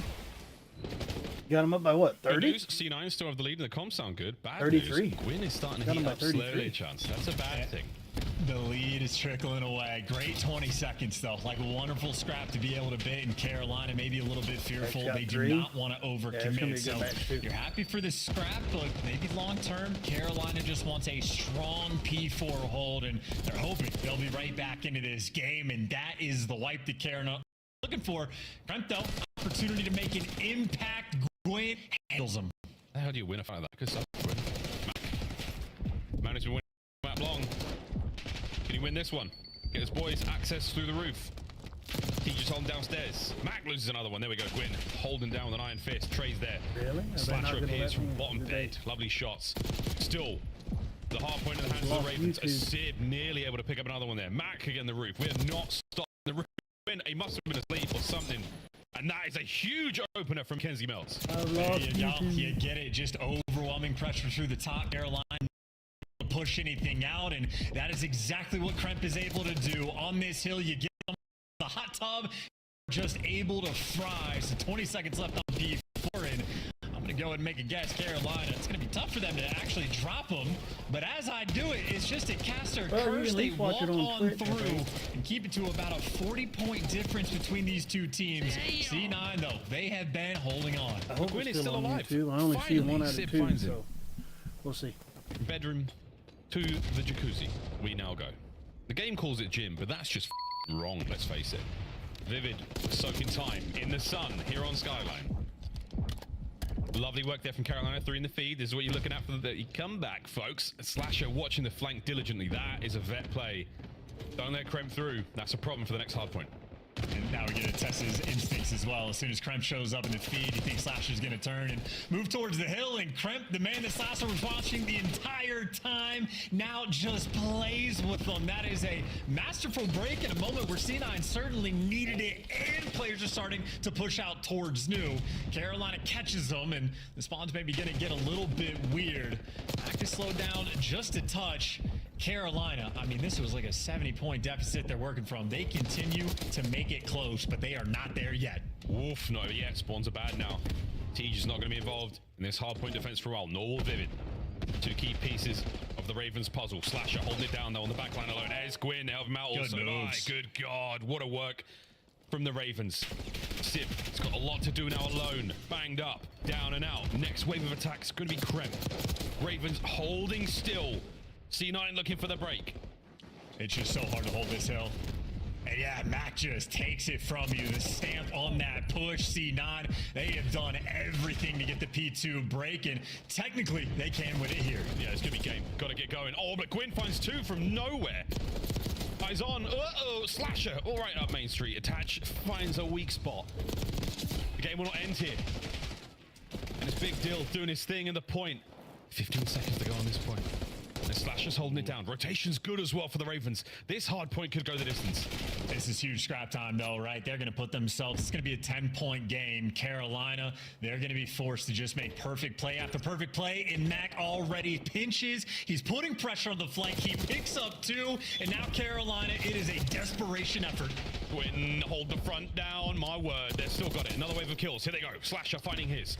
Push out by the space. Do what you can to take care of the next wave of C9 attackers. Attached down and out. It's Slasher with 2. A huge play. Any more from piano side as the clock keeps ticking. They're funneling them, and Gwen's at 39, by the way. Talk about the hot hand. Both teams can win it here. C9 don't want to choke this, stabilize, and look for the break. They find at least one through the front. Vivid heavily damaged, able to bring him down. Is anyone able to bring him down? Legolas, they find the kills. Slashers in. The break is on, and C9 find a way in.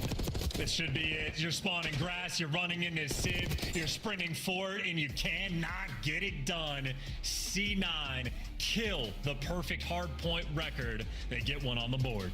Oh my, Cloud9 New York. Welcome back. We've missed you. Now that was a hard point. The mighty Ravens, these gods do bleed. I wonder how they bounce back now after a loss like that. Again, it was not a blowout by any stretch. It was a fantastic, fantastic game. That Search and Destroy is going to be something as well. It's going to be an interesting series, man. Again, hot takes for both of these teams. Everyone's like sort of looking at the C9 stock, thinking it's down in the dumps. You look at the Carolina stock, you're talking about top 4, top 3, like you think it's solidified. No.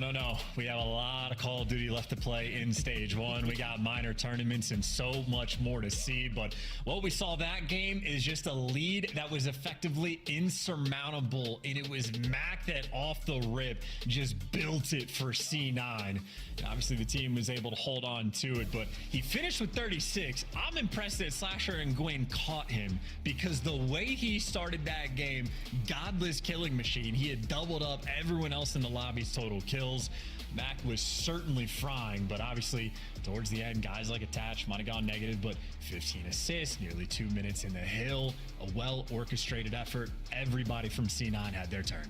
Everyone from C9 had their turn, but I just think Mac, I mean, from the start to the end of the game, he was muscling his boys through it. It was fantastic looks from C9 there. Wow, what a good match, folks. Oh, it's going to be a game 5, isn't it? We're going to get into the 5 packs. It's going to be great.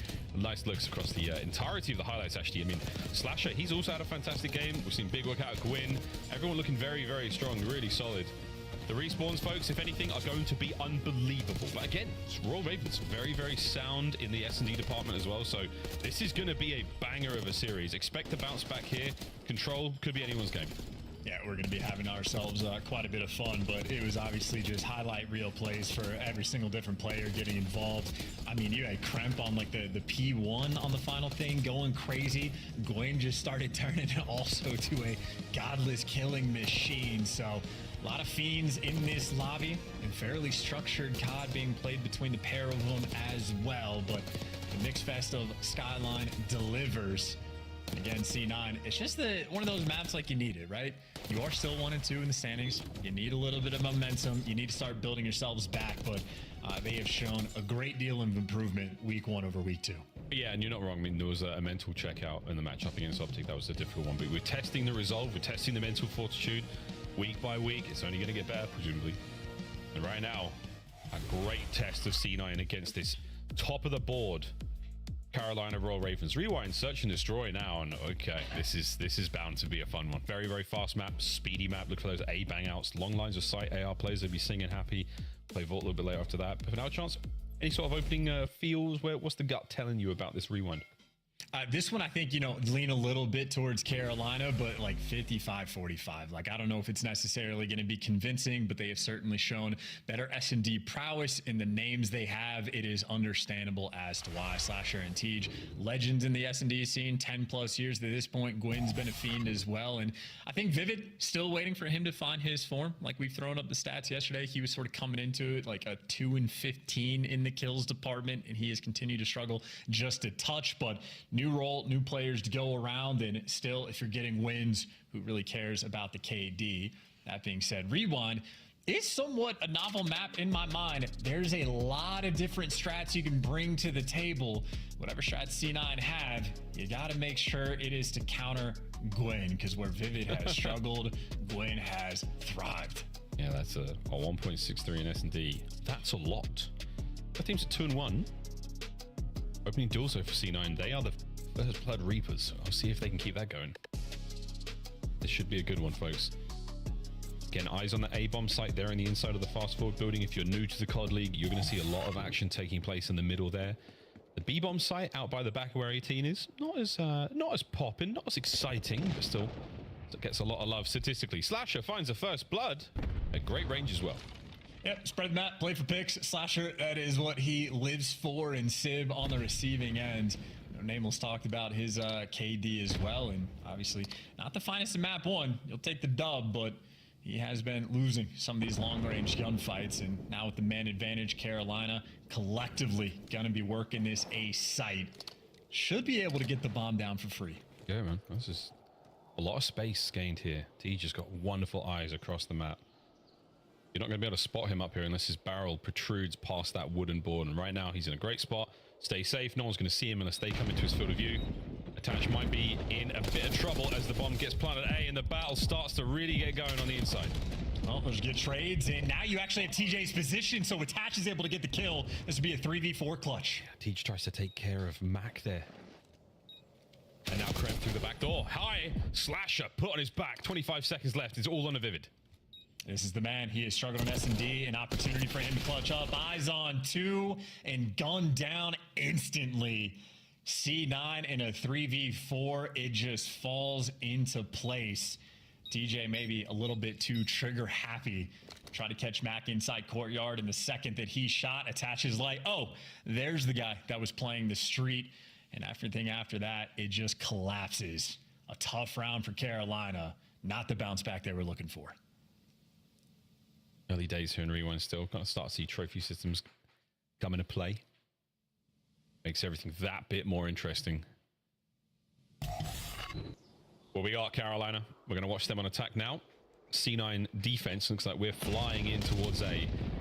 Classic nades every time here on Rewind. 2 stages to that attack, and the first one's going to slow him down only slightly.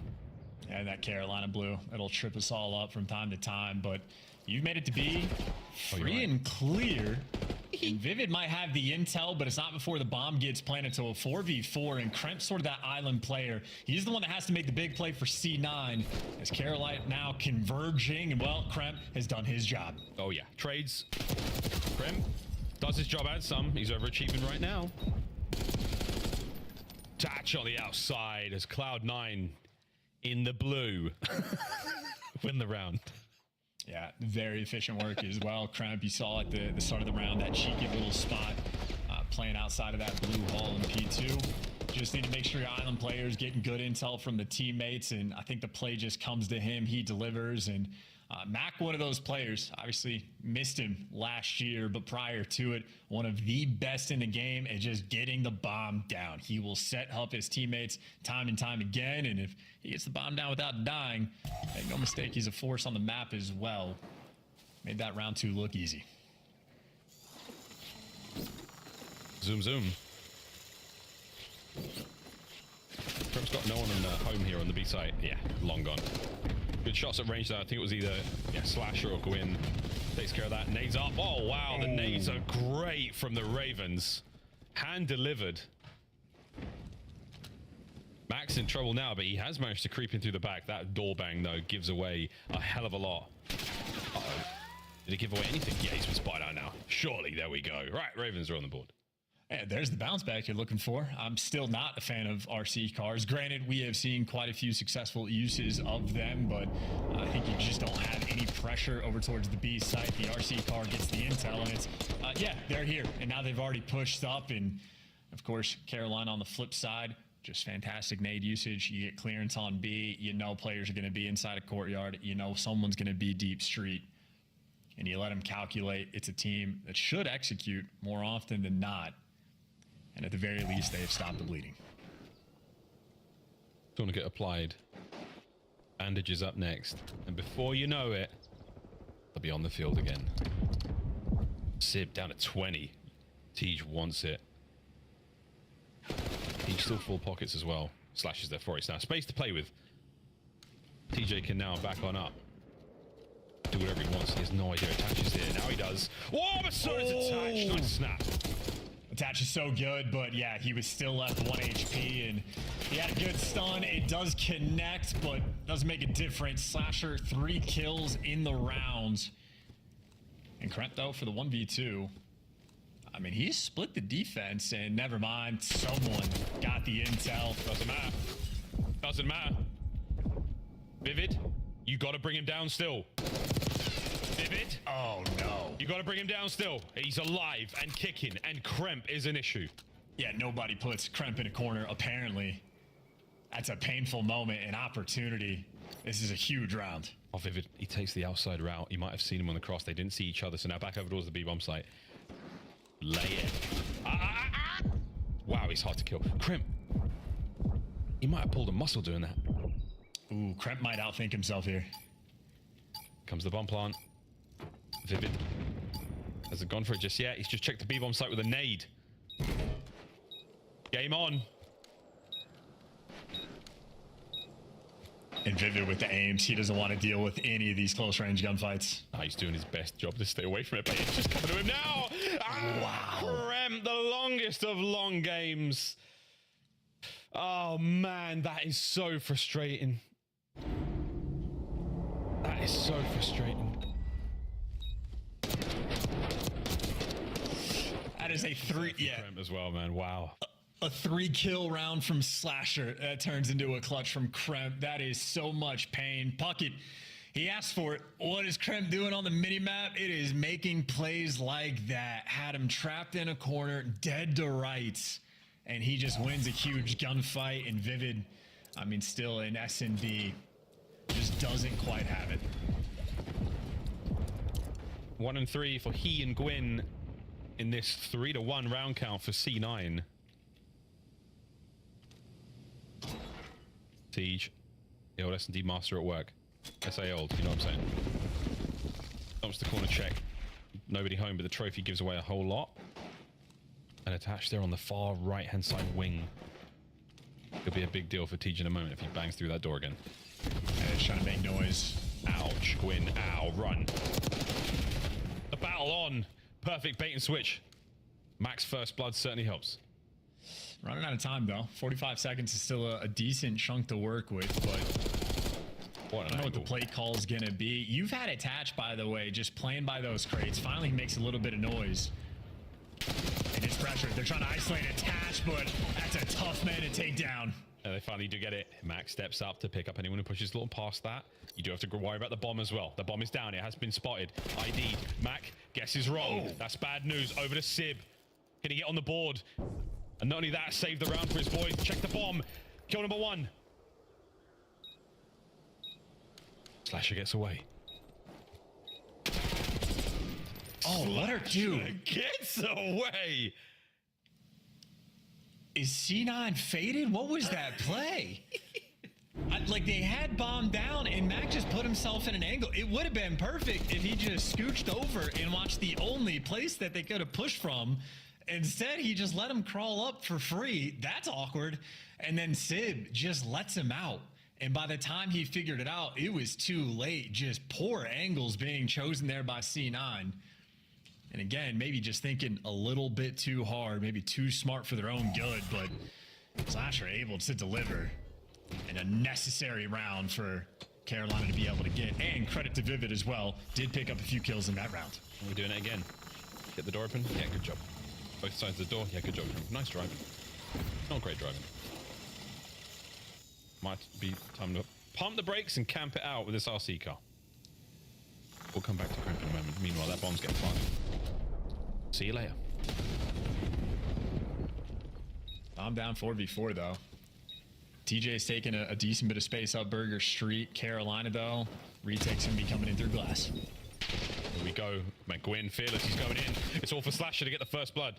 Can Slasher find another? Nah, Mac gets 2, no 3 though. 2v2, Vivid on the back door. Ah, what a win from Kremp. That is unbelievable. Tej gets gunned as well, and C9 lock down the Rewind video store. Too clean with it, man. And shout out to Mac for the 2-piece as well. Attached there for the ice in the end. Good reads on Tej, but that's Mac giving you 2. Gwyn just a little bit too big of a slide, and Mac just shreds him, and then Kremp as well. I mean, the Jackal right now, just the hot hand. Good positioning, and then again, just unfortunate for Vivid. I mean, he had the perfect read and just gets slammed. Disgusting. Nice work. 4-2. C9. So it's going to be a very closely contested S&D, and it really is. The round counts. Just that little bit of magic there from Krem, able to get his boys up and about. Now we're going to hit the flank real fast here. That's a very loud door. Yep. That was the old peek. Screw it. Send it. Vivid and Gwyn are down. Tej sends it, trying to find a kill of his own. Can he get one? Yeah. Can he get Mac? Very close. They're trying to isolate. Tej is in between 2. They've just taken space. Slasher's finally gotten back in the mix. They know one is in Zig, but they have no eyes on Slasher. You got to do something. You got to do it quick. And Attach trying to make that play. He's making it. He's making it. Here comes Slasher. Slammed. Absolutely slammed. Attach with a big 2 and the defuse. Damn. That's some confidence in the player cam there from Attach as well. He is chirping, letting them know. And these stocks for Carolina might be falling. We gassed them up. They had a perfect record in the hard point. They get handled on Skyline, and now they are just being, I mean, outclassed so far on Rewind. I hope that like really Kremp is just going. He's just like one note. He's just holding it, and everyone's looking at him like, nice man. Let's go. He's still going. Incredible lung capacity. What's his thing with doors too? Everyone he goes for the peak. Bang. Nobody home. Bang. Bang. TJ down. Kremp first blood. Yeah, chalk it up, man. This is brutal. Kremp, nice little 10 kills already. That's a one and done spot for Gwyn. So there you go. Yeah. Mac was there for it. 3v2 for C9. Mac was there for it. We've seen players get knifed in that position as well. Rancor remembers that one. Okay, Krem, you are loving this round, mate. Snap 3 boys and girls playing Vault Control. We'll see you there. The Ravens, they did not show up on Rewind.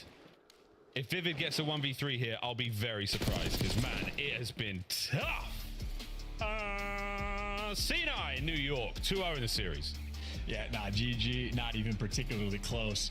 Absolute handling round after round. There was like the early ones were close, and there was just some beautiful clutches coming in from C9.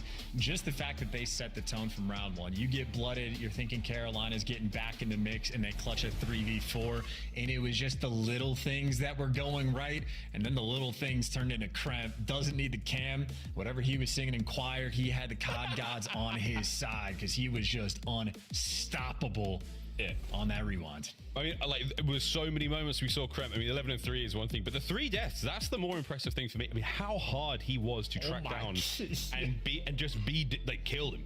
You can't. It was so hard to kill Kremp. I'd love to see how much damage he took overall. I would imagine it was more than his teammates. He was taking hits, hitting the regens, and escaping with his life every time. Massive work. GG's. Big time GG's. And yeah, 2-0 to C9. The Ravens. What's going on here? What's the deal?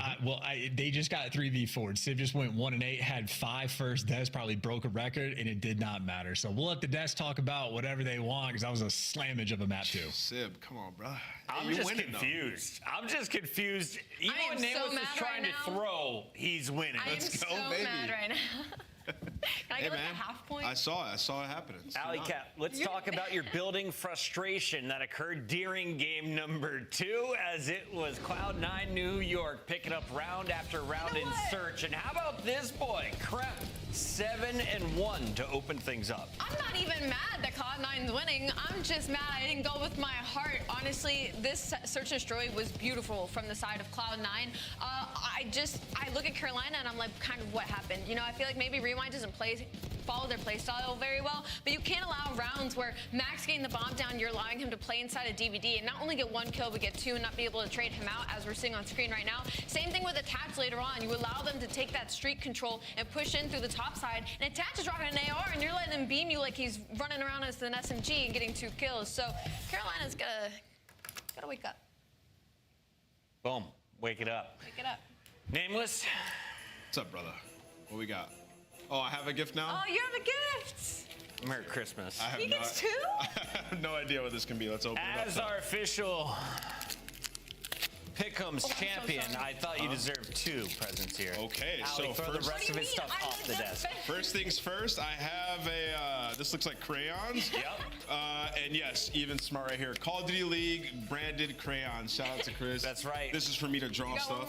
It's Blue's Clues. Can you figure out what I want you to do? You want me to... Oh, okay. That's so cute. This is actually sweet right here. Call of Duty League coloring book. I didn't know we made these. They're incredible. Don't show everyone. They have to order them online. We had those custom made for you. We'll drop the links in the chat. But can you guess what we want you to do? Yeah, you want me to draw, so let's draw. Okay, so by popular request, people want us to talk about the end of the hardpoint here. It was pretty wild. Obviously, you see in this moment in time, Carolina, they have the advantage. And this is what I like to call the end game setup. So on every hill, there's a setup where you can get in, which just puts the other team in the straight up blender. So it's only right that C9 just break from the front. But first, I'm gonna teach you guys what this setup looks like here, okay? So Carolina are set up in this position. You have Slasher, who can see piano stairs. You have TJ back here. He's blocking, so you're holding the preferred side of the spawns, which is there. And you want to spawn them here over and over, right? So you also have Gwyn, who has eyes on the piano spawn on the cross, where he can do damage and pick up information. So right here, you feel like Carolina should just be able to dominate this situation. So this is nitpicky, but I'm going to teach you guys how to clutch up at the end of these hard points when you're in this situation. So right here, after Gwyn does a little bit of damage, he takes a bullet or two, he gets a kill, and he takes a bullet or two from somebody who spawns here, and he retreats back to this corner, right? What would have been a better play, and I get it's nitpicky, but this is what you have to do to win at the pro level. You should have repositioned either here or behind the pillar so he can have assistance from Vivid, who's on the hill, right? So he traps himself in this corner right here, and what that allows is a player to go up top, and the first thing they're going to do when they drop down is check that corner. And Chris's guy, you said you want to look out for some plays from Kremp. He breaks this. He's the first guy to jump down and get the big kill here. Like a spider monkey. Yes, so this is the end game setup. Once again, you should be able to blender them here. If you're Gwyn, you don't want to trap yourself in this corner. You want to play a different position so you can help Vivid when he gets over to time BC. He dies in that corner, and now Vivid is left out to dry. TJ gets there, but it's just not enough help being that deep, watching the left side cross, right? So it's all about your positioning, thinking about where your teammates are, and also recognizing the situation. You could have won off of this hill, right? So play a little bit tighter. Looking at the numbers there at that point in the game, Sib was -12. You had someone -9. It felt like Carolina was winning the slaying war, but Cloud9 was just constantly flooding them. Do they keep it up, or do they run out of gas? We have 3 more maps coming up. I think unless Sib wakes up, I think Carolina starts stealing maps right here. I mean, Gwyn opened that map #1 with 39 kills, so I expect something here out of Carolina. Nameless 3-0? Yeah, I think it's 3-0. Really? Down here, yep. Sib's about to turn up. Chat, let us know if you agree. Cloud9, 1 game away from finishing 2-2 before the minor would send it back to 2 majors. We've got Miles and Chance. Hello, my name is Miles. His name is Chance, and this is about to be a game of Vault Control between Cloud9 New York and, of course, the Carolina Royal Ravens. Chance thinks the Carolina Royal Ravens could reverse sweep. Yeah, I kind of I'm on the alley wavelength, I think, for this one of like if you get the Vault Control, very confident for Carolina on protocol, so very much sold on that hard point. But for control, TJ, the man to look out for, the snickerdoodle on the map, if you will. Solid KD, great damage output, super solid on the kills department as well. So he is getting a pretty hefty output in the mode, so be on the lookout. And on the flip side for C9, I'm just looking at Sib to really just, make his guest appearance. Like we're waiting for the challenger sort of to approach because Went -12 on map 1. Obviously, to get the dub, you're happy for it. But that S&D, a little bit painful from him. It's not like it's made a bit of a difference, but you're just getting him here because, again, for C9, you just want to 3-0 him. You don't want to give Carolina some momentum. Their protocol has been phenomenal. And obviously, I know you took him down on the rewind S&D, but I don't know if map 5 would necessarily go the same way. So I think this is a C9 3-0. Or, as we said at the start, a grueler of a game 5. Let's get after it. Here we go, folks, into control. 30 lives either side. First of 3 rounds wins it. No one on the other side of the catwalk, so that nade's going to land nowhere. But here comes the hit. Krem lying in wait for the players on the drop, and that's this first of 2 potential. Tej is all alone now in the middle of the map, and that is bad news for the Ravens. And they got eyes on him as well, so you at least have a little bit of intel. But right now, C9, for the most part, looking for the spawn kills. It was Kremp that was going hunting for Tej, and he is successful on the prowl. That is 30 seconds off the game clock already. Carolina have no motion. Yeah, very low motion. But now they've got a bit of lotion on it, and they're moving on towards the A zone at the very least. We like that. Vivid doing what he can. Nades everywhere. There's 400 different places to look on the inside of Palace. So, yeah, good luck, mate. He's going to get the first segment, though. So, nice job. Teammates getting dropped all around him. And again, C9, they find the kills all over the place. Yeah, but we are just doing the old faithful. Just get somebody in art, pray for the spawn kills to actually work out. Great stun, though, and instant approach there. So you're not going towards A. You're trying to make a play towards B, and you just get picked apart. C9 stable for the moment. With 30 seconds left on the clock, you absolutely defend the hell out of this A zone. They're trying. Gwyn, man, he's back and forth, back and forth. He's not able to get anything done in this life on the respawn now. Tej, no 2. C9, another steamroll on defense. 25 seconds to go. Gwyn's going to do what he can to get out of spawn, but it's not looking likely. This is exactly what you wanted to see if you're a C9 fan. I mean, a slammage of a defensive round. Mac just walked through the entire team and killed them one by one. And Carolina seemingly have absolutely no teamwork. I mean, just nothing cooking. And Civ, well, there's the 5 spree. Looking for him to get active. And, well, he at least delivers a 5 spree. Wait. One man on. You get the kill. It's 3 seconds for the next. Mac is playing it sensibly. But he did. On a B as well. Slash has gone. Don't worry about that. A might get captured, Chance. This is not over. There you go. The A zone gone. A minute to... Whoa, no, go back. We're still good. A's been captured. 14v8. Look, it's not likely, but it's not over yet. You just need that one sort of push. But right now, C9 are just spread so far around the map. It is going to be tough to break this setup down.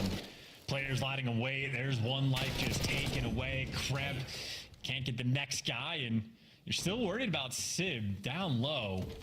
It looks like Slasher was sort of hunting for him, but the arrows are turning. They know. More lives drained. Do they know? They definitely know now. Oh, that's big wins across the board. Carolina's lost lives. Oosh. Mid-mat, find a corner. Classic. 3. And easy. Tej. 2 players going to be diving into the B zone. Slash is going to be there. Nice shots. Able to keep Kremp at bay for a moment there, but that's the round. C9, you've come out swinging on defense. That has been a gorgeous. I'm saying. Maybe. I know it's not over yet. This is insane. How is it not over yet? Civ's just fired his... What are we shooting at? What's going on here? It's the second segment nearly done. Wow, Mac, what a win. If you lose this, oh my... Yeah.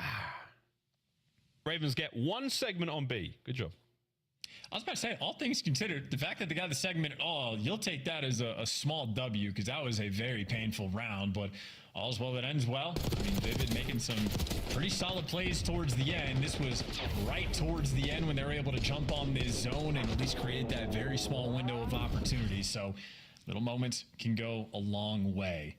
Difficult to win your offenses, and it'll be our time to see C9 on the attack. But obviously a team playing with confidence. You can see it in the player cams. Good communication, getting active. Civil smile one day. Yeah, right. Ravens on defense. Boing. I would never not enjoy that. Krem's gonna get 1 here. My ass. What's up? All right, Slasher first blood. Gwyn backing him up as well. Ravens doing a decent job of defending. Woo! Sib drop before he hit the ground. Thatcher's got himself into a lovely position to slow down some of these defending players. But this is a lot of time being burnt. I mean, he has 0 teammates. His team is being spawn trapped. He's literally not important on the map in the slightest. You could just ignore him if you're Carolina and continue to spawn kill the rest of his team. Ignore. Yeah, keep going. Oh my. Yeah, attach does not matter in the slightest. Yeah, it's rude to say, but contextually very, very important. Finally, attach gets his one. He's traded out immediately. Gwyn looked like he fell down the stairs there, but he still managed to get the kill. Oof, Crimp, good shots. Tough customer to deal with. 30 seconds on the clock. This has been a lovely round from the Ravens. Yeah, my bad, attach. I just meant that one life in game. Just either way. Yeah, super solid on defense so far. Slasher, that's the 5 spree you're looking for. This is, I mean, more dominant than it was the first time, so maybe just going to be a defensive shootout of the game. But Carolina looking perfect, and maybe that extra tick not even going to matter because you're getting nothing if you're C9. I mean, this is not even remotely close, and Slasher might end up just getting that Hellstorm. He's close. A kill away. He's close. He's close. And the Hellstorm, man, against the B side of the map, like that B zone, yeah, don't worry about it. Offense, not so much defense. A saving grace. Nice shots. Nice working angles. Nice job from the Ravens. All right, well, we got ourselves a game of control, folks. I do think there's something to be said, by the way, of like, you can mess with it. Not that this is a huge deal, but a very small thing. You can mess with the opening timings. Everybody at this point knows to just watch the flank through halls. You push them in line. If nothing happens, you just turn around. Like, that's how Slasher won that first gunfight against Kremp. You just mess with the timings a bit, wait for that guy to turn, and then actually just work through mid, try to be overwhelming. There's little ideas that you can certainly play with. Obviously, we casted Heretics earlier, and those guys, phenomenal on vault control. So maybe steal some ideas here and there, but back on defense and back on point. Slasher, though, stealing that one. Hellstorm. Looking good. There's the Hellstorm. Looking delightful. We're loaded. Ooh, that's awkward. That's real awkward. Now Kremp's on the back line. You have to turn for it. Or not. He's going to take catwalks. Big pinch. Here we go. Kremp pulls Slasher out of position, a freebie. Nice work. Lovely teamwork there from Cloud9. Nice coordination. And you just see that one gunfight win against Vivid just breaks that entire setup down. And we are back to just maybe dominance on defense. You do it. A very scattered minimap, though. Players on C9 just in every single corner. You got Attach on one end and Attach once again trying to make that impact play. TJ and Gwyn inside the hill don't have to watch their flank, and this might be the pressure to lean over for a B hit. A lot of these players on Carolina crawling up and toying with the idea, but they get taken down. They're just playing for the kills with a solo cap, and they get punished for it. Gwyn, how many can you get? The answer is 2. Ridiculous 3 for Gwyn. In the movies. Way, the whole team get back on the point. Stack it. He made it to the movies, and you also do have a Hellstorm. Not that this is necessarily the best place to call it in, but another wipe like that, and you could finally get Gwyn gets cut down, and all that effort to try to set up for the spawn kills, C9 just picks you apart. 2 very different styles of control. And that run it down mentality not paying off. Oh, no. Well, minute 20 to count. Still pretty even. Good stuff, Gwyn. He and Slasher are putting in the work here on Vault. Eyes on the B zone. All this damage at range. Oh my god, doesn't amount to a huge amount. I don't know if anything, unless you can get your boys up there. 1 minute to play. Teacher's in. Slasher just has Sib's number, it feels like, in those 1v1s. That's a car bomb and a half, though. That's just going to cut down the reinforcements, and TJ is the last. Sorry, ladies and gentlemen, but duty calls. Takes down Sib, though. Good lord. Call of Duty. Oh my goodness. Duty calls. Counts for 10 men Who would right have now. known? 9v5, by the way. Yeah. Whoa, that's tough. 5v7. Who knew? Ravens starting to bleed out a little. This has been a nice series of kills there from C9, and they are in control for the time being. I might just eat my words. Maybe the Nah, I can run relax. it down mentality gonna pay off. Every single kill matters. 30 seconds is plenty of time. You see Slasher actually utilize the Hellstorm. Gonna get all the intel. Gonna take down a life. A 6 versus 3, but all these players are falling. You just gotta get the trades. And Carolina. And that's what it is. It's all about the trade. At the very least, 1 A segment. 5-2. Hold on. Wait, Oh, wow. Vivid. They got both. Wow. Both of them. Good round on the Ravens. And Gwen going to be the player that made it to the movies. Just a clean 4K everywhere on the map. A little bit of a gift. They just line up for him, so it's just nice moves on it. Player number 2, and everything else just falls in line. Wow. Perfect clip to the Jackal. Great swap to the Strider. Gwen obviously played COD 4 back in the day. Faster to swap to the pistol than to reload. Those tooltips come in handy. Oh, yeah. Really Oh, yeah. A fun game of Control. Little bit of that back and forth, little bit up and down.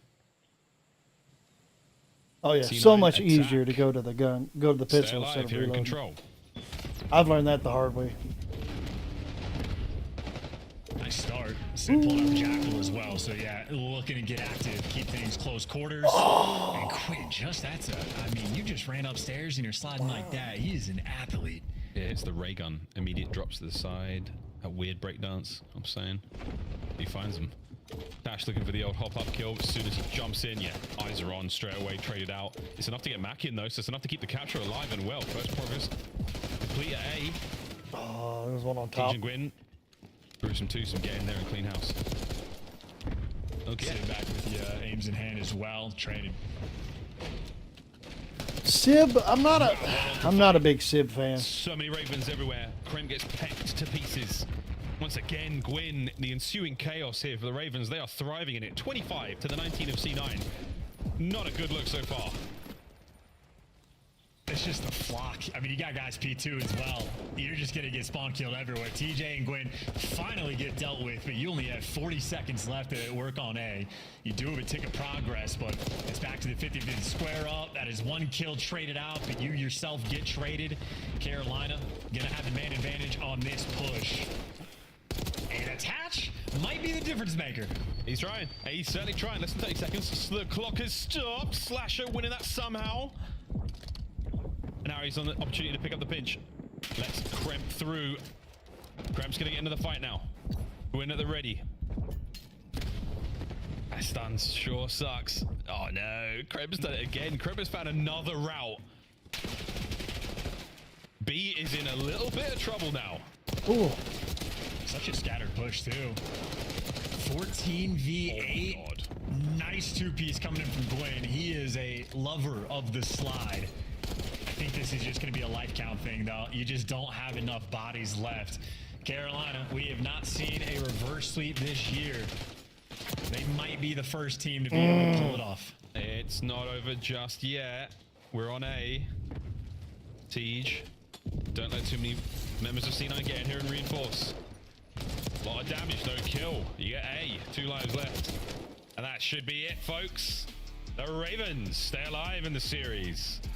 The makings of a comeback, possibly here, and a protocol hardpoint coming up now, chance. Ooh, ooh, ooh. This spicy Sunday here at Codmas. We're getting the goods. Yeah, C9 just a team that has not had a great deal of success on vault control. Maybe thinking the week 1, week 2 sort of change for them could be a bit of a difference maker, but still just a step behind. 2-1. No reverse sweeps on the year so far. Oh, boy. Carolina down 0-2. Protocol hardpoint is looking like a very good map for them. So we had a barn burner of a map number 1, but Carolina simply shooting. Slasher continues just to be, I mean, seemingly elite this year. He's been on point every single respawn he delivers. And obviously Gwen had an absolute field day on that map. 32 kills, 3,500 damage. No one in the lobby particularly close. No, that was that's a lot. Yeah, good stuff out of Slasher and Gwyn consistently throughout this entire series on the respawns. They've been really hot. Very, very good, very good. Definitely won the final time there of this vault control.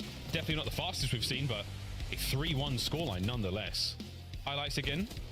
And again, as far as the takeaways go, defensive and offensive numbers are starting to come together. The map's still a little defensively heavy, but the best teams, they're the ones winning the offenses. Yeah, and these two teams had almost like an elastic style sort of as well. Like willing just to hit both zones at any given time, mix things up, just try to create a little bit of chaos and trust yourself to be able to come out on top of it. I think Gwyn was just truly that guy. But the biggest difference maker, obviously just the offensive round that Gwyn guys were able to win. And it was really off the back of plays like this. It just gives you the life advantage, secures the A zone, buys you so much time. And obviously Slasher, round prior, going on such a big streak that he's able to get the Hellstorm. Make sure you put the stamp on it. So Carolina found the difference maker. Nice win in the series. Always happy when you can win the swing mode. Man, with so many turns in this game, man. So many turns. Gwyn, you just watch his POV all map long. He really does love himself some ball. And you're right, the way the slides work out, man, Gwyn is just soaring. He's having so much fun on this game. Omni Movement has been treating some players a lot better than others. Surprisingly enough, I think we expected a lot of the slower ARs to really suffer. Doesn't really seem to be the case in some ways, but a few of those submachine gun players, it has just elevated them in a way. The Hydras, your Gwyns, the Shotsies, a lot of the players you would expect to be that gross. Absolutely disgusting. Yeah, we still need to see a like a LAN event before we figure out like what players are going to be succeeding or suffering. But there has been a few like standout AR players that have not had a great deal of success.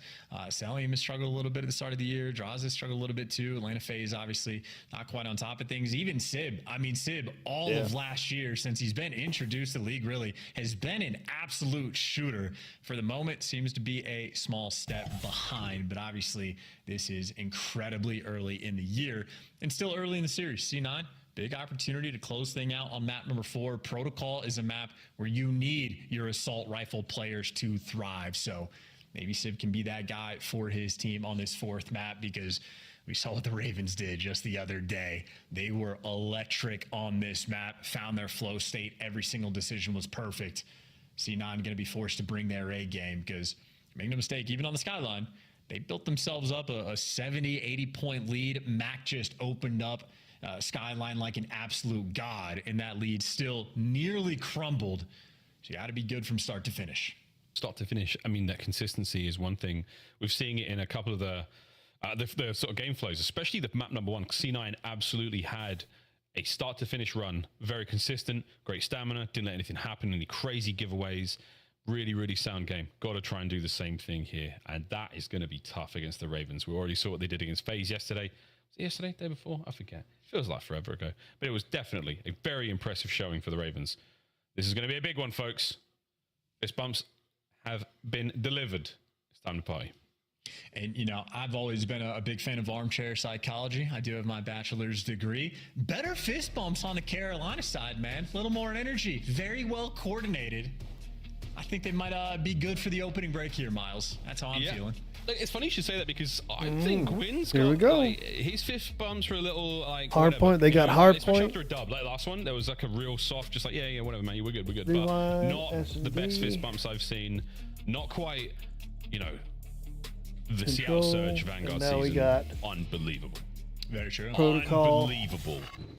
Coach Lamar, now of course for C9, maybe he can impart that kind of skill, that synergy to that part of their game. But here we go, folks, into Protocol, and it's lit.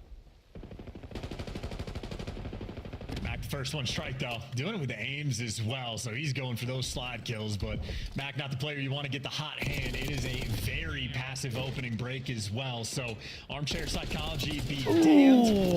Sim, nice shots as well on Slasher. When you get that sort of battle shifting the other way, C9 will be happy for it. But no bang outs just yet. TJ keeping control of the sidewalk. 3 players going to be looking for him. On the prowl for one TJ. He has been apprehended. Win. Wow, slides in, gets him 1. Keeps the lead rolling right now for the Ravens. And Why can't would quite you put a do that? touchdown. Did you have high A ground? bit of kick when he's in the air like that just does not work out. Teach though, flying, soaring, finding Sib and Mac on the way to P2. Rotation done. Hard point in the hands of the Ravens. Yeah, Tej getting to the zip line as well. This is a clinical setup right now on P2, and you just get to play with complete freedom. They're reading these spawns. You got Slasher on the mini-map. He's checking the 2 players that are in the back. TJ's hitting nice nades, and with the easy reads on the pressure, that is a clean 4-man wipe, and because of TJ's position, you flip the spawns. This is masterful time Carolina are going to be able to get. Well, they do. Kremp manages also find a kill on a Slasher, so he's got a bit of space to work with now. Trying to break out of the trap. Vivid says no thank thank you. Locks it down again.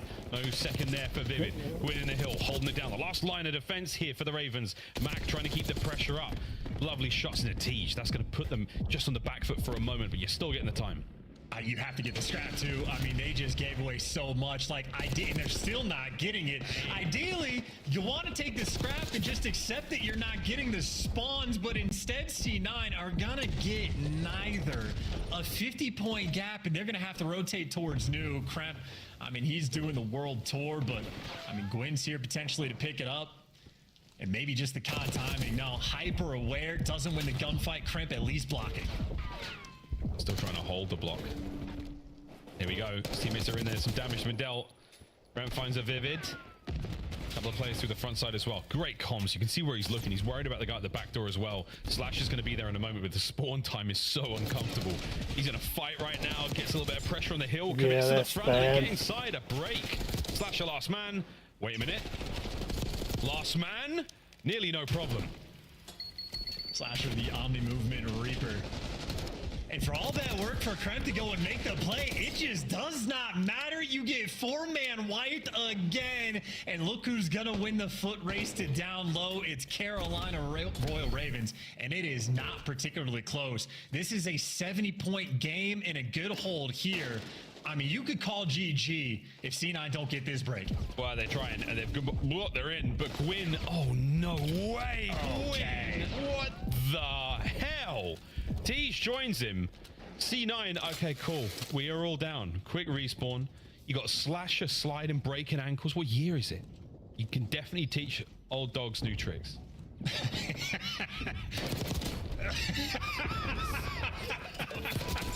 What is loud? Gwyn is my favorite player to watch. Hey, that was a break though, right? At least you get a break. It might have taken 30 seconds to make it happen, but the way that was starting, you're just happy to stop the bleeding.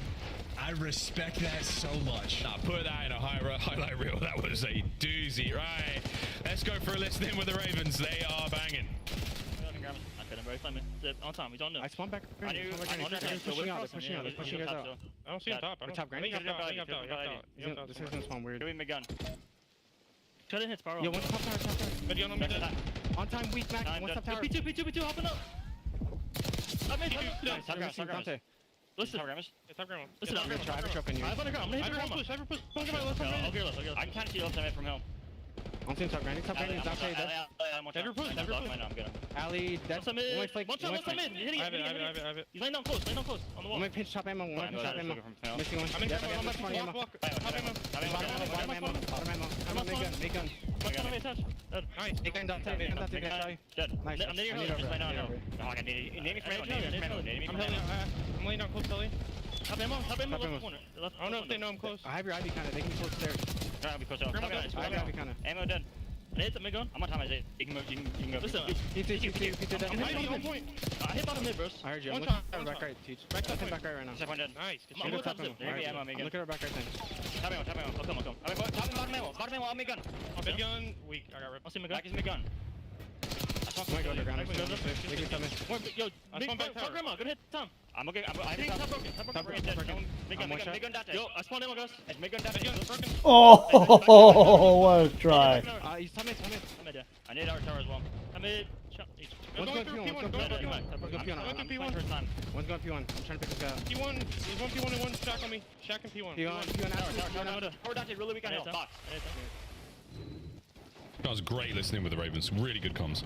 Absolutely. I mean, it's like a practice how you play. No one's like tweaking out. Very nice, very stable, just efficient. And then, of course, when they're screaming something, it's because you have to emphasize it. TJ is like, P2 hop up, Gwen, you need to know this, but everything's going well. I mean, it is a massive, seemingly insurmountable lead. Yeah, Carolina on this map, they're deadly. Yeah, this is great. 19 and 11 for Tej Forsby right now. Vivid at 17 and 12. He's not necessarily been the most explosive player this series, but man, he's looking good here on Protocol. Slow and steady cleanups on the backline here is Slasher. Dancing around, making sure spawns are good. The fight is going to be on the front line. Quinn's got a lot to deal with here on the right-hand side of the minimap. Gets some damage in, doesn't get all the kills. Over to Slasher, finds at least one. Here comes Attach. You are feeding the mad Titan.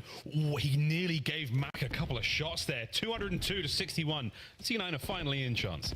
Yeah, what, 145-point deficit that these guys are trying to make up for. And of course, if you're down by this much, Gwyn, well, maybe had time to go on a world tour. Sid picks it up, though. Great reads from C9. 20 seconds of scrap left. And of course, you can chain this into P4. But looking at the minimap, I think Carolina, well, not only are they hitting old, and Slasher continues to be the Omni Movement Reaper. The breaker of hills.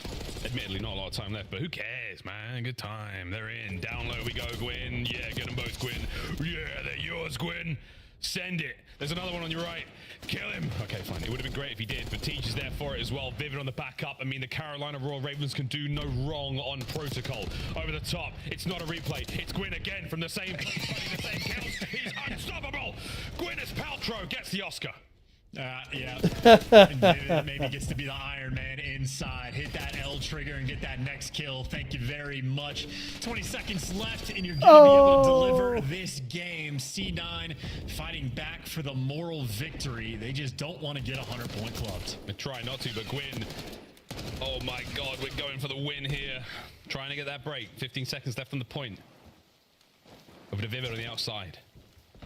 You have got C9 pinned in here. They can have that time what they want. New hardpoint is nowhere near you.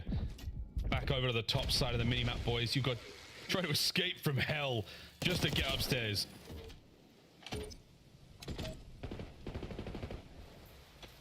So be it. Mate, C9 are in.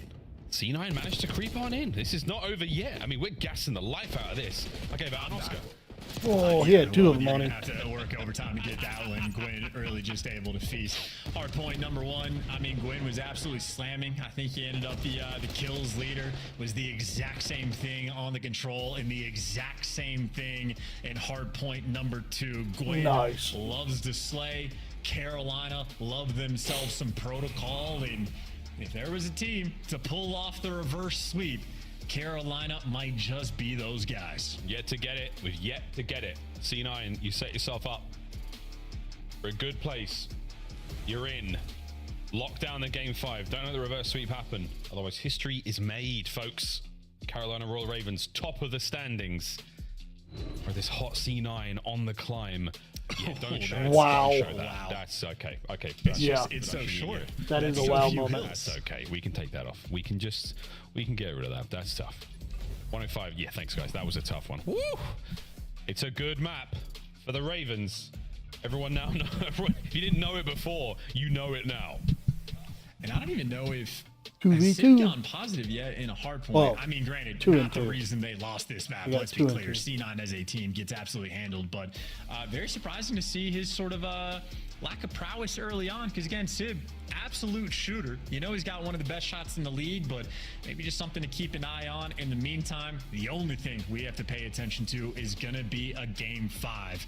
I know Carolina, the stocks were high coming into the series. The first 2 maps might have done some damage, but we'll see what happens on a vault. That is frankly a map that is anyone's game. Anyone's game indeed. Well, game 5 on its way, folks. We'll see how that goes. We'll take a quick commercial break as we do.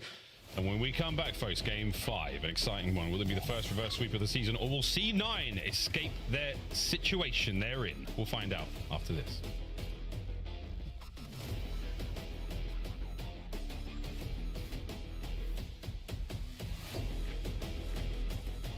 That is crazy.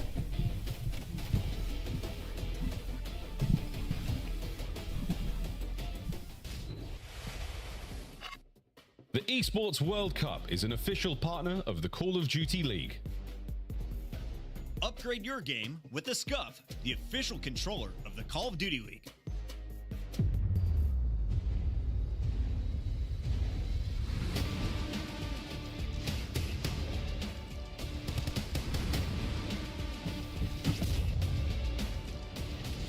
Oh, I don't know, man. I'm still going for Minnesota, but I have a feeling they're going to lose this one.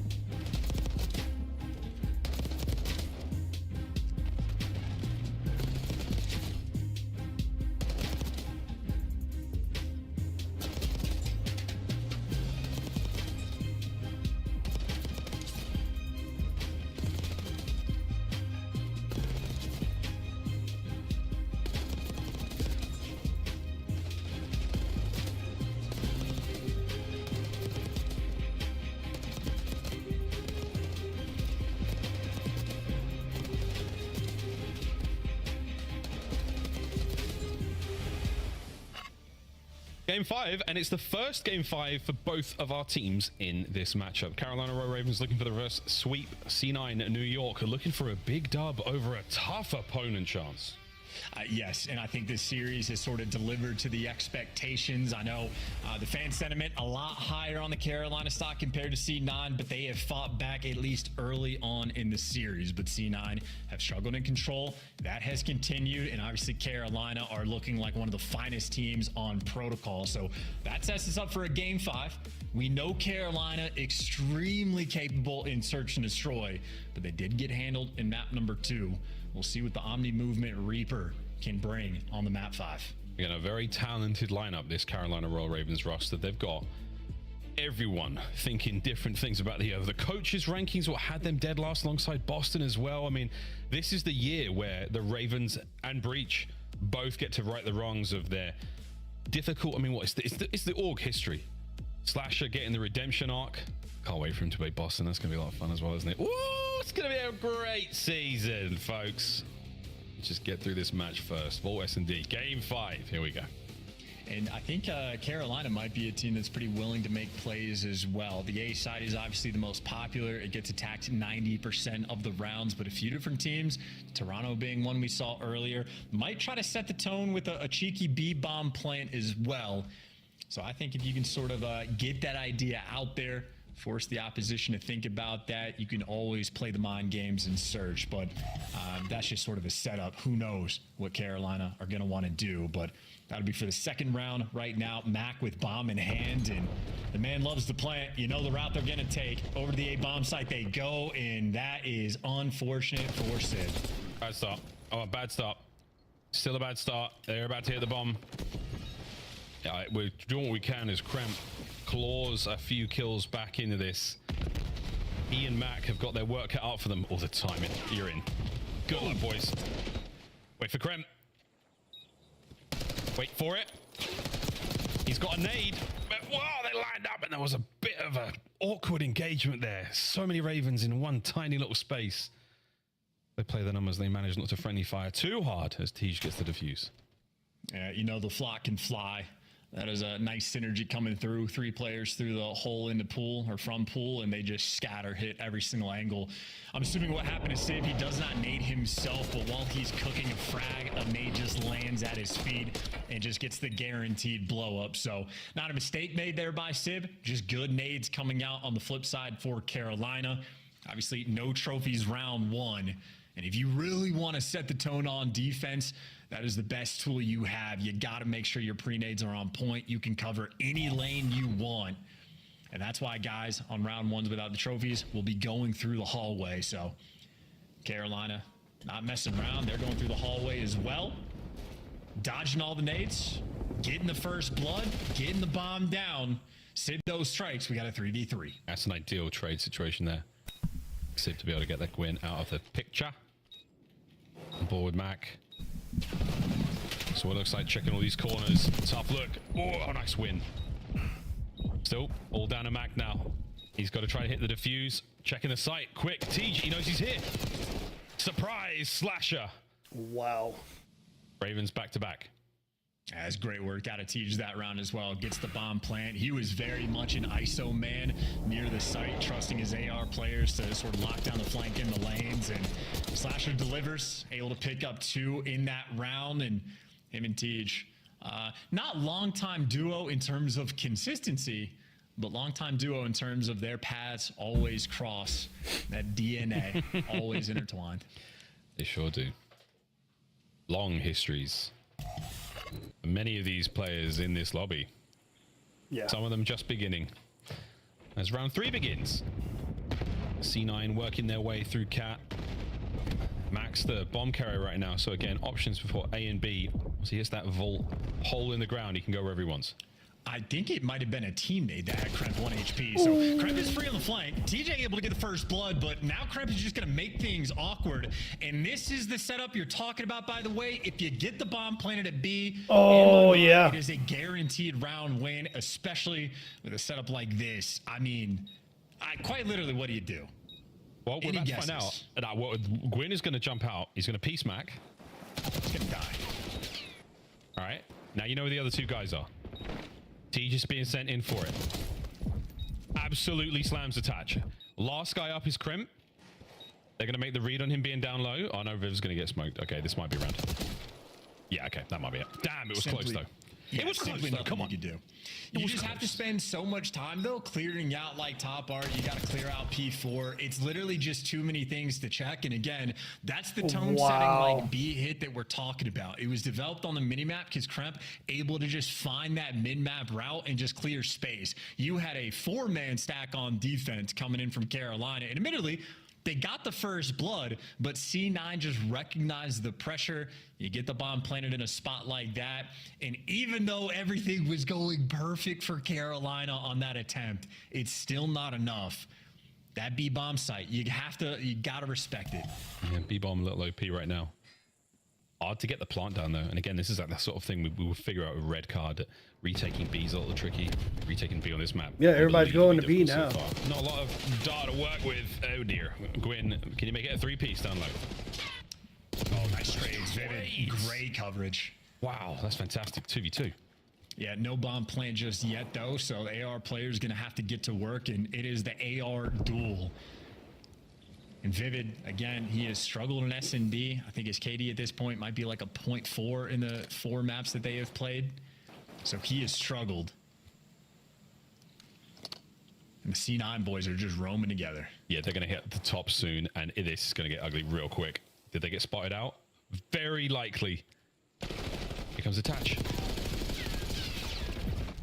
Slash is going down fighting. Bomb does not get planted. 35 seconds on the clock. There we go. Sid picks up the pair. C9 take the round. And with that, the equalizer. Yeah, in both those rounds that C9 won as well, it's just the decisiveness that like makes the jump, right? The round before, they sense the opening towards B, Krent takes the space, and they just jump on the way the map responds. What Sib and Attach do in that moment is the same thing. It's a 2v2, it's AR players swing out wide, and they just start making moves on the map that clear so much space, and eventually just catch Carolina off guard. So Carolina just a little bit too slow. And 2 beautiful bounce back rounds. And TJ technically 8-0 because he got team killed, so he's had a monster start early on. You got to be on the lookout. This is a crazy minimap. But yeah, it's confusing, especially over the A side. I mean, there are 2 members of C9 inside it. And look at it, though. They've got the space. Like, B's just left completely open. Slasher's on the cross, but that just means Mac, pick a different plant spot. So he's going to get this bomb down as well for a 4v4. It's not as dangerous as the first time, but C9 is still in a sweet position. I think the trophy system is now gone. So if anyone's got anything left, it's Gwyn, finds 2. Slasher on the flanks. Attach, peeled. Damn. As our observer team catches every kill on the retake. GG's, everyone. And, you know, credit to Gwen and Slasher in those moments as well. Gwen gets active in the post plan and make sure you do not let those players escape. And, of course, Slasher had a big responsibility as well. They did sniff out the B pressure. Like, you know, maybe C9 showed their hand just a little bit, so Slasher's a little heads up on the response. But quite literally, just if not for this play where Sib is just face first in a wall, that round would have collapsed. But again, hyperactive. That is the only way you can handle the B bomb plants. You have to make sure the bomb planter dies. Well, that's how you get it done. There we go. It only took a round for us to figure out how to make it work. What a game 5 this is. Back to A we go for the Ravens. Stun checks, nades as well, just in case anyone's here. Maybe not. That one's going way downtown. Mac, oh, what a start from Mackenzie Melts. A big 2-piece. And there's the nice little bounce back. Bomb being down underneath the A site as well. That is a perfect response on defense. Well orchestrated play. Vivid with a pick, but just don't make mistakes. You got the man advantage. You got bomb down. Show them nothing. You got Krem watching the B bomb site as well, so great spot to be in right now for C9 New York, looking for the equalizer against the Ravens here. What will Vivid do? Has he got anything to throw, I wonder? Oh, there it is. The first stun doesn't connect, and now the gunfight's on. And the problem is even if you win some of these gunfights and get down low, Kremp is going to be able to look over as well. You have to go off the nade, but with ARs, like, it's just so difficult. Oh, Slasher and Vivid, they coordinate the frag attack there, but oh my god, okay. They coordinated their frags, but they unfortunately didn't manage to finish a kill. 18 seconds. Can you pick somebody out? Possibly. Oh, no. Damage! Vivid's in! Oh, no! That is disgusting work out of Slasher and Vivid. Oh, I'm just gonna let you keep talking, Miles. I'm gonna say some real mean things. I'm just gonna keep my mouth shut. Look, that was the power of Slasher, just holding that angle, making sure that anyone who managed to get to that left-hand corner always had a tag or two. The players vacated the corner then. That sets you up for the Vivid piece. And then it's a 2v1. You just throw bodies at it one at a time, play the trade perfectly. A vet like Slasher's going to get that done 9 times out of 10. What a moment for the Ravens. Dude, the second they slid in the same corner, like, you don't want to do that. You don't want to overthrow a shoulder. You have bombed. Like, that is, you don't deserve to win a game 5 with a moment like that. But you test the resolve, you take care of the RC car, and you get the bomb down. C9 will see what kind of fight they have. Kremp, you feel like he's got a guaranteed first blood, or maybe they actually sniff him out. Got the cookie duo working together, but Kremp still finds the first blood. Oh, Gwen. 30 seconds. Quick check. T-Shaw's a frag. Don't die. You need that frag. Slasher full pockets as well. Gunning at the ready. Trying to hold these players at bay. Watch out, see. He's throwing a doozy. Gwen's on the pinch. In and out he goes. 15 seconds. This is it. Teach cleans up. It's all down to Attach. Where is Attach? Eyes are on. He's got guns up at the ready. Attach is down, and the defuse continues. The Ravens match point. Oh my, dude, and nothing makes sense. I feel like Slasher, when he spotted Attach, like, I like the call to go for the guys on bomb. I assume Attach was just going to take the gunfight for the trade, but he's just out of the picture, and Carolina just active. This is, yeah, a tale of two different S&D teams in the clutch. This is Carolina in a fine spot with a 5-2 lead. Now, Ravens are sick. This is very, very good. This is exciting stuff. They're 1 round away from completing the first reverse sweep of the Black Ops 6 season. C9, what have you got, fellas? You need to pull it all out now. Oh, how effective is this going to be? Does anyone on C9 even go through double doors to check this?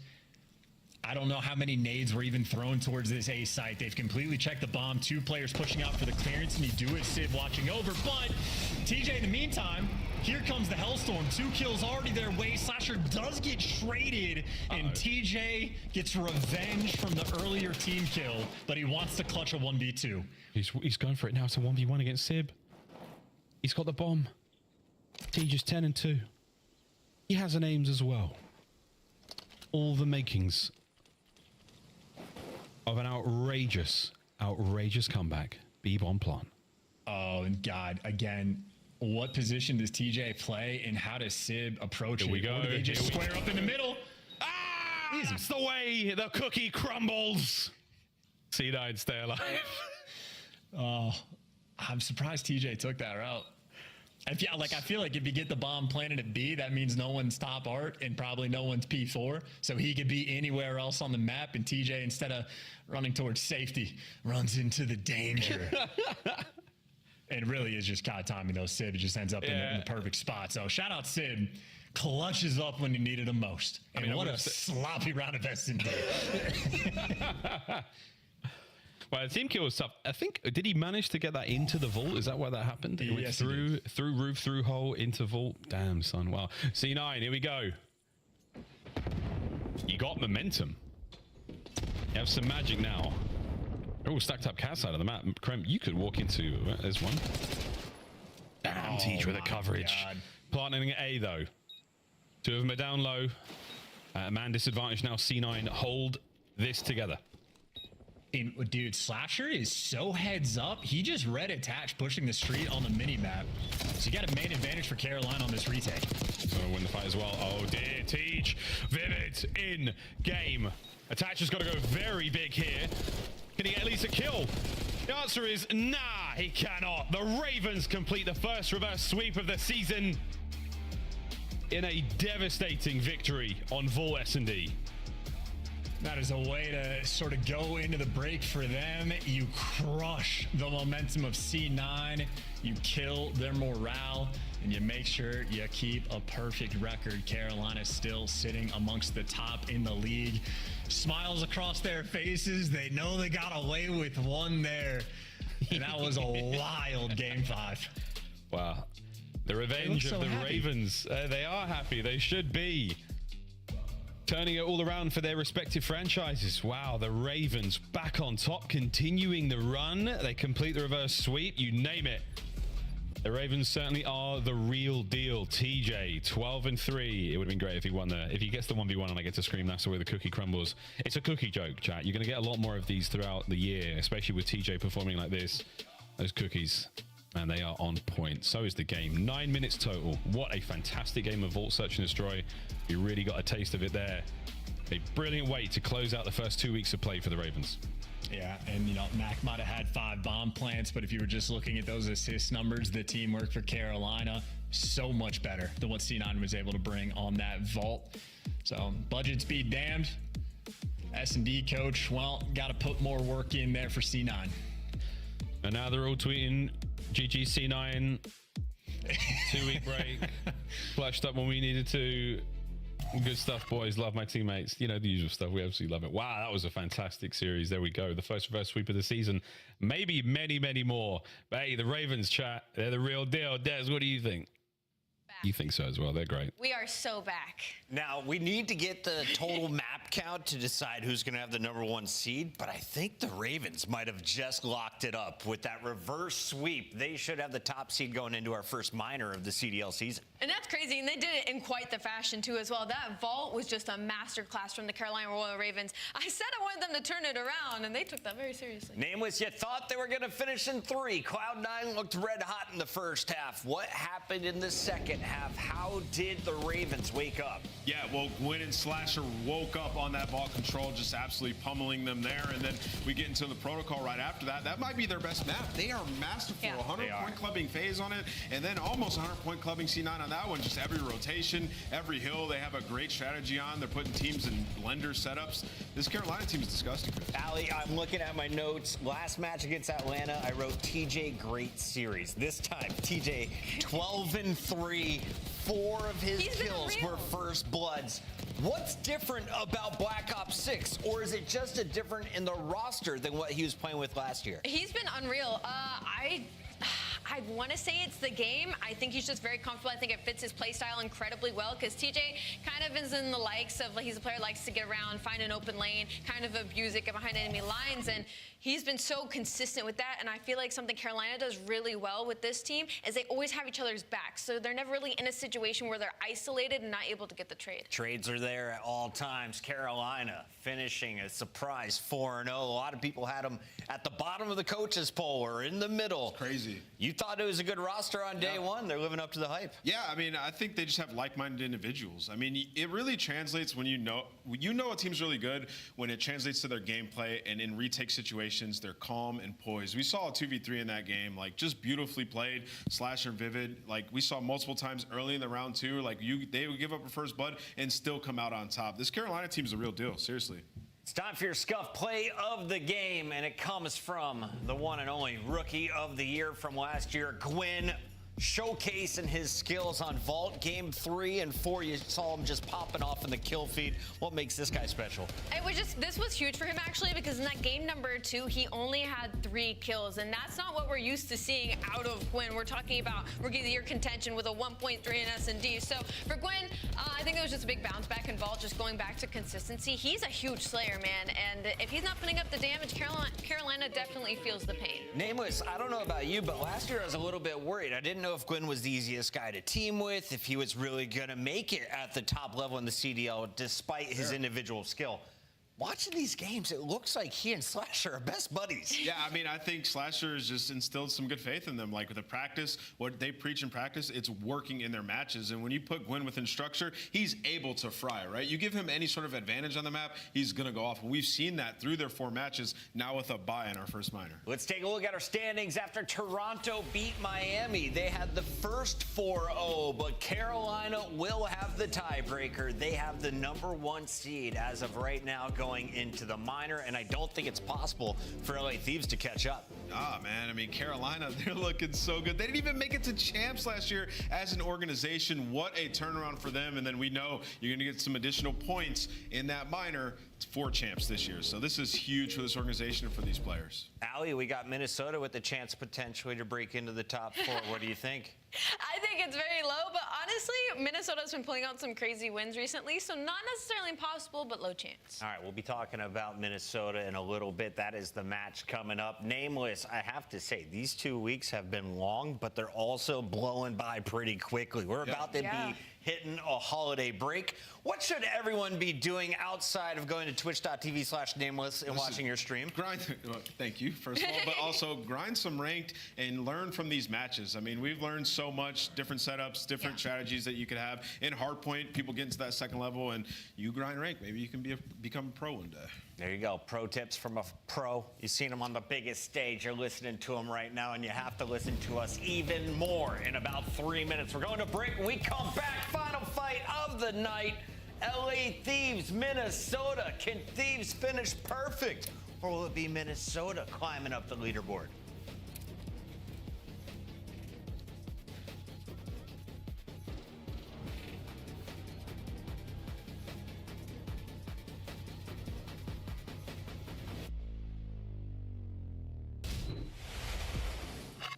The Esports World Cup is an official partner of the Call of Duty League. Upgrade your game with the Scuff, the official controller of the Call of Duty League. I think they're gonna have to pull one out of their butt on this one. I think they are my team, but they're gonna have to pull some serious stuff off to beat the Thieves. I think Thieves are really, really good.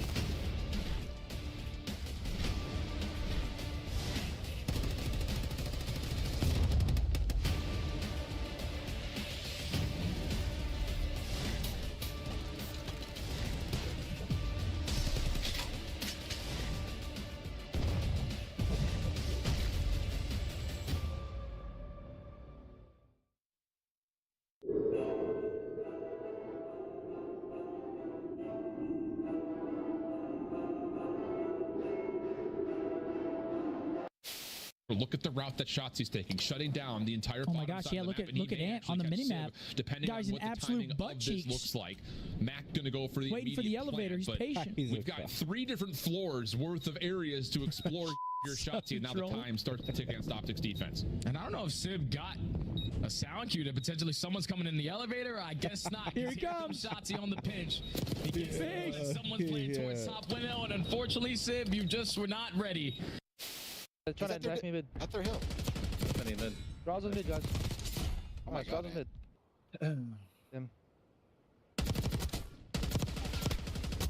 It's your boy Shotzi, man, with the ace. Little ace, man. Here come the Thieves. They cannot allow this to slip now. And there is snaking going on. Octane and Envoy have broken through. Ken finds the second 1v1. And it's Clayster looking for the last. And they put it out. 10 seconds, 10 points.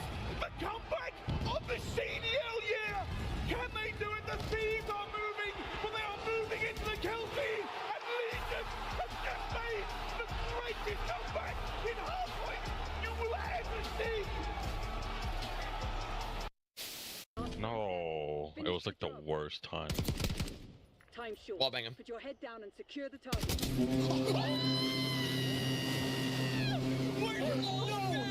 We're so back, baby! No way. We're so back! Deranged native! Deranged native with 100 gifted subs! Oh man, I can watch those CDL TV clips all day, but right now we gotta get into the action with the man who just popped off in a game number 5. Welcome back to the stream, TJ Howie. Our top S&D performer from the Carolina Royal Ravens, Alley Cat, what do you think of his play tonight? I think he does great. I think he's played great the past 2 weeks completely, and I can't wait to talk to him because I want to ask about the search and destroy. Pretty sure he's coming. There he is. Hey, Teej. Hey, man. How's it going? Took a minute for you to get here, brother. What'd you have to go do right after the game, huh? No, my cam wasn't working. I got to use Austin's setup. My cam doesn't work. I don't know. I think I gotta get me a new cam or something. Chad says you were eating an Uncrustable. I don't know if that's true or not, That's but crazy. those are good. All right, TJ, let's start this thing off. You guys, hot start. You 3-0 Atlanta FaZe yesterday, and then this matchup, you come down 0-2. What happened at the start of the series, and how did you guys turn it around?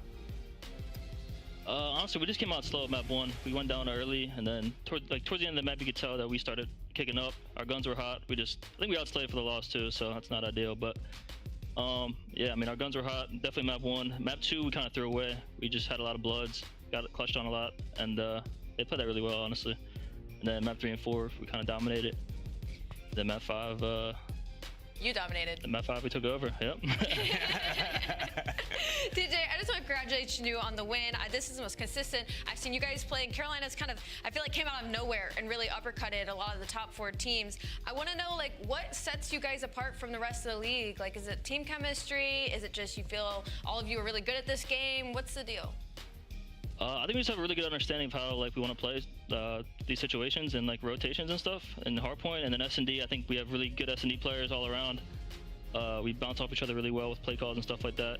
I feel like our clutching right now has been really good. Like our 2v3s, our 3v4s, we're capitalizing on that a lot. So, I mean, we've been clutching up a lot, and we've been playing good. We're clicking right now. Just be Jalen. Listen, Teej, back in BO4, you were a monster, brother. I think people forgot Black Ops Teej. I want to ask you, you and Gwen look way more comfortable with this roster. What is it about this team that's allowing you guys to flourish and play so well, especially in the hardpoint? Yeah, no, Gwen's a fucking beast. Gwen's a beast. I love it. But Slasher and Vivid play really well fundamentally, and I think it just, I don't know, it works. We've been playing really good in scrims, have our off days, have our good days, but you know, we're clicking right now, and excited for after the break to keep at it. So Teej, I heard some pros talking about top teams, like top 4, top 5, and they were still leaving you guys out of that. Do you have anything to say in response to that? I mean, these matches are speaking for themselves. We'll see them at the major for sure. For sure. Teej, before we let you go, what is the best part of playing with this lineup in Black Ops 6? Best part about playing with this lineup?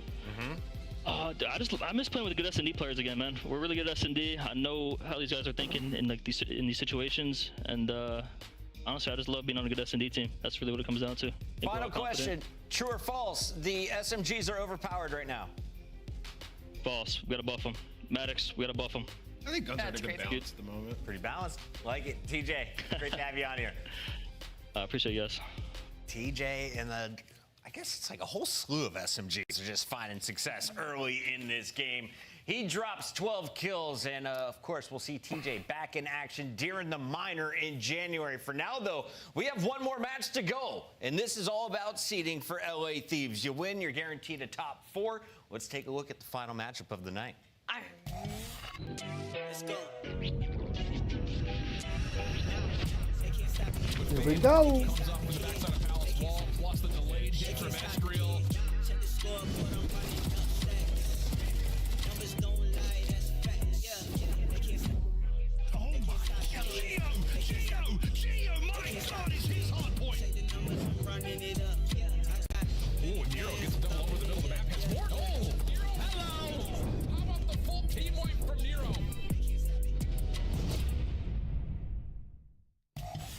Minnesota Rocker takes on LA Thieves, and it was Minnesota, the shocker of week 1. Came out 2 Game 5 round 11 wins. Whole bunch of youngsters put together on the same lineup, and they found success early this week, starting to slow down, but have an opportunity to finish strong. Yeah, I like this roster. Yeah, I think, but you know, we've seen everybody in their own right take over. We'll FGO see. had a way better performance in their last series versus C9. Ultimately, they lose that. But when you go back, you think about that series, very close map number 1, round 11 and map number 2. And that's been the story of these guys. It's been at the end of these games. Some they've closed out, if you look at the Boston series, and some they haven't in the C9 series. I feel like that might be the story for them all year long, coming down to the wire, and they're going to have to ice up. I think the series might be some of the same. LA Thieves is on the other side of this matchup, and this has been the most fun squad to watch. I think a lot of people in the chat would agree. Amazing hard points against LAG. That was back on Friday, a 250-249 nail biter. But at the end of it, Scrap said that is the crappiest hard point we have played. What are the expectations for this lineup tonight? The expectations are extremely high, you know, right? Like, they have bragging rights right now, and when it comes to maps and modes, like, their pool is ginormous right now. The only thing we haven't seen them play is Protocol Control, which we're actually getting guaranteed. That's crazy. So we'll finally be able to see them on a different map. I wish you guys could see Allie right now. She has the biggest smile. It's just diversity in our map pool. Love to see it. It's time for our Scuff Pick'ems. Allie, after we got bailed out by the Royal Ravens, I would like to take the honors of going LA Thieves first. I mean, that was obvious. I'm going to go LA Thieves as well. I think they're too dominant right now. Nameless? I'm going with Thieves. I got them winning this one. Fans, any faith? All Nope. thinking Thieves. Everybody loves the super team. Let's send it over to our superstar caster duo. We got Shift and Study. It's going to be a great one. I think, you know, Ant hits us in the head that this Minnesota team, I think we all looked at and said, you know, potential. We saw each of these four individuals do well on other rosters, but how would they do together without like a true IGL captain that really shouts out? And yeah, a couple of icy moments from Minnesota, but this is a totally different monster here, Jay.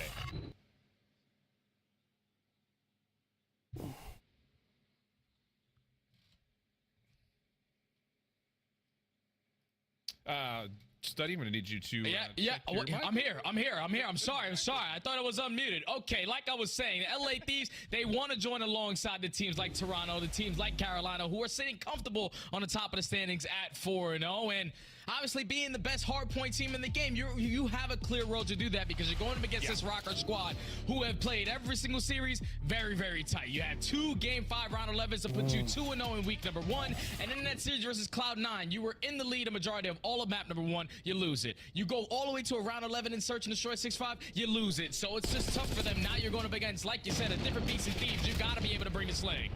Well, let's get wild. Let's get weird. It's red card hardpoint. Expect the engagements to happen early, often, if not all the time. And so far, the Thieves, perfect. First 3 eliminations go their way, given the first 4. Envoy getting a little bit of zonage over towards the hedges as the rest of LAT just locked down the middle. A ticket in the blink of an eye. A perfect start for LAT.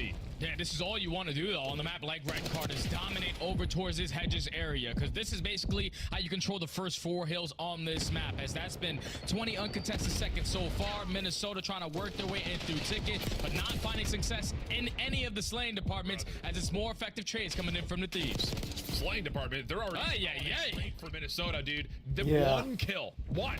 A single elimination to this point. And I you know, I was gonna kind of try to find some time to do this, but when you get a team like Thieves, I mean, we're our 4th game into their season, and they're already sitting there saying, nah, like, we lost 1 hardpoint map. Unacceptable. If a team's got that much discipline, that much kind of dictation towards what they want to do in respawn, that's terrifying, and so far they're showing us every level of that. And the way that they lost that hardpoint map was a grueler. Obviously, Atlanta FaZe were able to force that game number 5 off of an insane comeback, so they're probably thinking we should be undefeated in this mode. And I'm pretty sure I heard Sender tell me that they haven't lost a hardpoint in like 3 weeks, even in practice. This team is undeniable. You can already see it in this map number 1. 25 seconds still to fight for here at P2.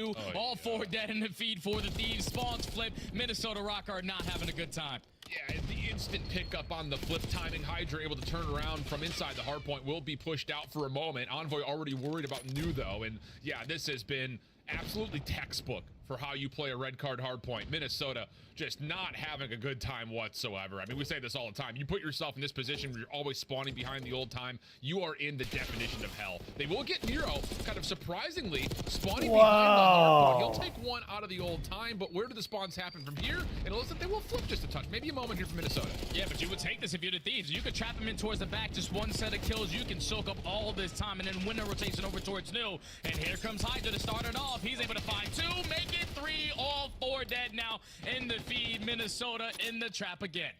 I mean, Paco shooting bodies. You think they're feeling good about this opening? Well, here's some more instances to try to get Hydra a little bit hot. He's going to get aggressive on it, too. Oh, got your ass killed after No that, too. immediate trade leads to a double, plus the follow-up from Paul X. So, okay, Minnesota, this is what you need. A little bit of a lifeline, a little bit of breathing room here to try to finish off the old time at 3, and then still, of course, rotate to your back to the new hill. Yeah, Final 15 is great and all, but you need this wave of kill so you can win that rotation over towards new. Thankfully, Gio finds a double, Estriel with the third. So Minnesota starting to come alive in this game. 2 players on 3 in a row. If Estriel now going to put himself all the way towards the top 3 story. He knows that his teammates already won the rotation, but now how long can you hold? Yeah, it's the big question. Minnesota has routinely fallen victim to being heavily outslayed in their hardpoint games. You go back to their opener versus LAG, they're outslayed by 20 plus, but still won the game in heroic fashion. So need to try to pick things up in terms of matching the firepower. Yeah, but he's already had as some. they need it in this 50-50 battle. All the gunfights go the way of the Thieves, who have now broken onto the 30 seconds remaining of the hill. You could just tell how on Estriel's screen right there how annoying that situation was. You're looking left, there's someone there from Thieves shooting, you can't find an angle on them. You look right, okay, someone's there, someone top window as well. It's just Thieves were so dominant on the map control there around this P4 that they were able to find a break with ease. But Minnesota on the back of Gio finding 3 over towards Hedge's side, able to work their way right back in. What was such a dominant start from the Thieves, Minnesota are keeping themselves in this game. And that's the thing I think we've really kind of come to know narratively about this Minnesota team is down but not out. They continue to find ways to get games back to within the possibility of swinging things around. Nero, good win inside of cameras. Follow-up from Estriel's decent. Now here comes the full pinch. Envoy backing away from the hard point. Trying to just find an even 1v1 across this open hard point, and it's not going to happen. Minnesota really starting to step up. And the guns are starting to get a little bit hot, but that's why you got a player like Scrap on the LA Thieves roster, able to find an opening double.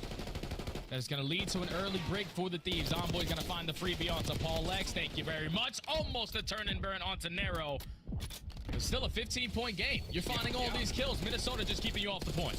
Yeah, a couple of really nice individual moments from the Thieves. You had Scrap off to a hot start. Follow from Hydra, we saw most of that. And then Envoy kind of in the last couple of the hills have had a couple of individual moments, but we still have a pinstripe kill feed here. Back and forth we go. Final word, though, over the last 10 seconds will be owned by Ghosty. 12-9. On 3 in a row. Scrap time to LA as they break past the 100-point mark. And now, again, take an eye on the minimap. Everyone looking to fight for that hedge position like you called out when we were here last time, Jay. Yeah, Rocker need this hedge position now. They cannot get dominated the way that they did last time around. 2-2 split in the kill feed so far. Thieves currently in control of the hard point, but there's just more bodies on the correct side of the map. They're going to continue to soak as long as they dominate this right side street. Yeah, the exterior of the hard point cleared, so now you go in towards the inside. Hello. Thieves cleaning things up. Hydra for a double Scrap following up. And well, with this, Thieves once again dominating from the outside looking in as we head over to a Los Angeles Thieves. Listen in. Ticket weak. I'm trying to get in ticket. Go to yellow hedge. He's in ticket still. He's in the cubby of time. One shot cubby time. Yellow, One shot cubby of time. Right on it, yellow. Yellow, Still on ticket. I split. I flipped that season. Mid door in time. Mid door time, need it. Mid door. Nice. There's that time. Take it. Yeah, security. He's going default. He went their default. He's needed their default. One shot. One shot their default. No, one shot their default. All their default. Nice. I'm trying to sage. 100% sage. I'm trying to. Watch their stage. They're low stage. They already pay phone. SG's one shot. What? Go No, pay phone. Oh, time. I'm in 10. Stage. Nice. Nice. Yo, one's pay phone. I'm playing for him. I'm staying on stage. Yo, one guy's gonna be low stage though. Yeah, Paul. Yellow hedge, guys. Probably time. Yellow hedge, kill me. You know where? Hydra cafe. I'm spawning in the back. Cafe then. I'm going to mid. I'm going to mid. Stage, behind me. All Yeah, time, I'm he's a going mid. goalie. Goalie and One stage. close sidewalk as well. Goalie and stage. I got the ticket. One sec, guys. Sidewalk. Stage one shot. They got it. Absolute stage. One shot, yellow. zero. I'm killing Security. yellow. One shot sidewalk. The doors and Sidewalk. Sidewalk in time. yeah, sidewalk on red heads. Red hedge. And then in the goalie. Mid door. Mid door. Absolute. RC mid door. Mid door. Found this. Nice. They're all spawning in the back. That's for me, Jesse. Yeah, that's spawning jersey. I'm backing all the way up, boys. I'm going deep, by the way. That's fine. Actually, I'm gonna get in the spiral yard. Yeah, get spiral. I got time. I'm died from yellow hedge. Yellow steps on. Yo, steps in. Nice, good job. Mid on me then. Missing Geo and Estro, guys. I'm gonna spawn on Red ult. edge. Alright, we're missing Geo for sure. Ezreal. Red edge. That inside ticket. Spawn in. He's going top yellow. Little bit of separation for the Thieves throughout our second hard point, but as we rotate over, Minnesota fully set up and ready to go as we head over to a rocker. Listen in. Middle there. He's gonna be S3. Yeah, I'm trying to pick up your S3. S3 console. I'm on track. I'm gonna give me a sec. I'm going out. One shot. Good try. Okay. There's two low stairs. I'm starting an hitting. You can be out on him. One top. I see nothing out there. I see top. Oh, no, wait, done. Get the time. They're gonna be close to outer. Make sure you get middle. Get middle. I got middle. I have outer. Outer, Dan, there's two. I got one mid outer. Get your outer. I have outer mid top. I have all mid top. Outer, dead. Low top, not even. Hydra. Alright, let's go down. I'm just saying mid. I'm holding mid. You guys play new shit, okay? One shot, there's two there. Dan there too. He's counting hold. Okay, went to the right. I'll get new. I'll get new. I have mid. Any kills are on spawn A's. They might spawn A's. Get time. They be out. Any kills are gonna start spawn A's and D. Nice. I'll go with spawn A's and D then. I'm back. I got it. Yeah, I'm walking up. I already. Okay. 2B search. I got one middle. One time right now. I'm up in mid. Our mid. Then. I'm two dead. One on me. I'm winning scrap. I'm boy. He should be out of. You want or no? No, AC. Ain't go. Boy. Yeah, you lower me. They got split. Top mid. Oh, scrappy affair here, and not to mention the player. Minnesota just continue to find ways to keep this close. As what a trade. will be pushed onto the hard point, Jay, with 20 seconds to fight for. We got a dead tie game. Yeah, Minnesota's in this, man. It all started with the end of that P3. The fact that they were able to trap them in towards the back, give themselves a free rotation over towards New, has kept themselves in this game. And obviously the slaying is helping. When you're getting kills out of Nero, Giro, and now Estriel pulling out that third or fourth AR, he's also finding a couple kills as well. So basically a tie game as we hit over to that fifth hill. Initial time trying to be found by Ghosty. Gonna get a read onto Justice. That's Estriel who falls. Nate also would have been well placed towards Paul, but bakes off the window frame. Scrap following up off 4 in a row. Has Estriel at range, but another shutdown comes through. So again, just when you start to think the Thieves are about to cook up a setup, here's the break for Minnesota. Equal affair over the top of the new hard point. Ghosty turning tides with a double. Envoy trying to hang, but Nero will drop, and Ghosty once again has a chance to get more time for the Thieves. Yeah, this is where the Thieves can start to run up that score a little bit. Very difficult to try to break your way through Ticket on the backside of that B site. Can someone find an opening for Rocker?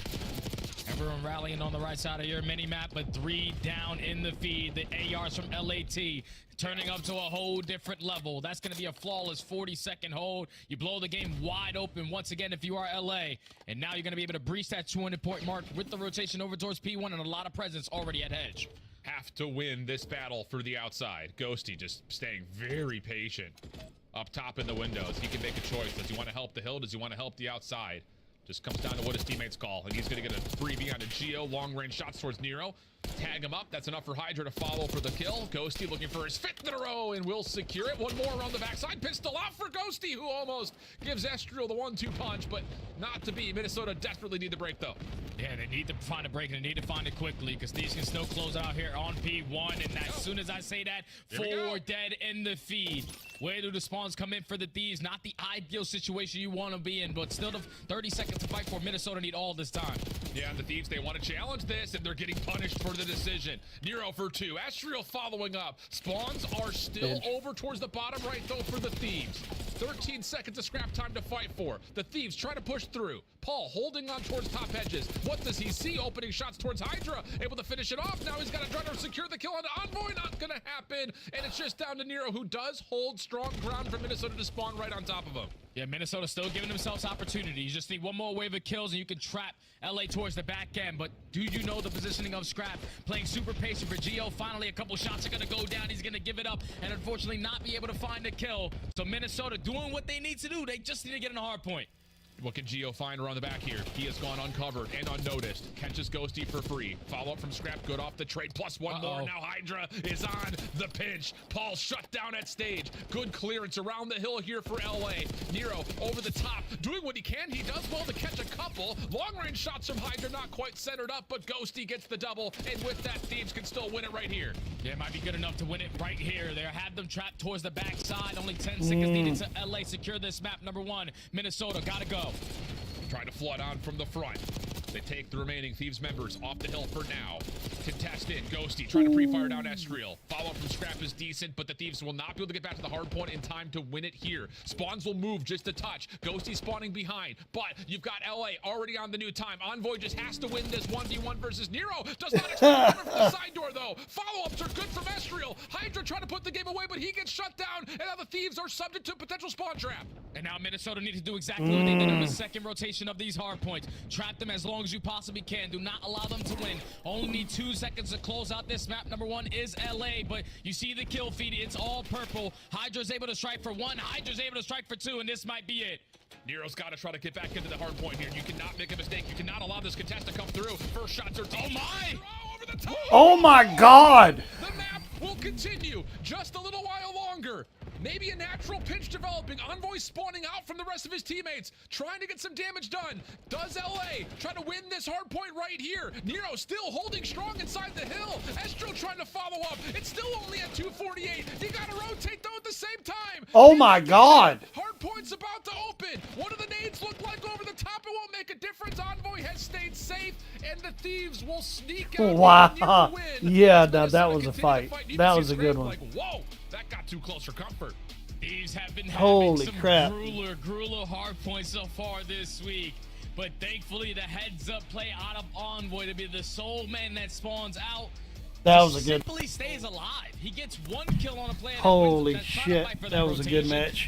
Wow. He's now spawning on the backside of P3. You're staying alive in that position. guys, So man, when your they'll teammates hold are you. falling at the old hill, they're now spawning on you. Such a great heads-up play for Envoy. They are to definitely still going out with a approach fight. that old hill, realizing, okay, we can win with 2 seconds. We still have an opportunity there. No, he was thinking about the big picture. How can we guarantee the W? And just staying alive at that new hill at P4 allows all of his teammates to spawn in, secure the final 2 seconds. 15-point difference in that map. Number 1, it got a little dicey towards the end, but the Thieves, they take it. There's just something about this Minnesota team. I mean, it starts off horribly. I mean, worst possible situation. First 9 kills, I think, go to the Thieves. And then eventually you get to P2 and it's like an 80-point game and you're like, oh gosh, Minnesota, what is happening? And then P3, P4, they do enough to get this game back to within about 20 points and they just chip away little by little. We saw the same thing happen when they played Gorillas in their opener. They've done it a couple of times since then, but they just do not roll over and die. This team's got a lot of fight built in them. They definitely have a lot of fight built in them, and that's what I love about this roster, because I was on one of these rosters back in the day that usually no one had high expectations on. Basically a roster that nobody wanted. But sometimes that's the perfect recipe for some kind of success. And even though they fall short in this map number 1 versus probably the best team that we have in the game, they play them well all the way to the very end. And if you look at the stats, no one's really going positive besides Gio by a couple kills. So if you have a little bit better of a start off, you're keeping yourself in this game and potentially walking away with this map number 1. But I think the game plan was just a little bit misread right there out of Minnesota, because the domination out of the Thieves on that P1 hard point was the game changer. They could not find any success on that P1 over towards Hedge, and that was the difference maker.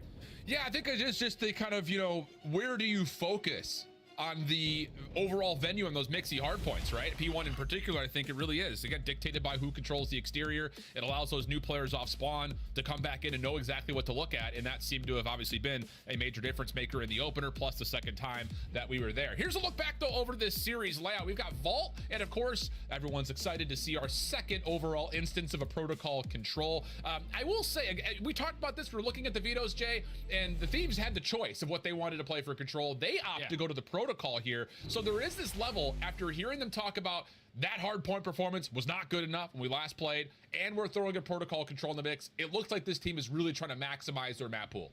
Oh, yeah, that's exactly what they're doing, because they played every other map besides Protocol Control. So they decided in this series, even though they were the better seed, to choose Team B. And currently, with us only having 2 control maps, that Team B just basically chooses whatever control they want to play. So they decided to throw Protocol and make it a little bit mixed, because on the opposite side for Minnesota, we watched them in that C9 series on Vault. Nero was like a 15 in a row. They beat him in 5 minutes of a control. Yeah, I don't want to play you there. Let's just go to Protocol.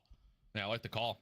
Well, taking a look at least this vault coming up for map number 2, you've got not really a lot of results here for either team to kind of speak on to. I mean, for LA Thieves, all of their search and destroys have been tremendously close. The difference maker, though, has been Scrap. He has come through when the team has needed him most. A round 11, round 10 win against the Atlanta FaZe. We talked about that earlier from Atlanta's point of view. They had a round 11 loss to Cloud9 on Vault, but they're coming off of a very convincing win versus LAG where Scrap really did take over. And that's the thing, is that they are finding a lot of success, even though it's all the way at the very end of these search and destroys, in those round 10s, in those round 11s, with a brand new roster. That's the scary part about this. Opening dual win percentage sitting at 11th, attacking overall number 1. Defensive at number 8, but they still have an overall record of 3-1. They just have playmakers, even in a man-down disadvantage, still able to clutch up on these rounds. But it's not going to be easy going up against this Minnesota Rocker squad. I'm telling you, they are phenomenal in search and destroy. Obviously, they got the new man, the new Iceman in Minnesota in Paul X. You can now not allow him to get active early on. You got to remember, Paul's been around the league. He's been just about everywhere. He is the traveling man of the CDL. So let's see what kind of experience that he'll help this Minnesota team on. Again, a very young squad overall. Scrap will kick us off for first blood down B Street. Focus for the bomb, though, is fully on towards A. But the thing about this is you have to keep Geo behind to make sure you can watch this pinch. Scrap just absolutely beamed Paul X all the way across the map for that first blood. And now he takes that side of the map away from Rocker. It's a little bit of a sound cue that something fishy is happening over towards Gold. Can he find the kill? No, Geo gets the better of him, 3v3. And you got this top useless position plus Nero over towards Art. So Estriel's going to get the bomb planted. We've seen this already. You plant at B, it is extremely difficult to retake. There are just so many angles that Minnesota can watch this from. But Estriel, with an SMG in hand, will opt to play this from the bottom side at Art. Nero has backed all the way over towards P4. LA Thieves looking to break through the middle of this. Hey, this is probably impossible, though. 30 seconds, you have all Minnesota Rocket players playing different corners on your mini-map, and they all have an angle on the bomb. 20 seconds left. These have not yet to locate anyone. But Estriel, I was going to say, Envoy trying to make a proactive play, but just hopping it, not going to happen. Estriel gets the timing on the peak. Hydra, just too much to deal with. So here you go. First blood on to Paul. Doesn't make much of a difference. The playthrough pool in towards bottom vault leads to a plant that LA Thieves cannot retake. Yeah, right there, the Thieves, though, they have to be quicker on their decision-making. They're realizing, okay, Scrap finds that first loader towards B Street, and now he pushes up towards Gold. Even though he falls, we're all sitting around A and poolside, and there's no noise on this side of the map. If we give up that bomb plant on B, you see how difficult of a retake that can be, because there's so many different angles you can watch that site from. It's a perfect play from Rocker and the man disadvantage to take round number 1. And it's just an interesting adjustment call, because like we talked about, you lose Paul on B Street, you got to keep someone behind to make sure there's no pinch coming around the backside. Yeah. But once you get through A cleanly, that turns into, oh, okay, we'll just use that as a chance to wrap over towards B. Thieves, a little bit of aggression over towards the catwalk areas, as Minnesota just full flying right down middle. Scrap's going to get a solid read at this, but can't deal with Geo on the slide across. What an opener for Minnesota, a flawless round 2. Oh, they are in sync, man. They are in sync. They use the pre-nades to open up that middle map area. And once they dominate that, they realize, okay, they're not in A. The bomb's not down yet, so let's just send it through the back of their spawn. And they find all 4 kills with ease and also catch the player going on that pinch. Minnesota Rocker not making any mistakes, even in the 3v4, already up 2-0. Liking what I'm seeing. And there's something about this team, like you said, it's a scrappy team. It's a team that doesn't really feel like it has much to lose. So, like, you lay it all on the line, but you look at all the individuals and the teams that they've played on over the course of the last, we'll say 3 years, largely 2, if you're taking the average. This are teams that have grown the most over the course of their years in the CDL. So you have to think that with these 4 players, a chance to kind of showcase that again is once more Bomb taking a very unorthodox approach, just playing in towards the midpoint, now moving over towards A, which is wide open. Yeah, this is sort of the mind games right now in these, because they're expecting this match to be a lot more fast-paced, but once that bomb goes down at A, how do they try to find success on this retake? Envoy's realizing there's no one over towards Pool. You guys are going to set up this pinch, and he's trying to time this pinch on the opposite side perfectly, but unfortunately gets nothing. Could be another flawless round here for Minnesota. Ghosty, the last one left. 1v4 would have to come through. Deals with Nero cleanly. Paul gave it an effort, but backs away, knowing that numbers will likely just win this round outright, and that is indeed the case. Oh my goodness. This Minnesota team playing with some confidence. And it just keeps on starting with taking mid-map away. Once you're realizing, okay, we have vault coverage through that bottom drop down, we don't have to show any presence over towards water, because if you're the opposing team in LAT, you're expecting someone to be watching that angle, not to be open for free when they're working that bomb plant. But Minnesota Rocker just picking them apart one by one, slowing down this S&D, speeding up at the points where they need to, and now they're up 3-0. Lots of comfort built in. When we start to see tallies of 3-0 this quickly, you can start throwing some curveballs in the mix if you want to just try to keep this Thieves team guessing. Hydra, the rest of LA, try to play up top towards the hallway. You hear the RCXD already on the way over. dives across. I don't know if it actually saw Hydra. Now it does. Has to be blown up. And in that moment, Geo finds first blood deep towards B Street. And now in the man advantage for Rocker. You can take your time on this retake. Narrow strikes first, though. Is able to take down Hydra. 3v2 now. Astral trying to follow up from the same position, topside pool. Envoy has been traded. This is just down to can they find Ghosty. Paul is in the area. A couple of shots come through. No worries there. Easy kill. Little bounce off of it. And Minnesota. You want to talk about slaying presence. You've got 5-0 for one player, 6-0 for another. I think they've lost like 4 kills in 4 rounds. And it helps when you're finding that first blood again all the way across the map. This time it was Geo getting the better of Scrap over towards B Street. And at that point, if you're the rest of the LA Thieves players who was showing a lot of presence over towards Pool, you not have to worry about your flank. And that's a lot of flank that you have to watch. So you don't want to try to rush that objective. And then when you think about that objective, Minnesota Rock are already in a position to contest it. This is just great search and destroy from this young roster, man. They are slowly but surely picking apart the Thieves one by one and playing their numbers to perfection. I don't even know if you could say slowly. This has been as fast as we've seen. I guess those B Street fights, yeah, first 5 seconds, yeah.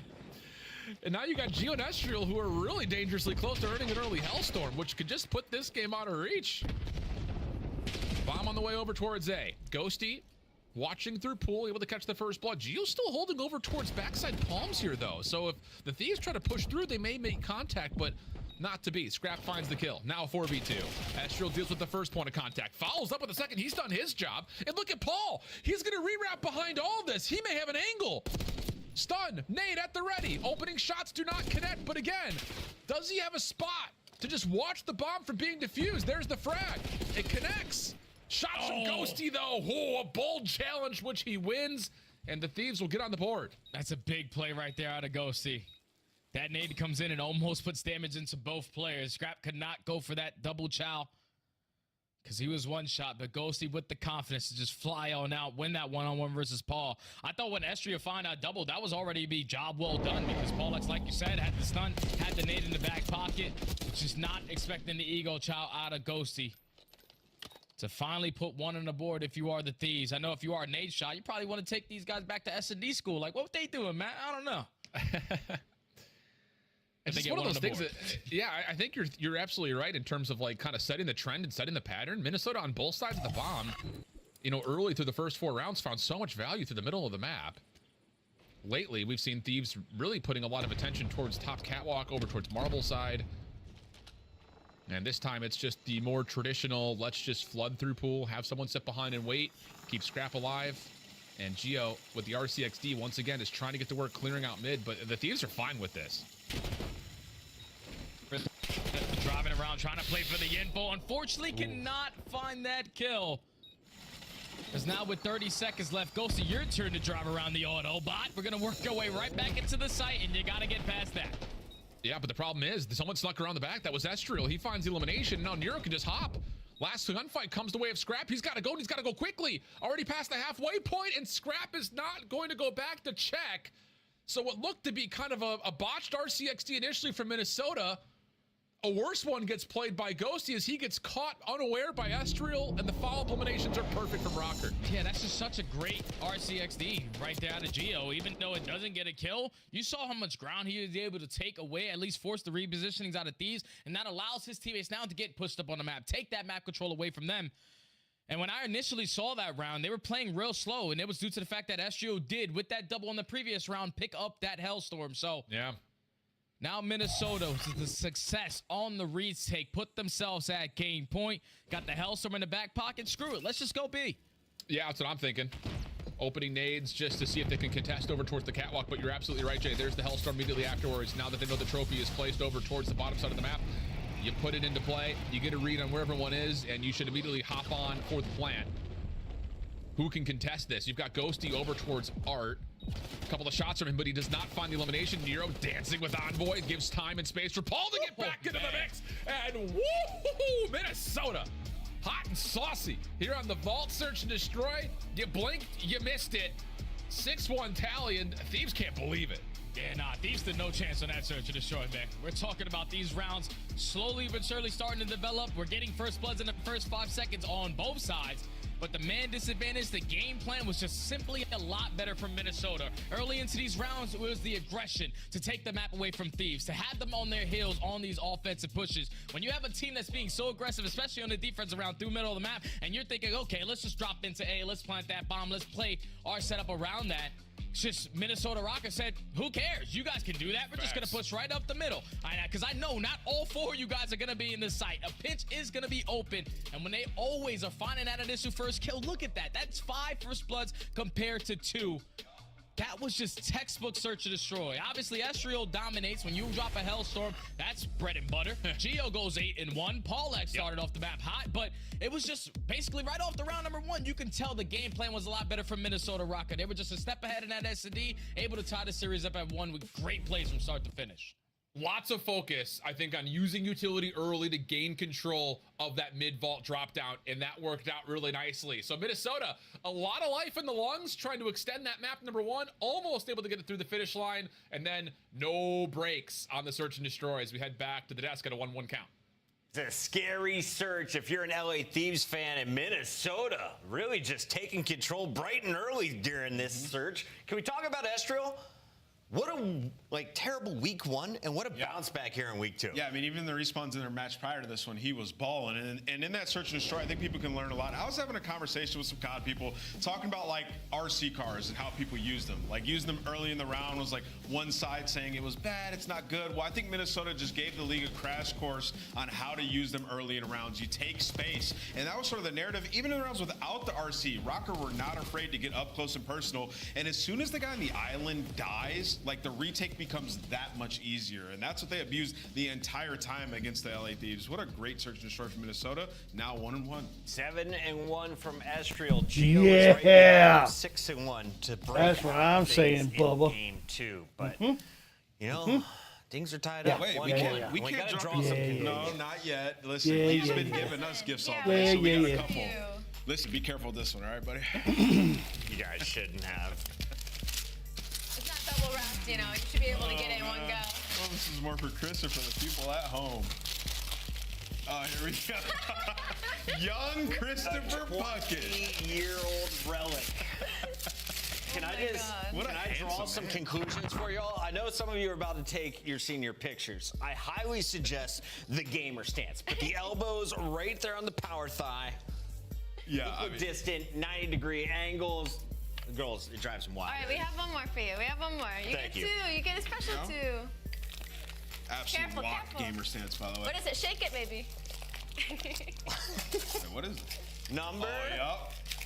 Number 1 host. That's my host. Oh, thanks, Alley Cat. You guys are the best. Now we'll draw some conclusions. All right, let's draw. I guess if we have to, oh my gosh, I almost took it off the thing. Let's hop right into it. It was hard in that first map, because there were so many good moments, but I think this route really solidified it for me on the side of, let me get the right one for us. Hold on, this is Carolina Royal Ravens. This is not the right series. This is not the right series either. Don't worry.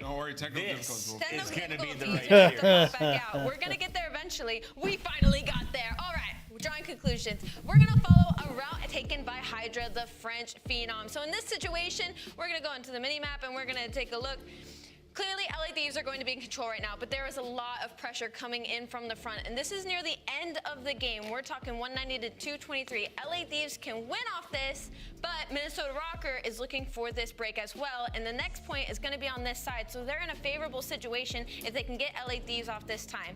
Hydra realizes this. He's going to get a kill. His teammates are still battling on the point, but he takes a risk, and he's going to go all the way through the middle side of the map to try and catch all of these players from Minnesota Rocker off guard. Now what this is going to do is he's going to push up into stage while they are still trying to pressure and keep them off the time. Not only that though, but because there's nobody in the back, he's going to secure spawns for next as well. So we're gonna let this rock and see the crazy play that Hydra went to go ahead and make sure LA Thieves got the win on hardpoint. Yeah, it was big because they picked up a bunch of time there, right? So they picked up a bunch of time, could have potentially won off that. Obviously the ending of this game is extremely hectic, but if he doesn't make this play, then Minnesota they would have ended up closing it out once we get to that next rotation. So huge play by Hydra.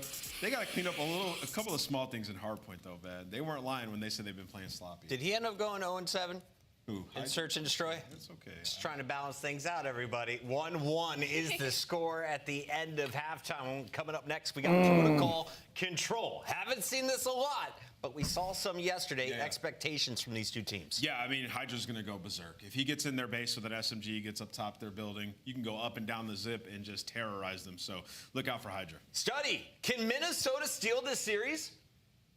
Oh, yeah. They got the #1 control player in the league right now in Nero. 1.4 KD. Him and Hydra are going to have a battle. So they can definitely take this control because obviously neither squad has yet to play this protocol.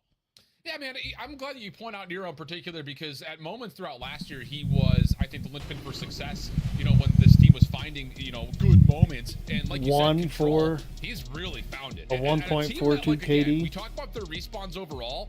It's been like, no one's really standing out here and there except for the control and except for Nero. So, yeah, I really love that call out. 1.42. He's also first in kills for 10 minutes, damage for 10 minutes, and attack KD, which is something that on Vault seems difficult to do. So, you talk about slipping the net and getting behind enemy lines. Look to Nero to see if you can kind of match pace with Hydra for sure. Yeah, that's going to be and getting lost on a map like Protocol, especially as an SMG, we know how difficult it can be for all my ranked players out there. When you're the team on the attack, you're in hell if you're spawning on the backside and they're already pushed up in your spawn. Because they could just literally spawn trap you every single time. So the Death's hit on it, I hit on it. The battle between Nero and Hydra, that's going to be fun to watch on Protocol. Yeah, indeed the case. So we'll see who finds favor there, or will there be other arenas that will dictate how this map goes? Again, we've only seen it once, and well, candidly, we watched Vegas play this map against Toronto. Those teams are what I would say maybe not necessarily on the same page. So see how this one goes, as it will be Estriel already up through the zip line, expected by Scrap, and the Thieves will find the first couple eliminations. Paul, the only one to find an opener for Minnesota, and he will quickly be denied as the Thieves will quickly get on to A. That's such a heads-up play right there from Scrap because Estriel drops down from mid-gun. He does not touch that B point, but you still get a read that someone has got to be flanking my zip. And now you got to worry about a Hydra already pushed out in towards Grandma's as that first segment is about to come in at A. You kill the player that's working that overextension. That's all Grandma's. the map being dominated right now by Thieves. Yeah, this gets really dangerous really quickly, although a nice recovery moment as Paul finds two that will clear off both zones. Envoy has to kind of wait for his teammates to come off spawn, and as he does, Estriel finds him completely by surprise. So now the Thieves in a little bit of pieces, kind of staggering their way across the map. Minnesota finding some decent movement over towards at least the Thieves building, but Scrap has found a key 1v1 and wins a second versus Paul to get the second tick of progress at A. Second segment in, but you still have at least a couple players. One player in Minnesota still roaming in your spawn. Gio finds the timing with the SMG. He puts down a couple shots onto Scrap to set up the team fires between him and Nero. Now you just got to get someone back on that A point if you are the Thieves, the nade, the gun, everything good for Estriel. That's three, almost four dead. Last player alive is dead, Ghosty. Estriel sliding over, Ghosty at range will fall. Does not get that last tick. So A will still stay open. As now all of a sudden, you've got Minnesota just playing the chalk it and rotate mode, just trying to get some high ground control, kind of forfeiting the A zone. Little Turner from Gio nearly snaps to Envoy, but damages him enough to at least keep LA Thieves playing a bit more reserved as they try to approach B. Oh, and they finally in this 2 kills through top mid, so they already have bottom comms, bottom bunker area in their favor. Ghosty, unfortunately, is going to fall in that position. Now Minnesota able to reinforce for now over towards that B Street area, but they're currently down by 3 lives. Gio needs to find a couple spawners. Oh, yeah, there he is. Good. Gio will catch the first for free. Ghosty didn't get the comm for it, or was focused at least on a long-range battle, and now Gio is just running circles in your spawn. Oh, mercy. This is why we don't see a lot of protocol. Gio off 5 in a row. Little slip and slide nearly takes down Scrap, but the double comes through. 7v6. Look at the lives. It very well may be dictated by who outslays who. And you got to think about how much time. Oh, yeah. It's definitely all the corners working out of their base. As now Estriel trying to set up on this pinch on Spiral, puts that guy one shot, but more focused on just playing his life, hoping that his teammates can pick up those kills on the back end. Nero finds a double. Estriel, your turn to strike. No more respawns for the Thieves. 6v3, 30 seconds. And it's another one of those openings to a respawn wow. where Scrap starts off dominating from the break off. It's just a follow-up after that. not fully there. You kind of mentioned it at given moments in time, whether it be over towards A or in these last moments towards B. It just, again, it's so hard to find coordinated hits on this map because SMGs are always running around behind you.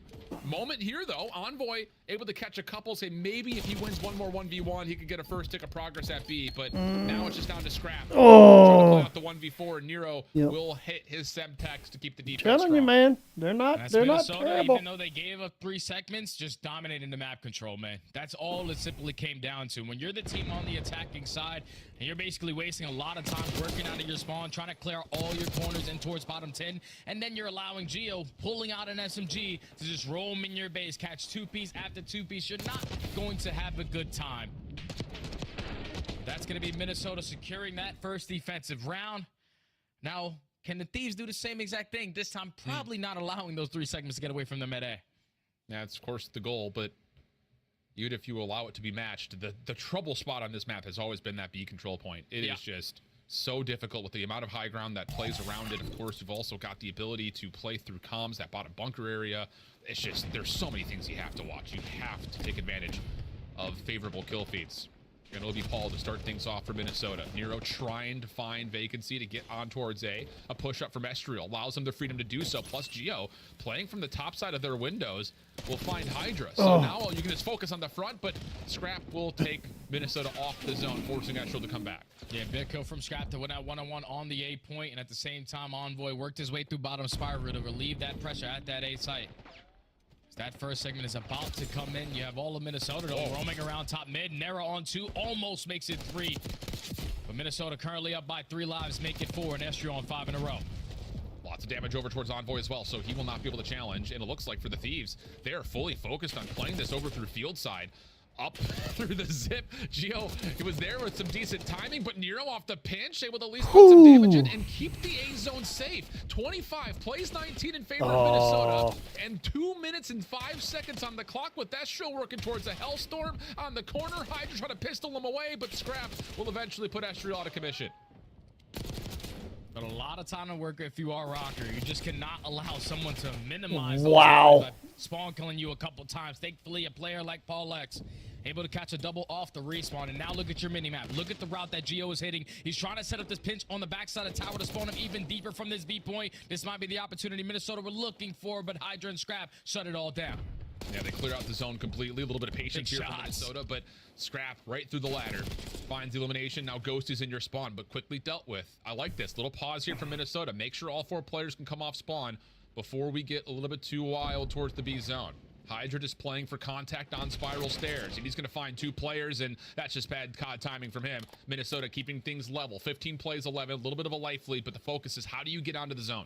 Yeah, a minute 15 to go when you're currently up by 3 lives. If you are Rocker, you can slowly but surely turn this game into TDM because you have a lot of time to work with.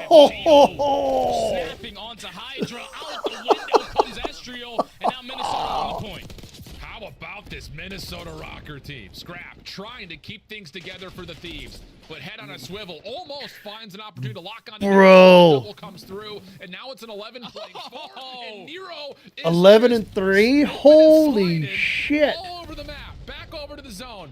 Nero around the back, trying to make sure the Thieves cannot get here with any defensive pressure, and he's going to get to 4 in a row off the top rope. Give him 5 in Minnesota, all over this protocol control. Yeah, Thieves are just not having fun, man. Every time they're coming off spawn, they're thinking, oh, their bases are covered. I know. One guy. He's everywhere. Points with the SMG getting it done, but you know the best control play that we have in the game is going to put himself in the best play. Is he finds 3. The stack comes in. Minnesota He's everywhere, Rocker, man. up He's 2-0. everywhere. Stunned, you would have to think, are the LA Thieves. This Minnesota team has been hard to really put a finger on. I think a lot of it is, again, because of the history they've already been able to put together. A couple of round 11 heroics to get them through a couple of squads.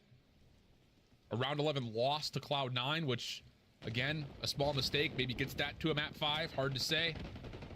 But this Minnesota team is looking every bit of real at the moment, as they will go 2 for 1 in the opening here in round 3 of the control. You already have a player in Estriel in towards bottom spiral. He's just waiting for his teammates to give the comm before he decides to strike. Now it's go time. You find that first kill onto Hydra. You find a double onto Scrap. Ghosty, can we get out the damn window? No, he was not trying to. He finds a double with all the mishaps that was happening as that first segment is getting worked on. There we go. Dan's starting to heat up a little bit. A slow first 2 rounds for him, but now off on 4 in a row. Clear space for Scrap to take care of the A zone and get right onto it, you would think. But Estriel, again, what is it about this Minnesota team where it's like, oh, it's a 1v3 situation remaining, and the one player for Minnesota just keeps things mixy by finding these surprising doubles, but still the Thieves went out in the kill feed. First tick of progress looking likely. And finally, they have map control with no one in their spawn, but they are not watching that overextension. It's going to fall into the hands of Hydra. Has to watch multiple angles. Thankfully, he catches the timing on the Estriel, and he still knows there's still pressure going to be on him. Tucks himself in the corner, and I'm telling you, Paco is just unreadable with what he does on the map. Thieves starting to turn up a bit here. Third tick of progress on the way. Minnesota looked like they want to try to play this through their building, and the nade over the top will work, but the focus for the Thieves is already rotated. They're trying to get over to B. Hold on a second. It's a 20-play 16, but the clock is becoming an issue as that third tick at A is being fully depleted by Estriel. Now Scrap's trying to locate the rest of Minnesota are just... You haven't got the A yet. 30 seconds left. You want to trade effectively around this mid-map. Somehow, someway, Hydra finds himself on 6 in a row, but the trade is there. 20 seconds left. Thieves got to go. And this is one of those moments, again, just take a look at the minimap. The Thieves are just going in one by one. These trades and these doubles are not enough to get on towards one of the zones. 14 plays 10. Paul through the middle of the map. Has a 1v1 with Envoy, which he wins. 9 seconds remaining. Minnesota, they are right on the precipice of 3-0ing the Thieves on the control and taking the edge in the series. The next breakthrough for the Thieves. Get on towards the zone. Hydra saving the day. Maybe more at range. Envoy trying to keep him safe, but he gets pushed off the zone. Paul, can he step in to contest this? He tries to, but the extra 60 is tallied, and the Thieves have a 4-life edge. Oh, now Minnesota have no more respawns because they use all that they had to try to end that game in 3. But now with the time being extended, this is where Hydra can roam. This is where he can start the slide, throw the stun out, catch the timing, watch it go left. Omni movement too good. 1 player left in Estriel. This is looking like a Thieves round. And he's bottom bunker, and it looks like the Thieves know exactly where he is. Okay. A bit of a saved moment for the Thieves coming out of Hydra. 3 consecutive lives where he was just a difference maker, but still the fact remains Minnesota are still looking pretty comfortable, especially considering that they almost put this away 3-0. Yeah, you got to be feeling nice if you are a rocker. Curious to know how many segments LA was able to complete there, because obviously the capture comes in at A. Just don't know if they were able to get anything done at that B point. But thankfully, you got players like Hydra able to catch miraculous 2-piece after 2-piece to keep you alive in that round. So now is the Thieves' opportunity to go on the defensive side. They just have to get aggressive. You need to account for everyone and not lose track of anyone, because once they lose track, it's very difficult to locate where the hell that player went. Yeah, it's just so much map to play around. Estriel holding off for a moment. Paul finds first blood towards Scrap. Thieves largely stacking from the bottom side of gun, and Estriel's just going to head to bunker. And this may be a full B break off here for Minnesota. They're already on. The read towards Hydra starts to come through. He slips away, still alive, and Ghosty will follow up with not 2, but 3. A full wipe, but Nero off spawn will get right onto A immediately. Yeah, Minnesota get those close spawns over towards that A point. So how many nades are the Thieves going to invest over the top of that building? Zomboy strikes for the first. Estriel, unfortunately, is going to fall. Geo, your time. Can you find anything? No, that's 3 dead. And now this is where the Thieves can put their foot on the gas. Keep them in their spawn as long as you can. Hello. That's exactly what's coming through. Hydra off the double tries to gain some separation to delay the 1v1 with Geo, but the trade is out. And here we go again. Minnesota just not moving until all 4 members are up. Just try to teamwork out these key positions. Envoy playing over towards locker doors. 3 members of Minnesota there. It's costly, but Minnesota will get a little bit of breathing room. I say that with hesitation because the Thieves are now hitting over through B field, and they are just all over your spot, and woof. That's all you can say about this right now. Yeah, chat, this is why we don't really see a lot of protocol, because all pro players can do this to pro players. It's very difficult to work out of a trap. As now with only 25 seconds left, not a single segment earned on this round. Minnesota got to get a move on it. You do not want to be on another attacking round, and it's looking like Ghosty might be the decision maker. Unbelievable. From what was a couple of seconds away from possibly a 3-0, we could be staring down the gun of Minnesota having to go to a 5 offense, but the kills do come through. 6 seconds flat on the clock. Full eliminations come out. Again, the tick progression is what we're looking towards here. It doesn't feel like this is going to be a super winnable round for Minnesota, but they are finding a couple eliminations. Second tick gets locked. Working on the third is Estriel. He needs help, though, and he needs it badly. These will clear the point. Can they get back over to touch for this third tick of progress? Paul finds 1 kill. Pistol out, but can't get there in time. And all of a sudden, from what looked to be possibly a 3-0, they're getting nervous. the Thieves are going to They're have nervous. the advantage in round 5. Oh, yeah, they're going to have the advantage in round number 5. As they are going to be the team on the defensive end. On any segments earned right there out of Rocker. And I think it comes off to this breakoff. Like, we know how difficult it is to work over towards B. There's so many different angles you have to account for. And then keep in mind, if you're pushing a lot of players on that B street, all of your 10-sided all through A, and that flank is wide open. Just when you allowed Ghosty to find that 3-piece through bottom bunker, and then you basically couldn't leave your spawn after that. Minnesota are feeling it now. Well, I don't anticipate we're going to see that same break off again. Hell no. No, we won't. Not. Little double stack over towards the top windows. Hydra looking for a quick route around the side, but he gets concussed, cannot quite lock over towards 0. Even trade. Envoy around the back through spiral stairs. Now he's getting to work for the high ground, but Geo shuts it down. Still alive somehow. Figured he would have been surrounded at this point, but he's still up and active, and a couple of kills come through. And hold on a second, off spawn, you've got Minnesota on the B zone all of a sudden. Yeah, they're not really working for B, though. They're working on getting pushed up into kills. Like, they just want to put themselves in a position to find a couple of spawners and not work in their base. So, now with 2 kills going in favor of the Thieves and Ghost are already top windows control, just makes it a little bit more difficult for Minnesota to work out of their base. But Esther with that double, now you can go to B. And these are the individual moments that we've been craving to see from Estriel after his performances at times last year. Kind of a late addition into the league, was in the running for a moment about the Rookie of the Year award. Paul controlling B stairs. Loses his compadre over towards the B zone itself, and yep, you see it. Thieves all over the zip will stop Rocker once more back into their spawn. And Rocker going to waste a lot of time, and they don't have a lot of time to play with, checking every single corner to try to work out of their spawn. Ghosty has been alive for about 3 minutes. We only have 1:30 every round in control. I don't know how he's still alive towards top window to try to locate where the hell did he go. He already jumps out towards mid-gun. 20 seconds. Steve's looking like they're going to steal this map away.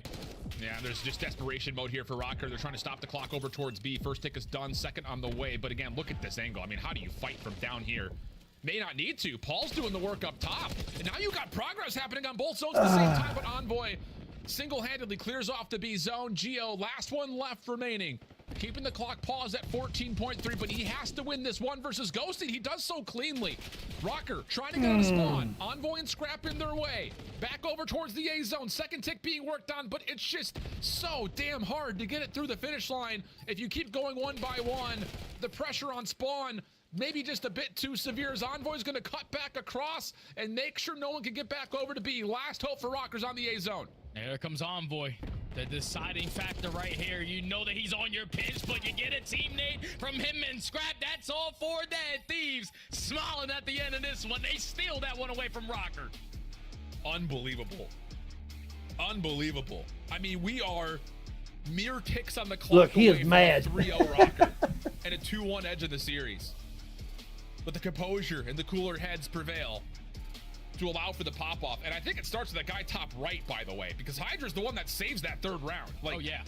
We're about to be loading into map 4 with Rocker feeling super confident, but all of a sudden that gets shattered and the Thieves find themselves an edge in the series.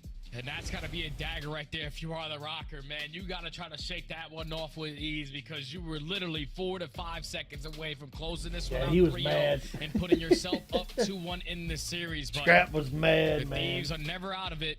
All the way until the very Scrap end. It was was Hydra, way like you mad. said, in round number 3 to keep them alive. But then Ghosty was the turning point factor. The fact that he was almost double negative in the beginning of that game and towards the middle half of that game, the final 2 to 3 rounds, he just started taking over. Staying alive in their spawn. Ends the map 32-27 with 4,200 damage. That's how you get it done out of your main AR. Big time. 23 non-traded as well on top of that. And again, that's coming off of what was a very slow first 2 rounds from him. But again, it's one of those maps that we haven't seen much of in official play. And I think we're starting to learn a little bit more about why it's just so difficult. I mean, with the zip line, you go from basement to top of buildings in the blink of an eye. And, well, it's just one of those maps that can be so difficult from the offensive side in particular, just to get out of spawn and know that you're safe to approach these zones. And Rocker, unfortunately, just a couple seconds away from having an edge. Now all of a sudden have to load into a map 4 against the best hardpoint team in the game. Yeah, on a rerun as well, that they have yet to play as a roster. Obviously, you're getting reps in on the back end in practice, but the Thieves have played this in official matches, and they are currently sitting at a 2-1 record with the one mishap coming versus Atlanta with that insane comeback towards the very end. But like I said, for this Rocker squad, losing the way that you just did, you got to shake this one off quick, because like you said, they're going up against the best hardpoint team in the game. It was a slow start in that map number 1, and they started to fight back to keep it close. Yeah, he's mad. He's trying to figure shit out. Like, he don't know what the hell's going on. Skyline Search and Destroy would be there if we do get to it. A map that both teams have played, and about even results, all things told. Yeah. I think the thing, though, is, again, looking at this Rewind hardpoint, I think I'm thinking of two things immediately. The first is Thieves come out, they absolutely smoke Cloud9 in their opener, and we're sitting here like, holy cannoli, these guys are dangerous. But then you get to Atlanta's matchup, and honestly speaking, like, outside of Cell popping off on that last hard point, I think Thieves are thinking back, like, saying, oh, we probably should have won that map as well. But till this point, they have played a pretty difficult stretch. I mean, the Cloud9 was, I think, just, again, a surprise that they didn't come out as hot as they did, but staving off an Atlanta phase bounce back. They still have Optic on their schedule, a very mixy Miami Heretics team. And then by the time we get to January 26th, Jay, that Boston team could be absolutely for real. I love that Boston roster. I don't know what it is. It's probably because I hear Nameless in my ear the entire time. Giga, Purge, what a dynamic duo. They have just been able to put it together since last year. Keep in mind, they might be a new roster this season of the CDL, but the way that they ended last season at EWC, they were turning heads. And now they have found themselves in situations where they are playing a lot more consistent. Snoopy in year 2 or year 3, he's playing his life a lot more. He looks like a completely different player, and everyone in sync. And then you add a player like Cammy, who's looking like Cold War Cammy from back in the day. I love that Boston squad. But back to this series we go. Minnesota. Look, they just got to bounce back here, man. I know it's very demoralizing after that control. They're going up against probably the best team in the game in Thieves, in their best mode in hardpoint. But with backs against the wall, sometimes it's when you perform at your best.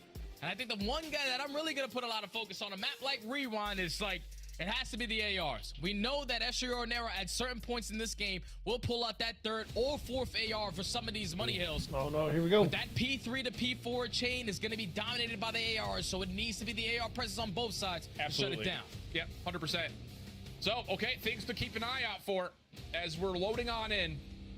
A mixy team in the Minnesota Rocker. Can they find a way to get this to another map 5? They've seen it a lot. For the Thieves, though, talking back to their narrative after their last series saying, we're trash. We need to figure it out.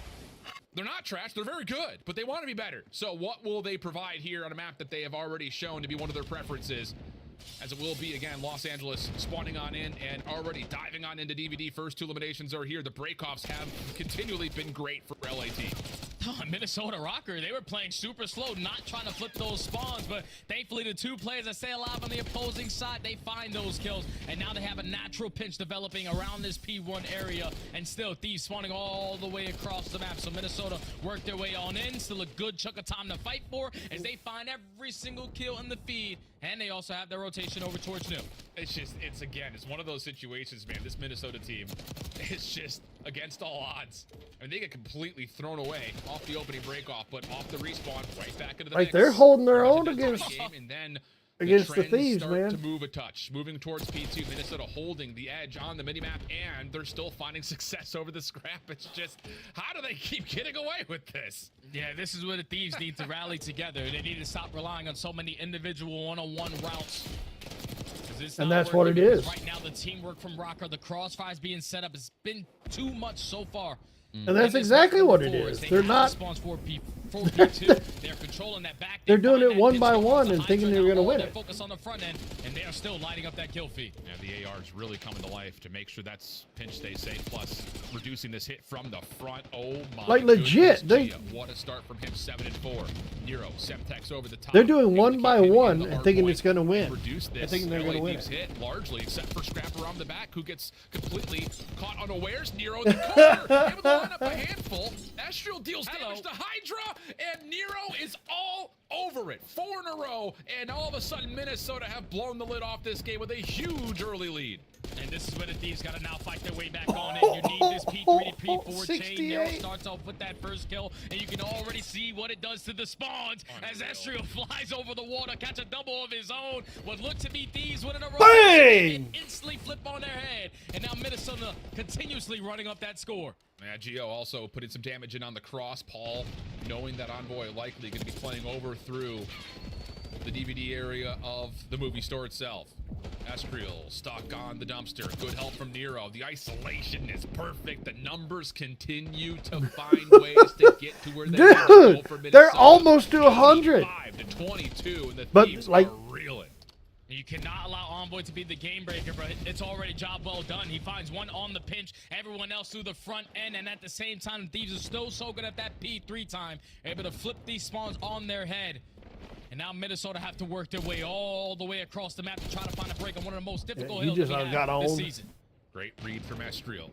Keeps this middle of the map largely in hands of Minnesota, but we head over towards New. Spawns are less than ideal right now for the Rocker. A chance here for Thieves to dig into this deficit, if not potentially take the lead. Why would you do that? But right around through dumpster side, no one's even watching that. Minnesota's going to get around the back. Does this block the spawns? Not fully. Thieves will get a couple of members that are nearby, but the crossfire setup is still so damn good. Minnesota wipe the floor, get the break, still 35 seconds to fight. Yeah, that's a misplay right there, the Thieves. You have the spawns. You only have Ghosty watching mid-street, and that's the main focus of this hill. You cannot have 3 players stacked on the backside watching the overextension through office. You have to put your focus on mid-street, and they just walk right through the front door, able to execute a break, and now continuously run up that score. So the fight for the entire kill feed is purple, and Minnesota currently can do no wrong. Look, Jay, I'm going to make just a little hot take right here. Minnesota may not have any particular individual that's going to take over the map, but these guys may teamwork better than anyone else in the league right now. Yeah. They're hitting everything together. They're isolating perfectly. Yeah, they're not going in one by one, man. And the macro game for Rocker continues to pan out as they will get a little bit of help here from Envoy's team nade to possibly break on in towards Jens. And Minnesota now setting up the pinch from every single angle. Nero starts it off with the AR, but there's more players from the Thieves still surrounding this P5 area. That now leads to a clean 4 dead. 35 seconds, a lot of time that Thieves need to get themselves back into this game, and they have all their angles cut off as well. 1v1 shuts down the pinch on the Scrap. Ghosty has to hold from right on the front doors. 4 in a row for him. Still tagged up, cannot get the regen. Nero Semtex opens the way. Hydra steps up and makes sure that Minnesota does not get any sort of a break. He also reads the play over towards P1, and all of a sudden Hydra's gotten active. And once he does, he doesn't just get active. He takes over. How about 3 in a row as LA right back in this game? And this is where the Thieves could turn this game on its head. It's your now opportunity to soak up a lot of this P1 time and chain it over towards P2. But with those couple of kills coming in favor of the Rocker, they flip. Now they're spawning over towards Burger. Thieves just got to hold strong on a tight setup. Hydra still off 4 in a row, gets his 5th. Working towards potential Hellstorm, especially as this hard point opens up. He may get that extra objective score, but he's been seen over through Laundry. And that'll be enough for Minnesota to isolate, find the kill, and now they can focus on the front. Scrap just hoping he picks the right angle here, because there is just not any information to be gained with this current setup. It's all about just receiving the hit, and so far the Thieves are receiving it beautifully. Gio, the only one left alive, and that might be all you need. Gio gets 3. Envoy has to hit the deck for cover inside the hard point, and here come the Rocker with numbers off their respawn. And with Gio finding that 3, it at least secure the spawn for Rocker over towards come on, man! Thieves get 2 players to spawn over towards Burger, and instantly are able to reinforce their way back on in, with Hydra now finding a double off the rotation. Still 2 players from Rocker. Playing it super so on the backside of Yellow. Big kill coming in from Nero to try to maintain it until his teammates spins from the front. Yeah. But this is basically a tie game. Yeah, Minnesota just had no awareness that this pinch was coming through Burger because the first hard point was still active, so you don't get a read off of where the spawns are from your teammates. And now a chance for the Thieves to completely crack the code. Geo, finessing, still alive somehow. How is Geo still alive? Paul's trying to follow up on this, but has to take a bit of a beat. Thieves, nicely, comfortable in the backside of this hard point, still spawning close. The little slide through, though, as Paul is able to get himself two. Ghosty can't shut him down. Paul's done more than enough damage to allow Contest to come out, and Geo will secure a small break from the front. 25 seconds still to fight for, and if you are Minnesota, that might have been your last hoorah at that one. It's now you're more focused on not allowing any players from the Thieves to slip on by, potentially flip these spawns. Paul X with the awareness, able to catch a double, gonna slide, slippery side, trying to turn invert onto Envoy, but he's not gonna run into you. Even though the Thieves take the lead, Minnesota winning rotation over towards New, only down by 9. Yeah, what does Paul find here through glass? Big kill. And they do not know that Ghosty's around the back here. This is a huge moment for the Thieves, and yeah, every single elimination comes through swiftly. Your exclamation was perfect, Jay. A massive opening shutdown from Scrap at range allows Thieves to flip the spawns and get the hill at the same time. And this is where it gets scary because Minnesota have not had an answer for the last 2 to 3 hills. LA Thieves guns getting a little bit warm. Game plan is now starting to develop. They are currently up by 20, still in control of the spawn. Scrap They need to stay what they're doing. They need to stay going there as a group. But that's why everybody else has an AR in the back pocket. Just continuously sit in towards dumpsters and soak that time. Hydra nearly able to come around the backside of this play to shut down Minnesota completely, but now an opportunity for Rocker with numbers to try to get in from the front. Envoy pistol out, cannot secure the kill. Oh, no. Deep nade limits this approach though from Rocker, still trying to secure some sort of a flip on the spawns. Next hard point over towards the right as we head back over towards the beepers once again, and the Thieves will get all 4 members in prime position to secure this opening time. Yeah, and now the Thieves make their adjustment. Now there's 2 players watching that mid street, including the guy on hill. You have a player at Ghosty pushed up towards courtyard. You're watching the overextension. No one can get by you. As Minnesota need this break, but I don't know if it's going to come in. It's already been 15 seconds uncontested. Ghosty flying around mid-courtyard is going to fall. And with that double, Minnesota got to go.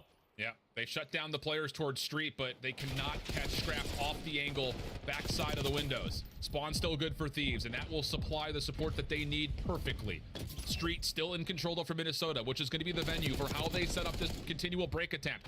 Team Fodder once again coming through. Scrap just trying to stay alive as the Thieves continue to spawn up behind this play, and the patience will pay out. It's a virtue after all, people. Thieves well in control of the map now, 220 to 152.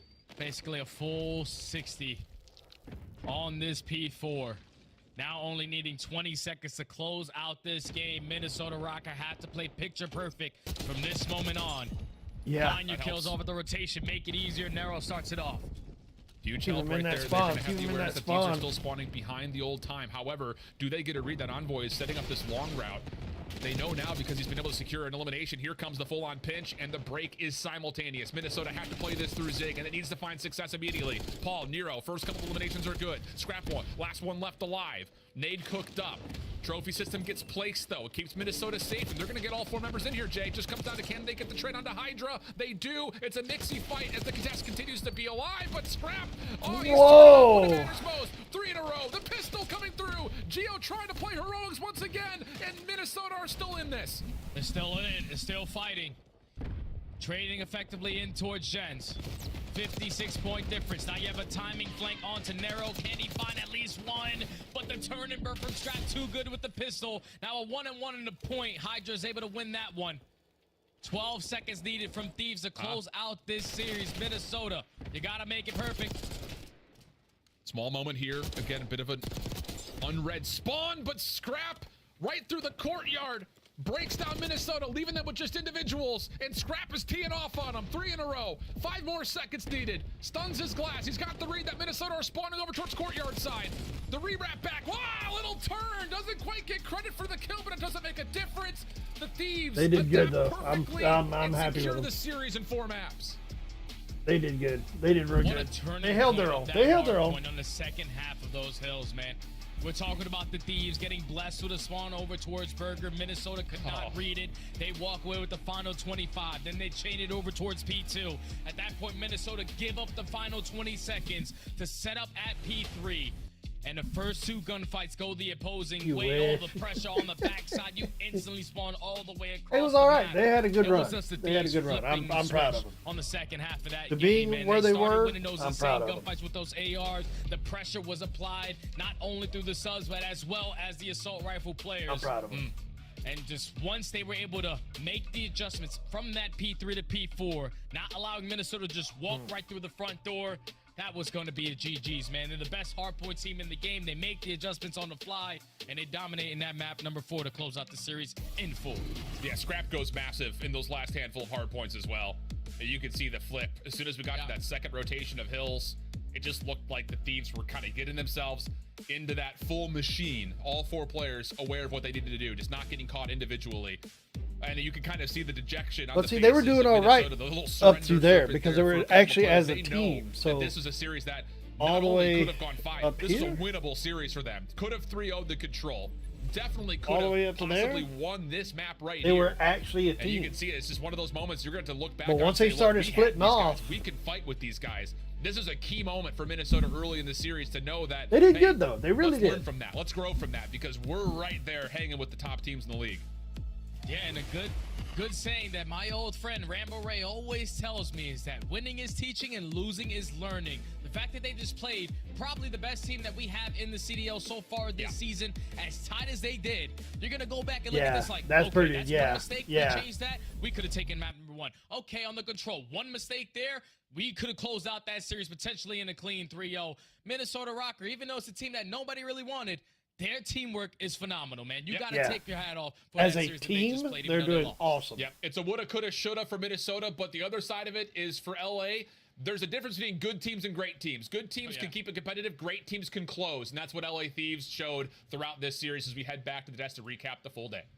Thank you very much, gentlemen. And we can make this one pretty quick because LA Thieves not allowing a game 5. They're not going to give Minnesota that round 11 opportunity. Instead, they crush the respawns. But we noticed something. If you're looking purely at the numbers, Hydra was proven to be a human today, Nameless.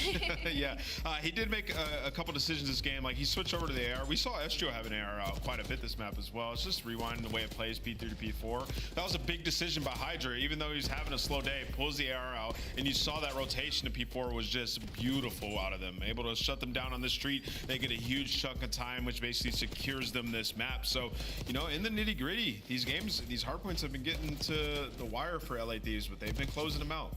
Ali, on the other side of this fight, you had Nero 22 and 12 at one point. He was positive 10. He just goes off on specific games. How do you get this more consistently out of Minnesota? It's so tough. And honestly, I feel like he's been pretty consistent. It's just hard.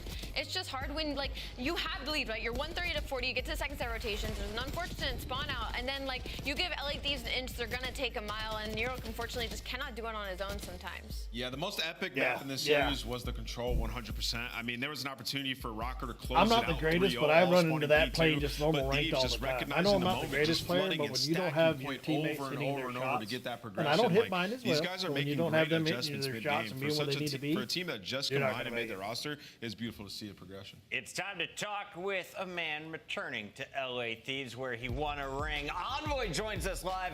Congratulations on the dub tonight. And can you answer this one officially for the chat? Do you guys play in Texas or Los Angeles? We're in Texas this year, man. You know, 2 years ago we were out in LA, but now this year we found ourselves in Texas. Thank you. It's been settled, Chad. I wanted to ask you, did this series, was it as difficult as you expected it to be? Has Minnesota Rocker maybe taken you guys by surprise at all in the league? Where do you think they stand? Well, if you're basing it on scrim results, I feel like the first 2 weeks of the game, like when we were playing them before, you know, it got closer to our match versus them, they definitely gave us the best like map count and scrims and had like the best win percentage versus us. So we knew they were going to be a good opponent, and you know they're obviously good at search. That's what's been carrying them, I think, in a lot of the series. So it's definitely not an opponent to take lightly, but luckily we came away with the dub. Yeah, thank you so much for the insight. Yo, Envoy, so the hard points, like, I think we're dubbing you guys the best hard point team in the game, but it's been real close, man. What's the difference in these last couple hard points y'all have had? It's come down to the wire. Why are they getting away from you a little bit? Yeah, I think at the beginning of the game, I think we were just like really fast learners, and it was like a lot of our practice was like unrealistic. Like people would just not get 100 points on most of the hard points, and now I feel like people are learning the game and you know, the mistakes we make on the map are a lot more punishing. So I think after the break, it's going to be a big thing. Even just for me, it's always been a big thing for me on every team where I'm like looking at the mini map and trying to dissect why we're losing the maps or why the maps are hard. So I feel like it's a lot about just not filling in the right order and stuff like that. But I'm confident that we can get on the same page and clean it up. But I think the league is also just learning and coming to their senses more. Oh, so people are just actually starting to turn their monitor on, is what you're saying. All right, beautiful. Yeah. Love to see that. Envoy, holiday plans. What are we doing? Holiday plans, I'm headed back to Chicago to visit the family just for a couple days, and then we're back on the grind. We're actually going to go out to LA to the LA Thieves compound after the holidays as well, get some content in, visit all the other esports teams. Can we get a zoom in of that picture? What is that? Yeah, what is this? Bring it closer. Yeah, here, this is Paco and Dan. Aww. The gift from Shane, Secret Santa. That's cute. Wow. There we go. That was the 1-point hard point. That's an incredible frame. It's the chemistry. It's the chemistry, man. Great to have you. Congrats on a 4-0 start. We'll see you in round 2 of the minor bracket when we come back from the break. Thank you. Have a good holiday, guys. Thank you. That's Envoy. LA Thieves wrapping right. up pretty quickly That's it, here guys. as we That get is it done the- on Rewind. that is the Minnesota done was deal. looking like a threat, but they're going to have to wait a few weeks to get another shot. Let's take a look, though, at our scuff play of the game. This man, never happy. Even in the dub, if the game is close, Scrap is going to let everybody know they need to take this to the next level. I mean, he's holding them to that standard, right? And that's what you got to have when you want a winner mentality. And for Scrap, I mean, not only in this map, but in map number 4 as well, he called game. He started popping off once he realized that they had fallen behind. So for him, definitely a very pivotal player for this team. 40 bomb once again, man. That's Scrap crazy. in this game, Omni movement, he is just frying, dude. Count on him for 40. That kid's been going off. Yeah, if you're keeping track, that was 43 in game 1 of last week, drops 40 in game 1 of this week. For now, though, we have to take a look back at the beginning of the day. Toronto Ultra coming in 3-0, one of the scariest teams in Search, facing off against Miami, who has had some blunders in that game mode. Yeah. Today, they got abused 6-1. Pretty easy win, at least in the searches, but Miami came to life in the second half. They did. They almost stole away that map number 4. You know, going into this, I was thinking if Miami was going to win the series, it had to be in the respawns. I did not think their search and destroy was there yet. Unfortunately, they weren't able to close out that vault number 1. It was just too strong. That Joe goes on a 7 during tower during P4 and holds off the time. And then Beans picks up a sub, and he goes on a 5 during P2 to pull away. So big plays out of Toronto and the new members of this team. Yeah, I mean, if I'm Miami, like, I'm playing wagers this entire time. Like, we are literally playing search and destroy. Only search? Only in this next, yeah, that's the primary thing they're focusing on for them. I mean, they look like they could be a very good team in this league this year. And we're going to Madrid in event number 1. So it's going to be huge for them to, you know, channel that crowd energy. So bring the same respawn prowess that you've had, but work in your S&D. You won 12 rounds to 2, 14-4 from Joe Deceives, 14-4 from the AR, Jamie Craven, AK Insight. Dominant performance from a duo once again as Toronto looks unbeatable in that game mode. What a duo. I love seeing Joe Deceives on Toronto. Speaking of duos, we had Simp and Abizi back in action as the subs for Atlanta faced. Today they faced off against the Vegas Falcons. Allie, how do we feel about this matchup at the end of all 4? I mean, I was feeling great after map 1. You know, it felt like Abizi and Simp were kind of just putting them on a mixtape. And on the flip side of things for Falcons, Kix was doing what he could at the beginning of the series. Exit started to heat up, even though they were able to take one map. I am so proud of Falcons for able to get that control. And we also got to see a little bit more out of Roxas as well. I think just a little bit more time for Falcons.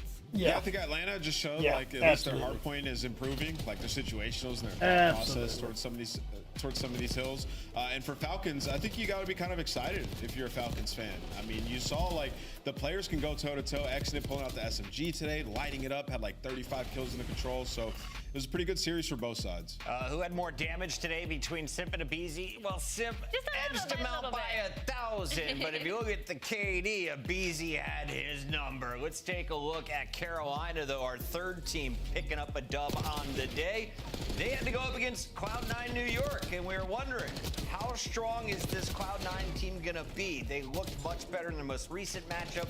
Looked good again today, but the Royal Ravens pulling off the reverse sweep, steal it back. They now finish with the #1 seed. Yeah, unfortunately, they just could not come back from after that vault. I mean, the solid defenses from the side of Carolina, as well as the heating up from Gwen and TJ. Slasher was consistent throughout the entirety of this series. Yeah, that was a good game, Cloud9 too. clearly just need to work on the middle of the series, the end, because reverse sweep, first one of the series, when you were up the way that you were, just unacceptable. I mean, Sid needs to play some eights. I mean, that guy has been getting swanton dive slammed on his forehead. He needs to lock in. He's been bad this game. I think at this point we can call that out. But nevertheless, they still pushed it all the way to a game 5, right, where they had a massive opportunity. So for Cloud9, That play I do was think insane. That, it's looking positive going forward, and you start in round 1, right? Everybody starts in a winner's bracket because it's single elim, so you still have an opportunity to make a run in our minor. Taking a look at your KD leaderboard, it belongs to Gwyn. He had one more match. He gets it done today and fends off Shotzi, who's in that number 2 spot. But 3 members from Optic in your top 6.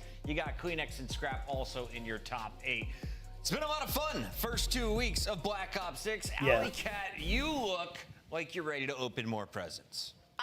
Do we have any more presents? No, I have great news. No, no more, right? It's just this one. It's our final bracket for the minor. You want to see it? Yeah, I do want to see it. That's the gift I really want. There you go. We got Royal Ravens number 1, Breach coming in to that second round. You're also going to see Thieves and Toronto Ultra. How do we feel about this opening round, though? Who's got the toughest first matchup? Yeah, I mean, I'm looking right down at Gentlemates versus Rocker. Yeah. I think Rocker showed a lot on all game modes, and Gentlemates with a month. They could be dangerous coming out of this break. I'm also expecting a game 5 between Vancouver Surge and Cloud9. Take a look at the schedule. When does it happen? Right when we come back. January 10th. It's a Friday. Again, Mark here we your go. calendar. They're on top. Get They already here took at them once. 2:30 if you want to see the pre-show. The matches kick off at 3. We'll be out of here by 10. It's going to be a great day of COD. It's going to be a great day of COD. We're opening it up with a banger and closing it with a banger. We'll see you guys after the break. Have a great holiday. Cheers, everybody. All right, so I told you that I was going to show you something, and I meant it. So this is what we're going to do. So last night I played Zombies, and I didn't think I was actually going to get it because I didn't stream after I watched. I streamed for a little bit and then I turned it off. I didn't really think I was going to get it. But then, all of a sudden, uh-oh, wrong one. Then, all of a sudden, I got on a team running Zombies, and yeah, some crazy stuff has happened since then. I'm still trying to get to level 55 because it's just taking forever. Space.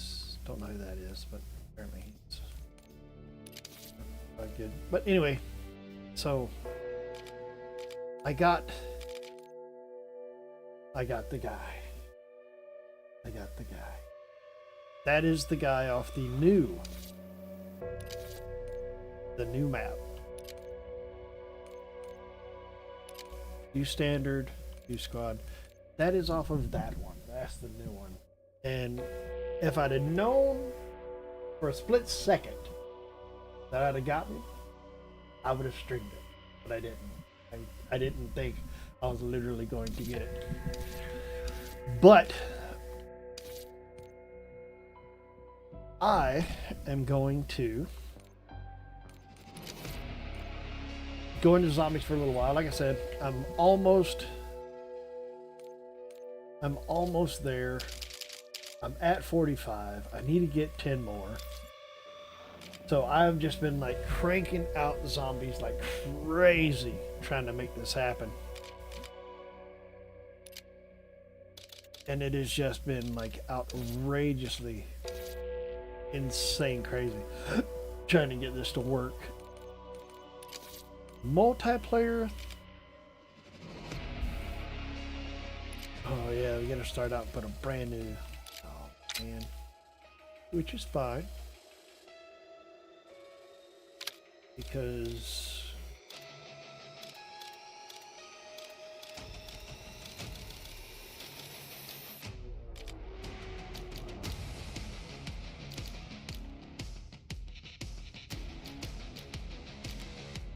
I don't do much of like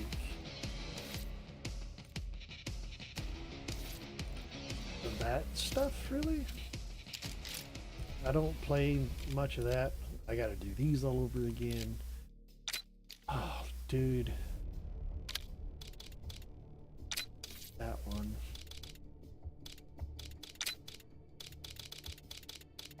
Throwing knife. That one. That's the only...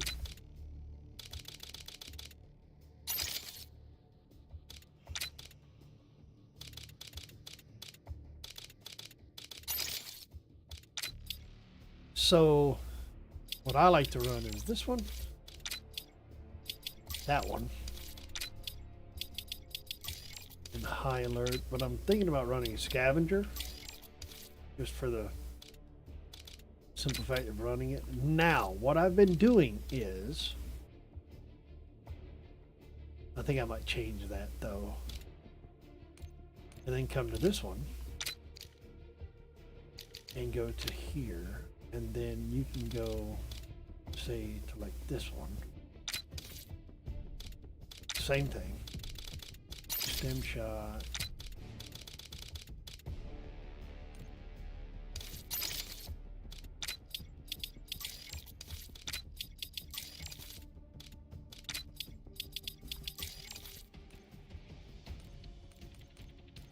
And those are usually the only two that I run because you can get both of them. But then I do also like to run this one as well. So it'd be this one. Yeah.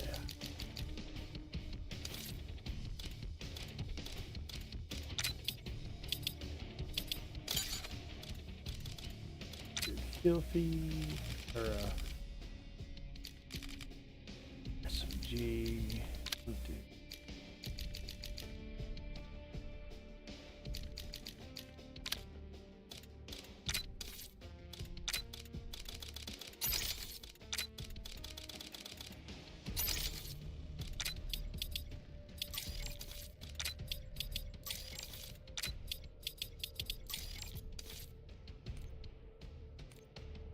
And then a spatin of others, really. But I haven't been playing a lot of, I would say, multiplayer as much.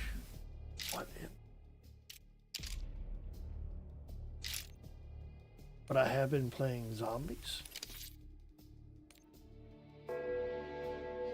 Because you got the double XP and all that stuff, so the more you get, the better off you'll be, blah, blah, you know the drill. But it's... Well, I'm kind of curious of what that is. But I'm going to go into, I think, multiplayer, because I haven't played multiplayer in a while. So let's do a loadout. Let's go...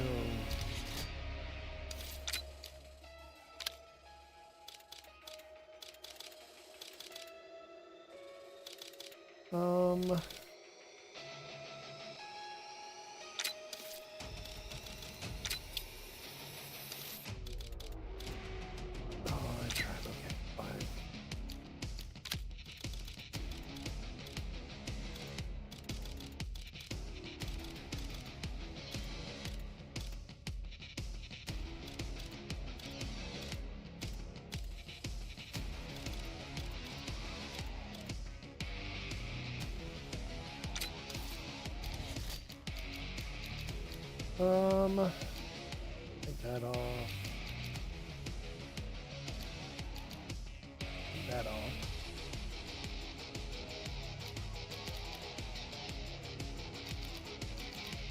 Keep that off. We'll change that to that. We'll put that one. Take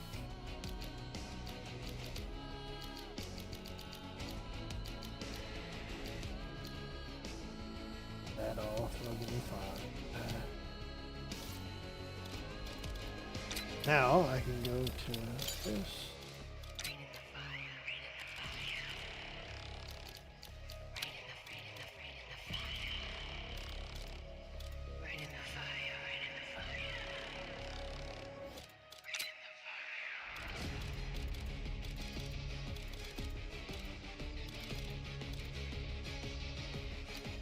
And that's the one thing about going into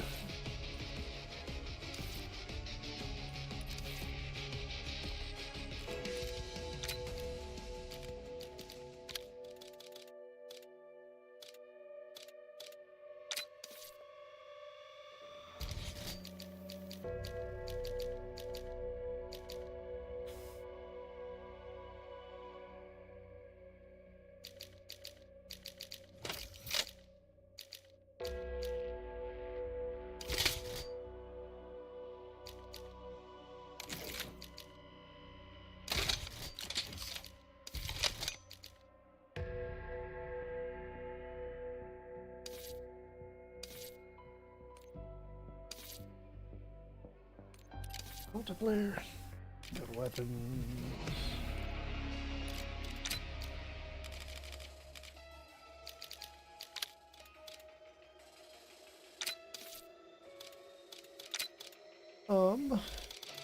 Good shot.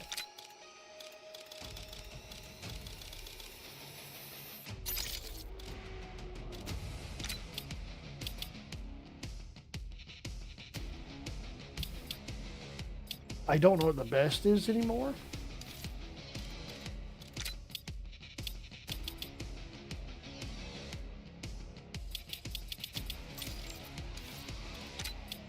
So what I'm gonna do is just run 3 of them like that.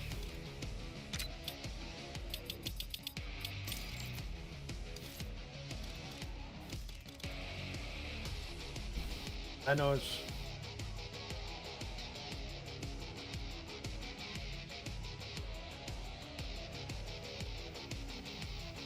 yeah, dude, that's fine. Nice to see you. I'm doing pretty good. Finally got my mess cleaned up so I can do this stuff. But other than that, yeah, we're good. Just gonna play some, probably some multiplayer or ranked, maybe. Probably ranked. I've been into ranked here lately.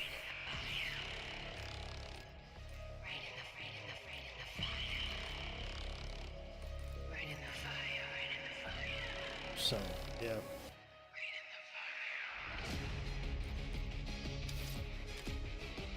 So that's all I've been doing, man. Yeah, hopefully see you tomorrow. Maybe. What do you mean maybe? Come on, man. I'm trying to get to 50, 55. Trying to get to 55. That's the goal here.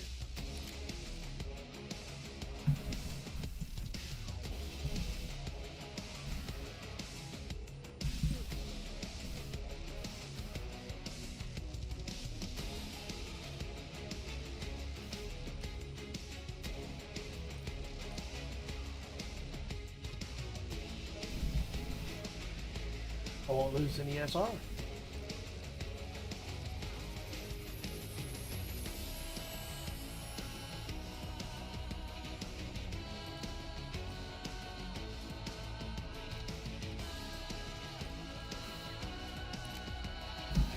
I do not want to play Protocol.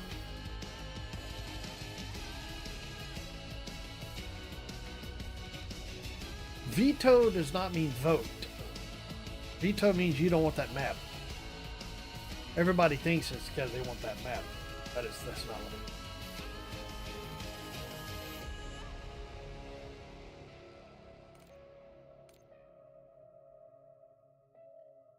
Oh, why is that one vetoed?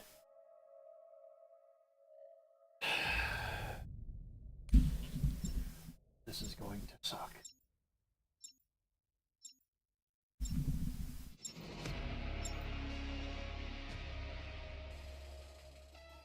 And nobody's going to call anything, so it's just going to be...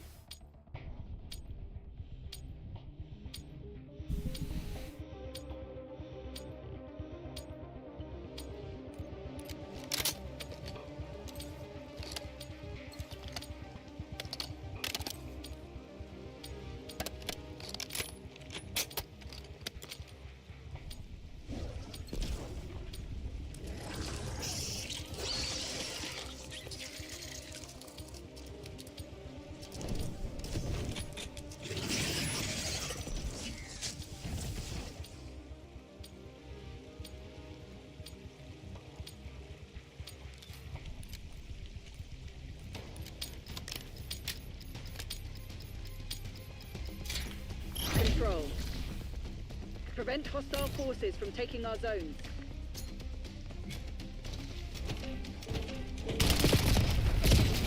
We're contesting A.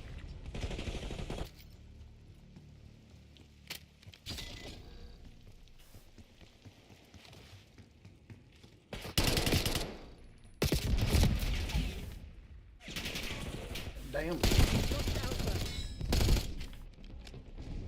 Yeah, I think I'm a little late to be trying to do that.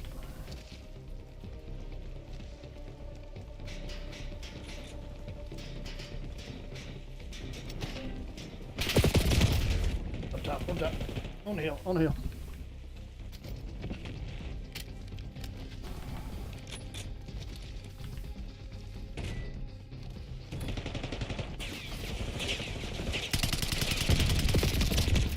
What the fuck? We're defending B.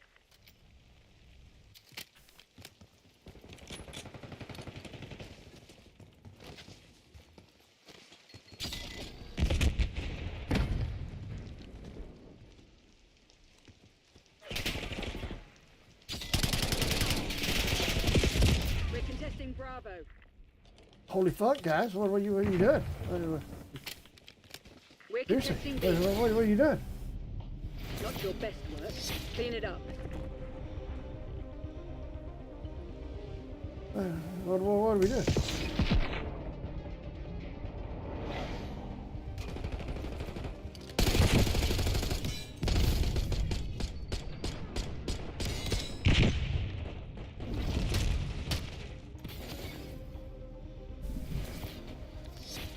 Wow. Control.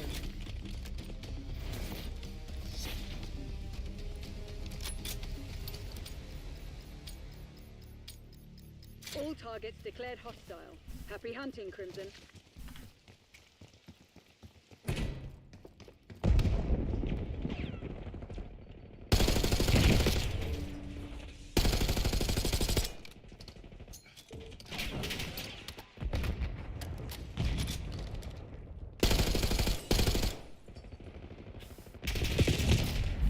Fuck me.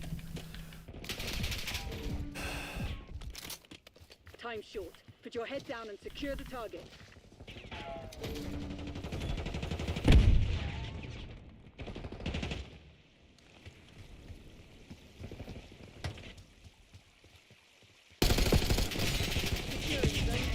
They're fucking. They're behind us. What? Holy shit. Enemy team contesting B.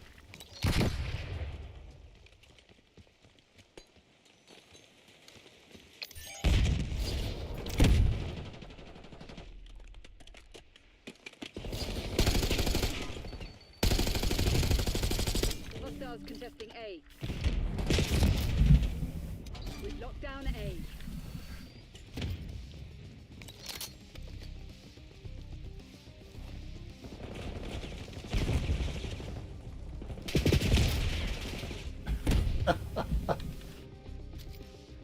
Holy shit.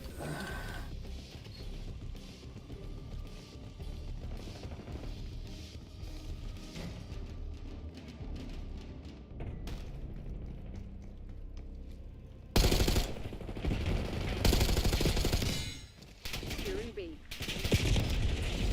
We don't have the reserves for this. No shit. What the fuck are y'all doing?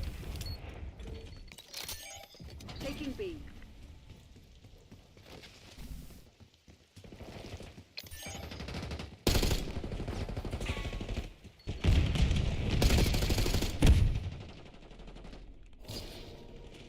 Enemy contesting Bravo.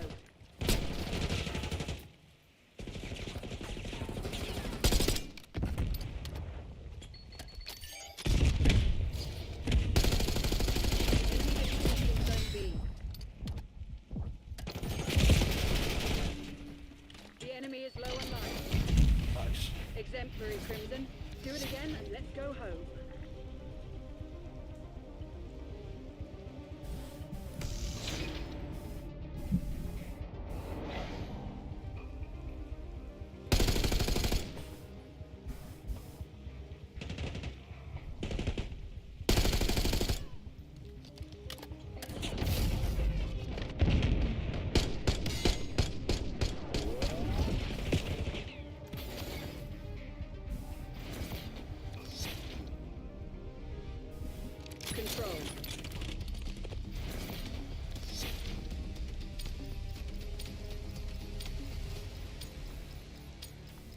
Defend all zones.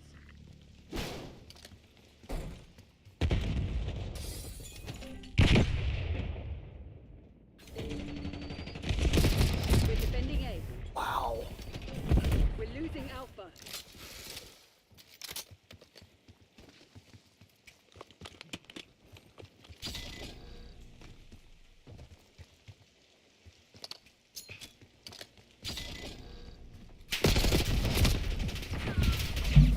We lost A. Yeah, we did. Losing Bravo.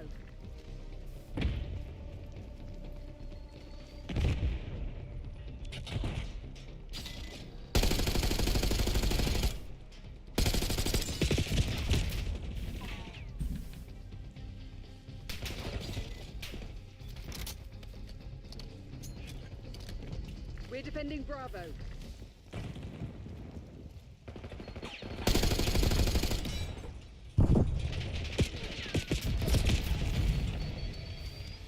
Losing B.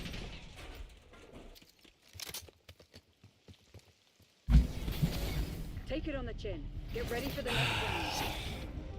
This is what I was talking about, guys.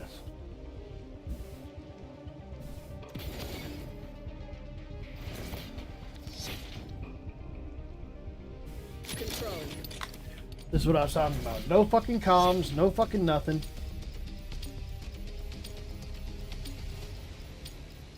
Engagement windows open. Go, go, go!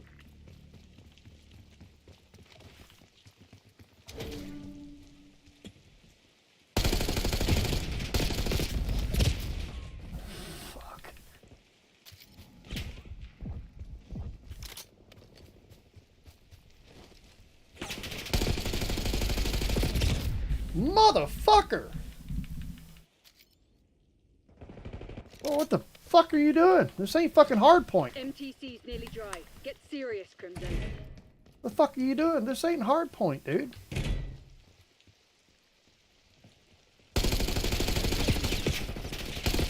Hostile forces are contesting Alpha.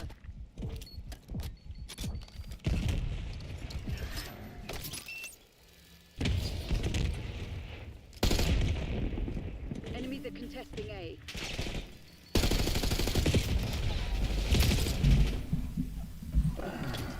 Fuck.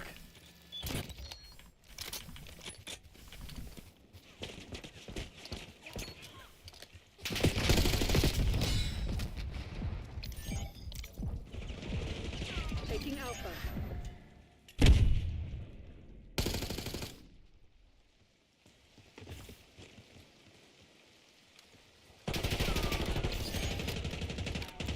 Enemies contesting Alpha.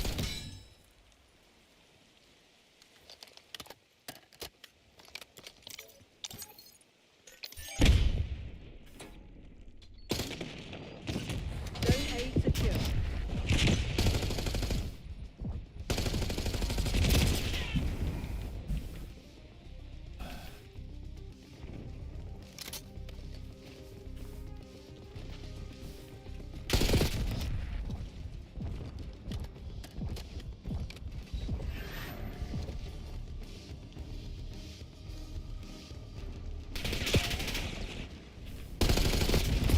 Oh, fuck, come on. Controlling Bravo.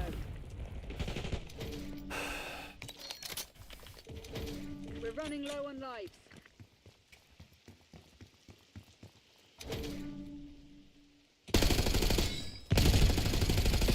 Trying to spawn trap us, man. You did a damn good job.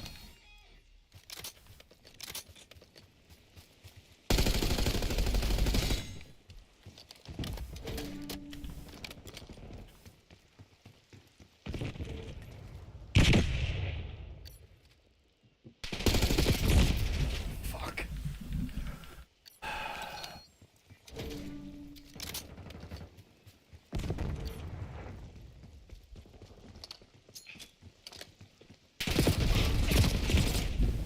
Yeah, doing a damn good job.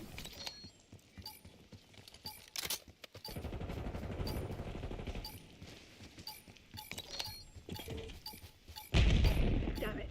All lives expended. Damn it, Crimson, that's not good enough. Wow. Talking about fucking dog shit.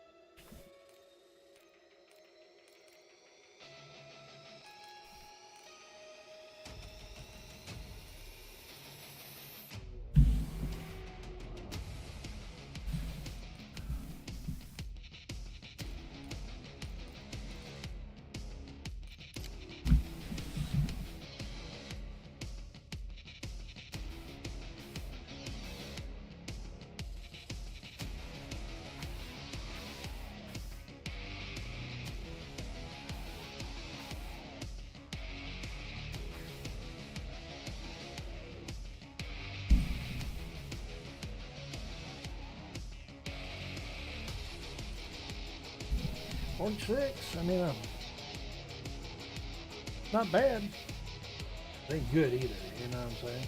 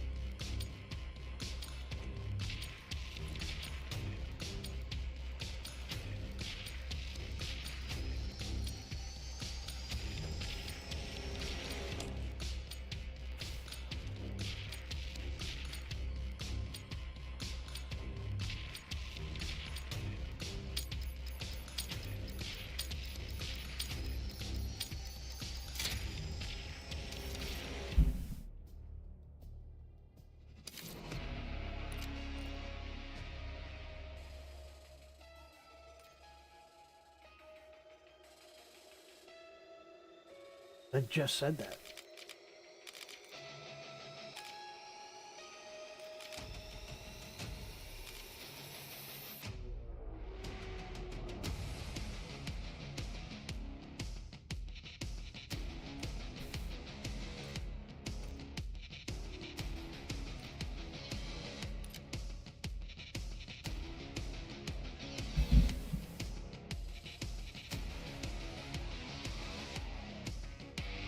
Not a big fan of protocol. Not a big fan of protocol at all. You know what I mean? Not even a little. Okay? Not a big fan. So I'm good.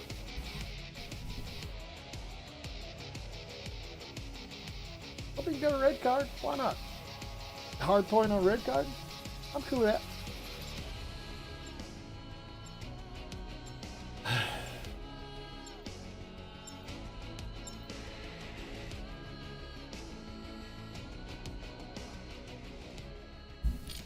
We're just trying to get the gold, man. I don't want to get any higher than that. Probably won't get any higher than that, but I'll try my best.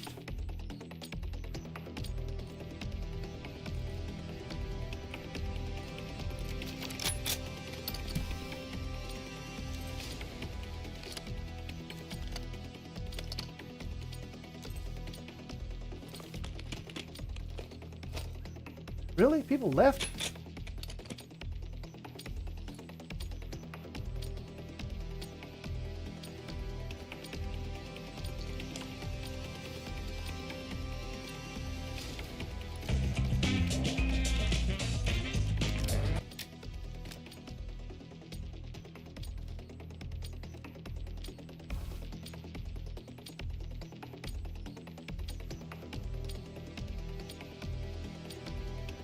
AR.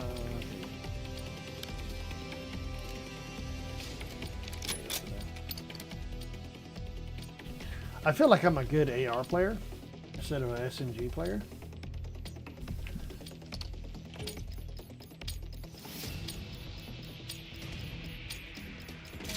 Hardpoint. Remind the fugitives that actions have consequences.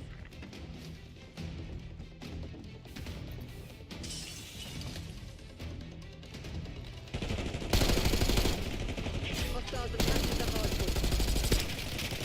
Hardpoint is secure. The lead is ours.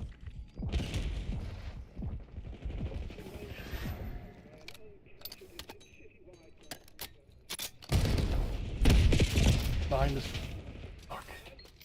Hostiles have the hardpoint. Where the fuck did everybody go?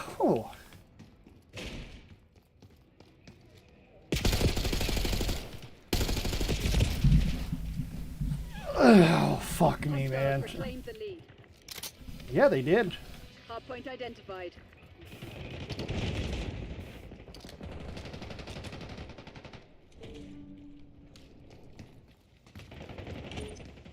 Hardpoint is active. Hardpoint locked down.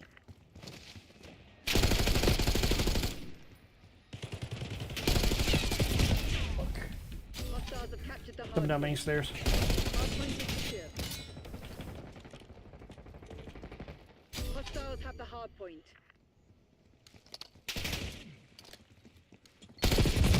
Oh, really?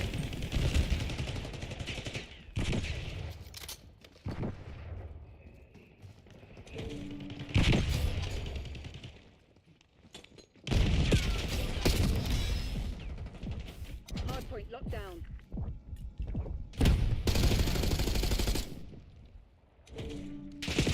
Hostiles have captured the hardpoint.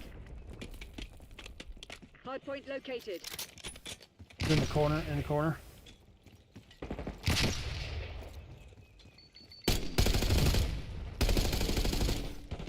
Hardpoint active.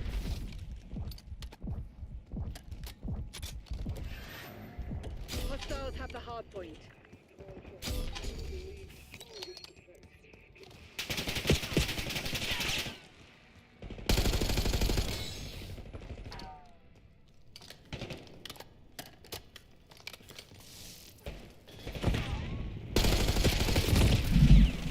How the fuck?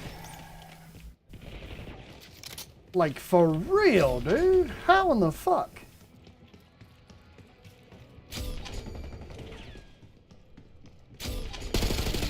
Hardpoint is secure.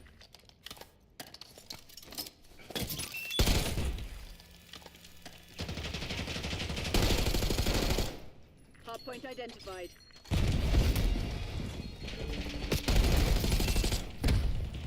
Hostiles have captured the hardpoint. Hardpoint is active.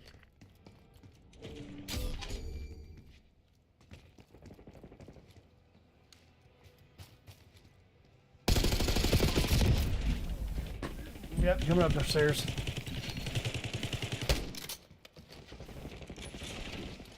Underneath, underneath, underneath.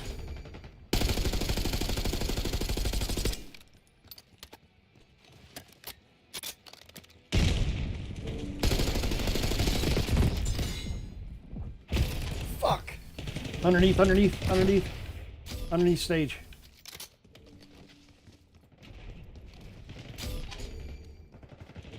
Hardpoint locked down.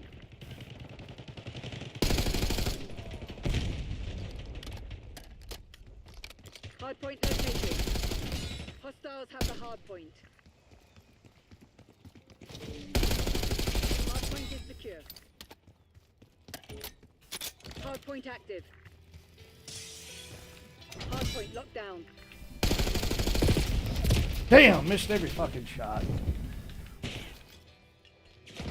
Hostiles have captured the hard point.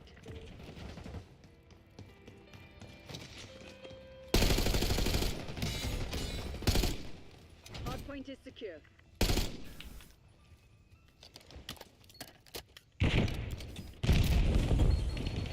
TV, back cameras.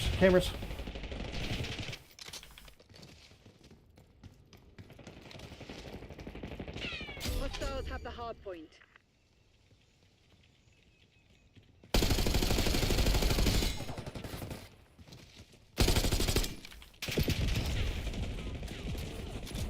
Hard point identified. Fuck.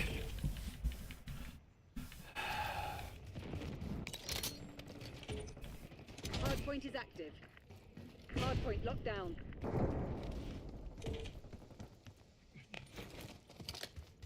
Hostiles have captured the hard point. I don't know about that one, but sure.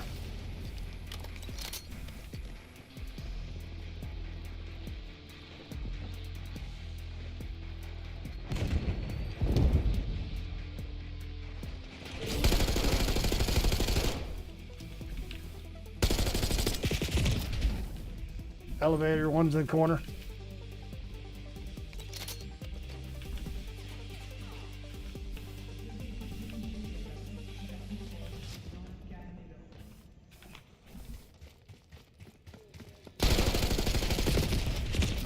Hard point located. What the fuck?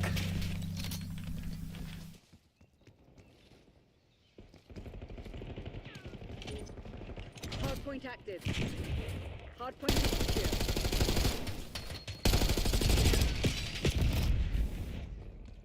Coming to spawn.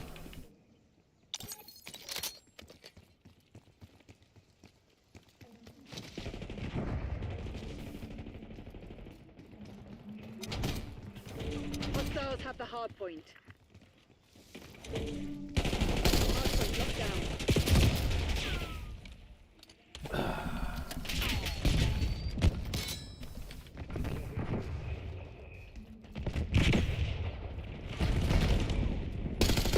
Hostiles have captured the hard point.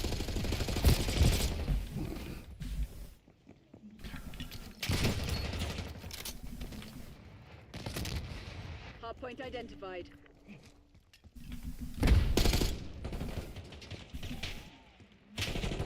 Hard point is secure. Hard point is active. Hostiles have the hard point.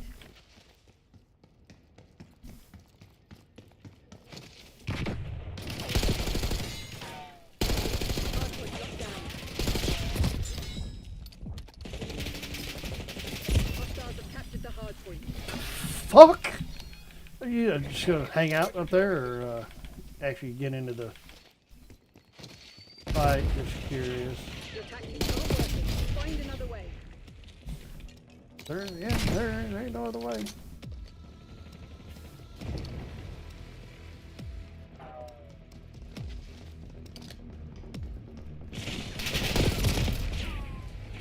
Wow. Hard point located.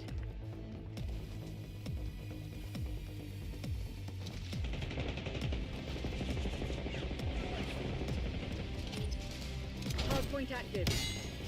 Hard point is secure.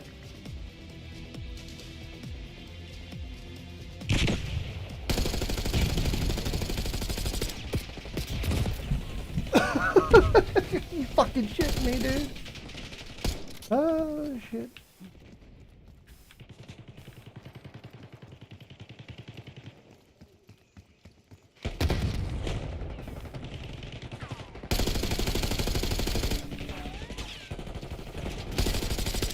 Sorry. Hostiles have the hard point. That didn't blow themselves up.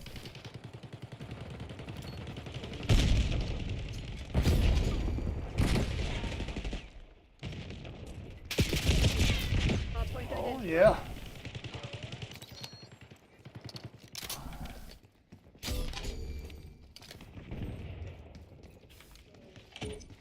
Hardpoint is active. Hostiles have captured the hardpoint. Report to the nearest extraction. I have to make a call. Yeah. Difference between a good team and a bad team.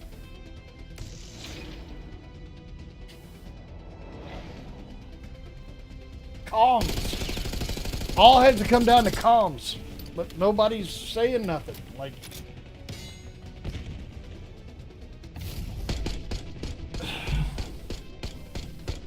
you have to find a group that really wants to play ranked and wants to really dominate it, and you'll start actually winning. Until then, you're kind of screwed.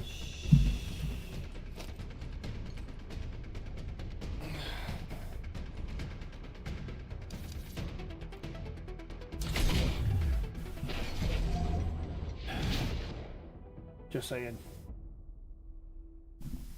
It is what it is.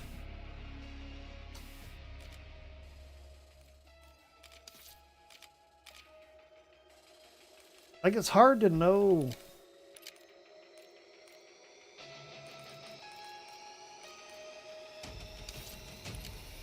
Yeah, if I can get to that, dude, I'll be sitting pretty.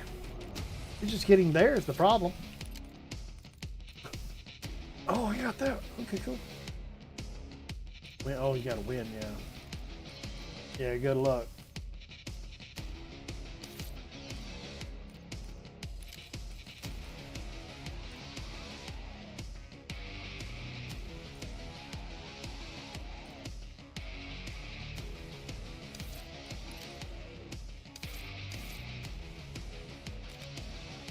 It's just getting on a, you know, half-decent team, really.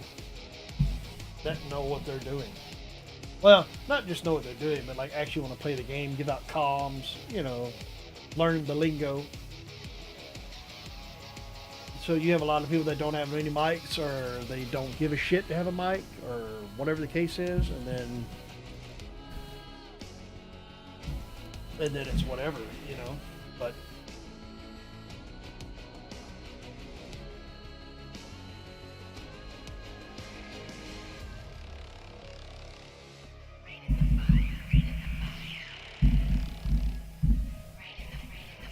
.46, hey!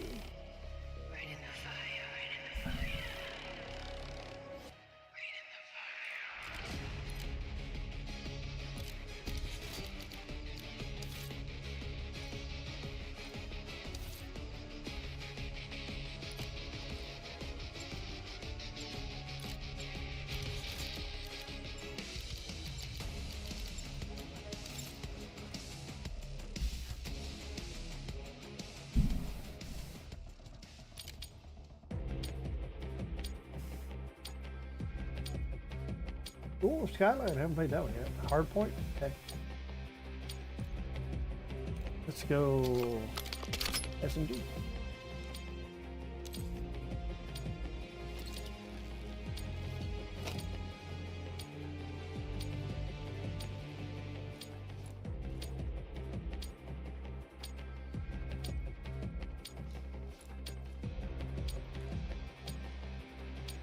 I like how the pistol's actually in the holster.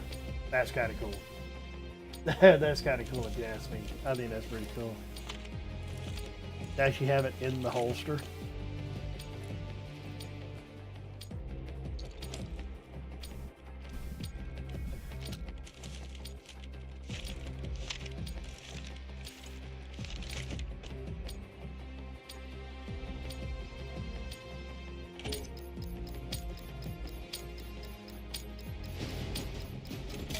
Hardpoint.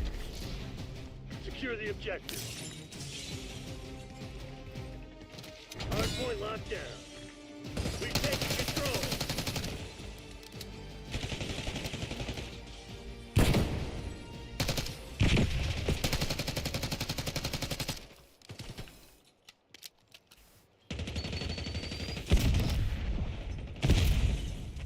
Yep.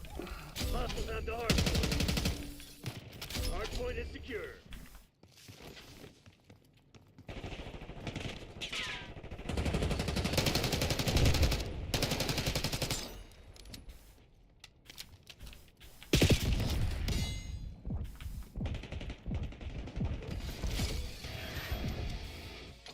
Hardpoint located.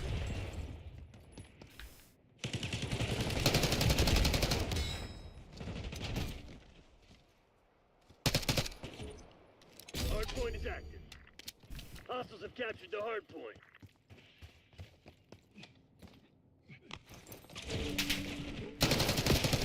Oh!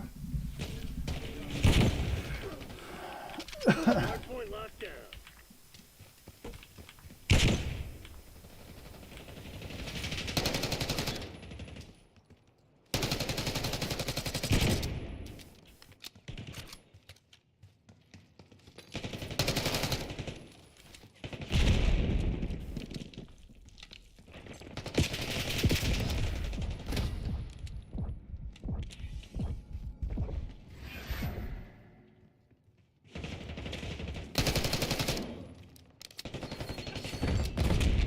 Hardpoint identified.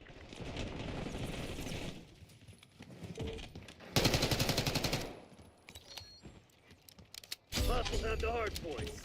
Hardpoint active. Hardpoint is secured.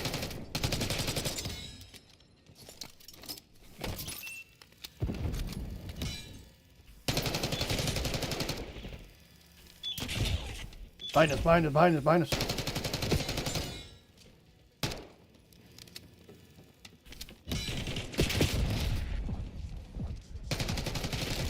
Ready to launch.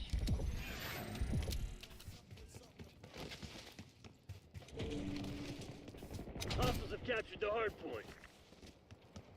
Enemy your system. Hardpoint locked down.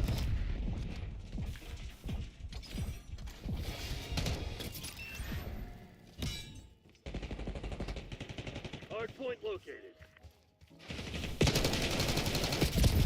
Damn.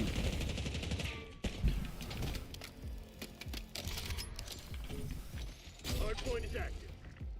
Hostiles have the hardpoint. Oh, he's in the shower. Oh, he's in the shower. He's in the shower. I thought he was in the tub, but he's in the shower. He's in the shower.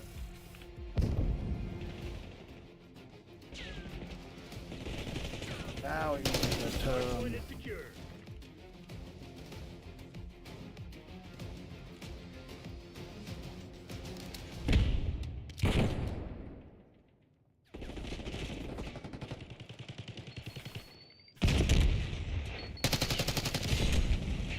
Hostiles have captured the hardpoint. And we're killing these boys. Hardpoint locked down. Stay on it, though. We gotta stay on it. Hardpoint identified.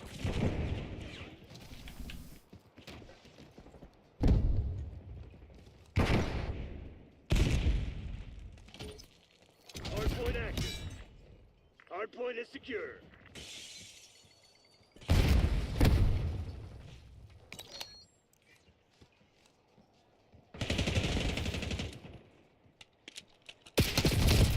Up on the stairs, stairs. Come in, come in.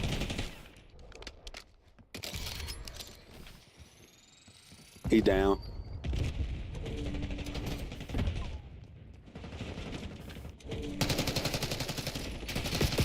Damn. One in pool. Hostiles have captured the hardpoint.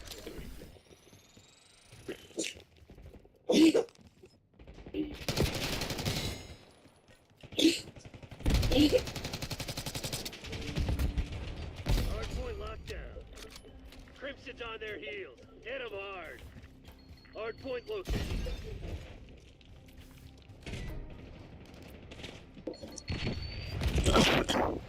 Hardpoint is active. Hardpoint is secure.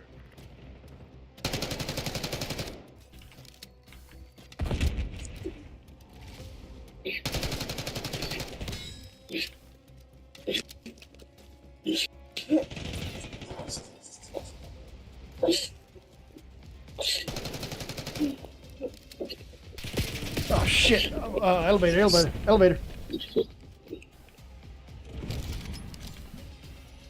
Hostiles have the hardpoint. All right, sorry. My bad, my bad.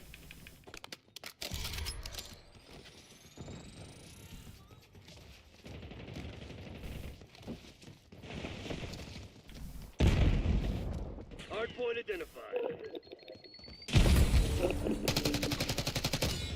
Hardpoint locked down. Hardpoint active. Hardpoint is secure.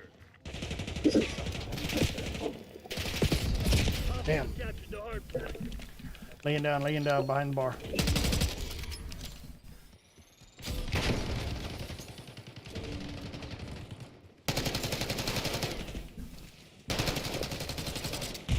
Oh, still behind bar. Still behind bar. Got him off the bar. Hostiles have the hardpoint. Hardpoint is secure. Hostiles have captured the hardpoint.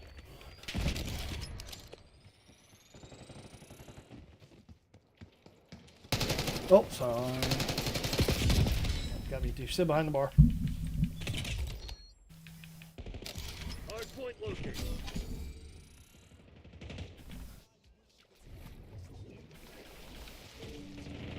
Hardpoint locked down. Hostiles have the hardpoint. Hardpoint set.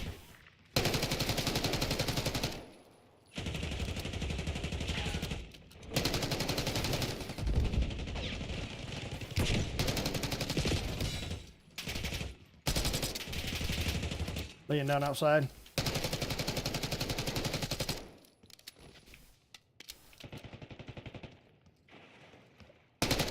Sorry. I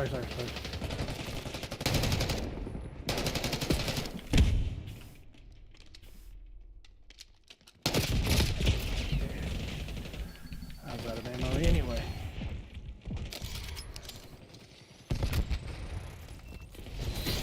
All mission objectives met. Way to make me proud. GG's. GG. Good game.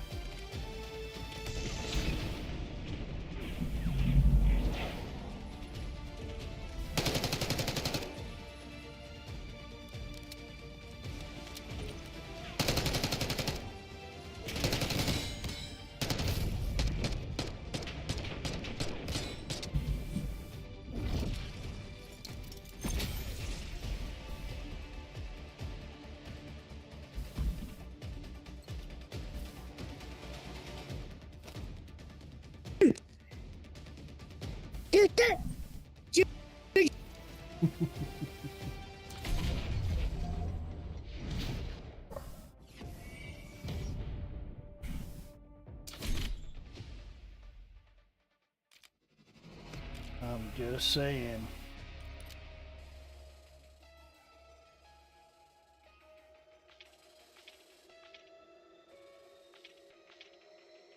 I'm almost to gold. I don't know if I'll be able to get into here, but I'm hoping to get higher than gold. But, you know, we'll see. I'm going to end on a good note, though, because that was a good game. Anyway, I'm an AR player, SMG player. It don't matter. We're good.